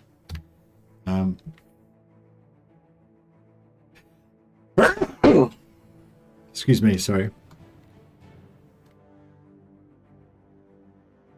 Oh yeah, sorry though. So Mrs. Mercy's just come home. She's cooking dinner. So yeah, it's probably going to be only another maybe like 45 minutes or half an hour or something before we have dinner. Yeah, so just giving you guys pre-warning. Stream's kind of be winding down soon. But be good if we could make it to max level. Be good if we could get to level 11. But yeah, I don't think we'll quite have enough time.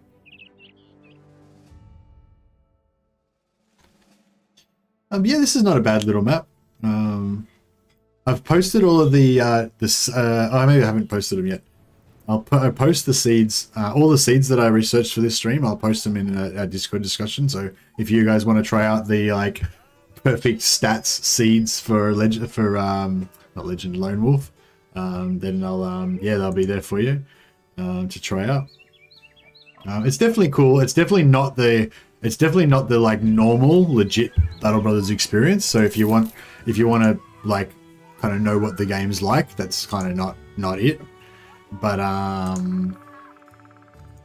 it's an interesting thing, and it's something that like new players tend to be interested in. Like you play a normal one and you're like, oh, I keep wishing I had a better guy and whatever, and like this is like the best guy you can possibly get.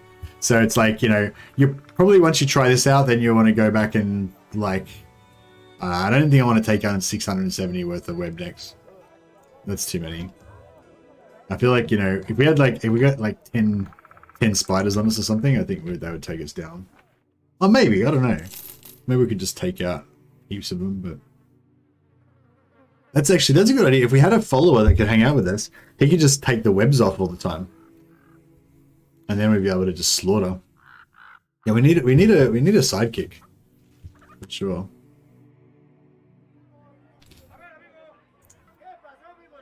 Nah, don't want any of these guys.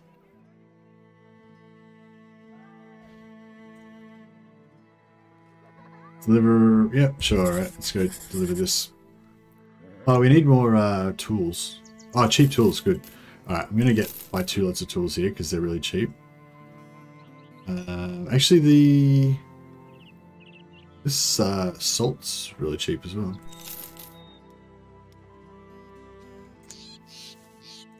Okay, and like I said, we bought 2 lots of tools. So if we actually fix this stuff, I'm pretty sure we'll be able to make a profit when we sell it. If we sell it somewhere where we get good prices. Not this. This is a waste of tools, but for money. But we could put that on our guy when we get one. And where are we going? Yeah. What's for food? She's we've got some fish. So she's gonna do like noodles with fish. She was gonna do it with mee noodles. I don't know if you guys have had mee noodles, but if you're, that's like the presidential version of the 2-minute noodles, the instant 2-minute noodles. But yeah, so we've got some mee noodles, but we're gonna use like better noodles. Like we're gonna use like proper nice noodles, but whoops. We're gonna use some proper nice noodles, but yeah, get the mee goreng, throw away the instant noodles, and use the little flavoring sachet to like flavor the noodles, plus some other things. Put some other nice things in there, and yeah, have a nice some brigand raiders. We're full health. We have defeated brigand raiders before. Is there a functional difference between a halberd and a poleaxe? Halberd, if I understand, it has a larger blade, while the poleaxe is more hammery. Yeah, I think there is a difference between a poleaxe and a halberd. I think a poleaxe would be shorter, and like a poleaxe is more like. Oh, sorry, no, poleaxe. Sorry, no, I was thinking a pole hammer. Actually, I don't even know what a poleaxe is. A halberd does have a spear point. Halberd has a spear point on the top. It has a hooking spike on the back, and it has an angled axe head on, angling towards you, axe head on the front. I don't know what a poleaxe is, actually, now that you mention it. Sorry, I thought you were talking about pole hammer. I was going to say, yeah, I feel like a pole hammer is shorter, and it's more like a knight's weapon. Like a dude in like a knight in like full armor with a poleaxe would use it as like a like a personal weapon, you know what I mean? Whereas a halberd is definitely like a formation type weapon, I feel like.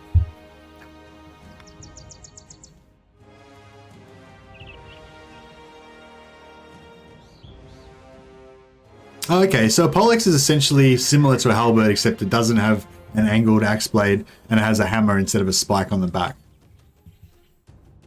Okay, that's pretty cool. I want to take on these raiders.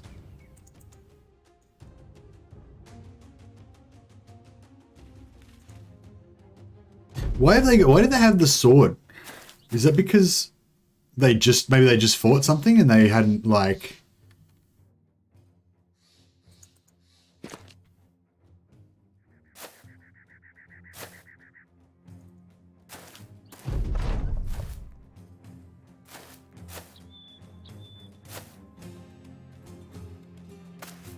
Oh shit, this guy's got a crazy shield.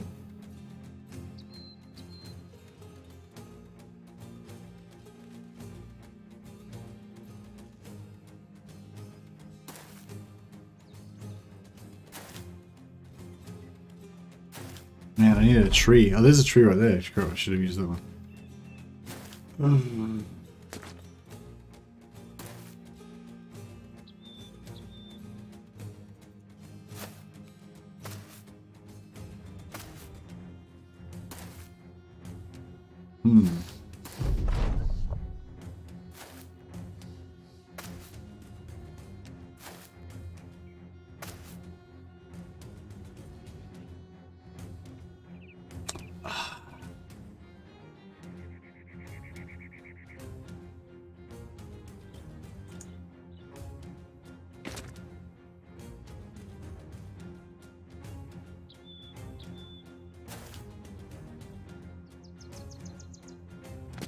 Alright, let's do it.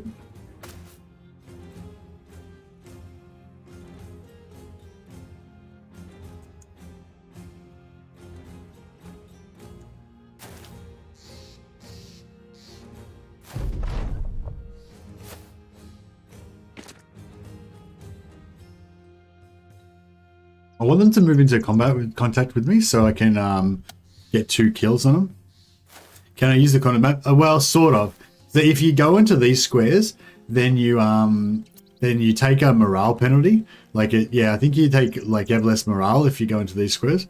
So I don't want to go into those squares, but they might go into them, you know.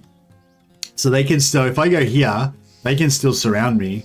But if I go here, I'll take a morale penalty for being on that white flag. So yeah, so it's sort of like there.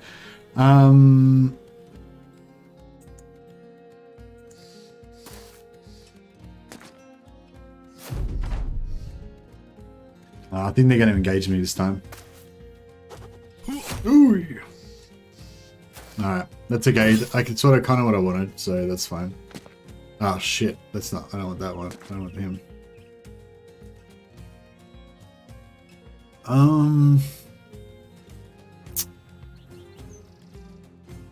If I go for the swing,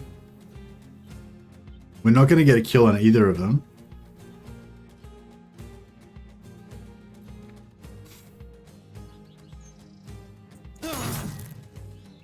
But we got a wound on one. I guess that's okay.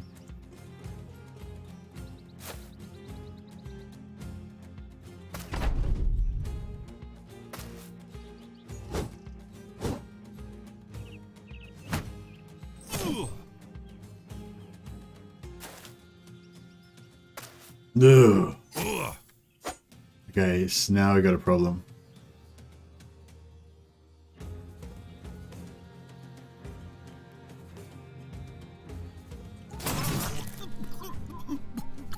Now we got one less problem.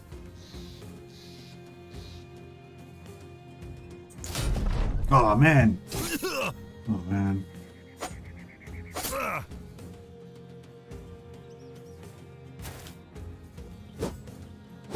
This is not good.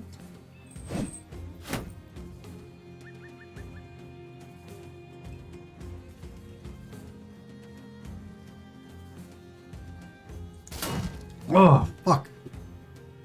Jesus, if we could just get a kill on one of them, we get an extra attack. We could maybe take out 2 guys in 1 turn. Then we're taking out no guys for the last 2 turns. Like, we could have, like, basically won this already if we had just been a bit luckier. Oh. And that's the end of the stream. Well, there you go. Mighty Sigismund. Mighty Sigismund the champion, felled by some bandits from overconfidence.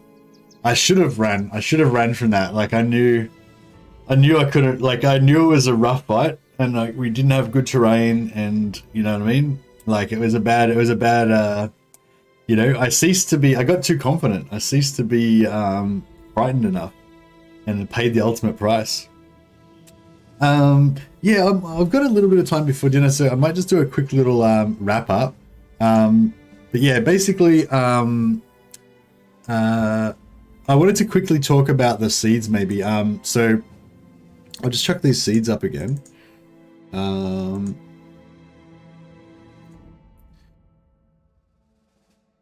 Yeah, does that, you can see everything there? Yeah. Yeah, so these are the seeds that we tried out.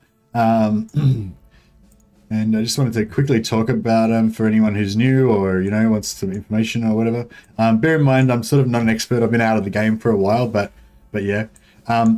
So yeah, so the stats. So for a lone wolf, 2-handed heavy armor wearer, this is what you were going for. That's what they're basically made for, like Hedge Knights. They're basically really good at being 2-handed armor wearers. That's their primary kind of thing they're good for. And in order to do that, you need a bit of resolve. You want high hit points and high melee attack. But the 2 really important stats you need are high fatigue and high melee defense. These are the stats. These 4 stats are the 4 stats that the Hedge Knight always gets very high. That's why they're the best. That's why the best character you can get for this role. And these roles, I got a massive spreadsheet. This,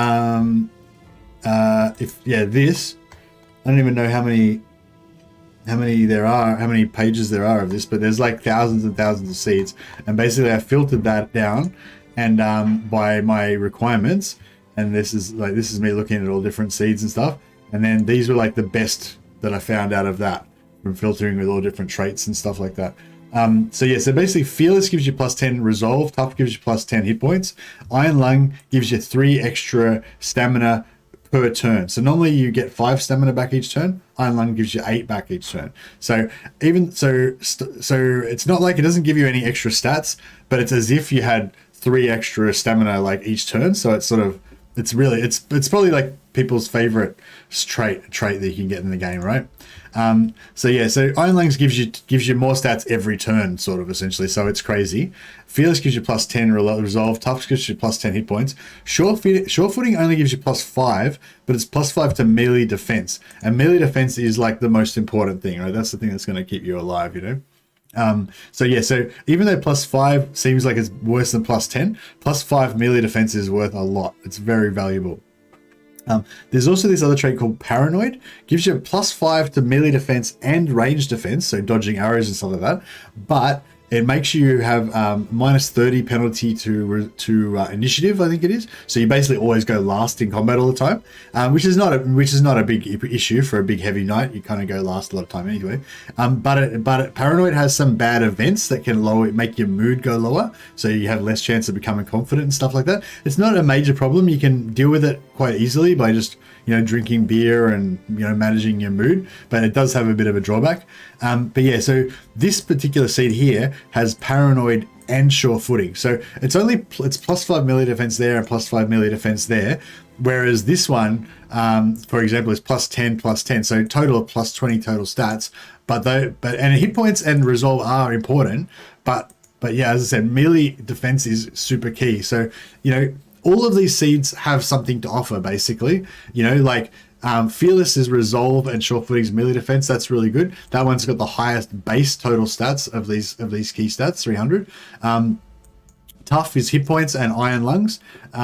That one could be really good if just for a generic sort of guy, you know, just with higher stats, who's tough and can do it and can deal out. Like Iron Lungs basically lets you deal out more damage because you've got more stamina, so you don't have to slow down. You can just keep fighting longer. Tough and fearless. Just this one's the most total. So this one had the most base stats, but including these +10, this one has the most actual total stats of like 319 total stats of these key stats: fatigue, hit points, melee attack, melee defense, and resolve. That's that including these, that adds up to 319. Fearless and Iron Lung, just a different version. That's Iron Lungs again for that extra damage output with higher resolve. So you don't. Resolve is really important because every time you get a kill, you check resolve to see if your morale is going to go up, and if you get confident, you get a nice bonus that makes you harder to kill and makes you have better stats.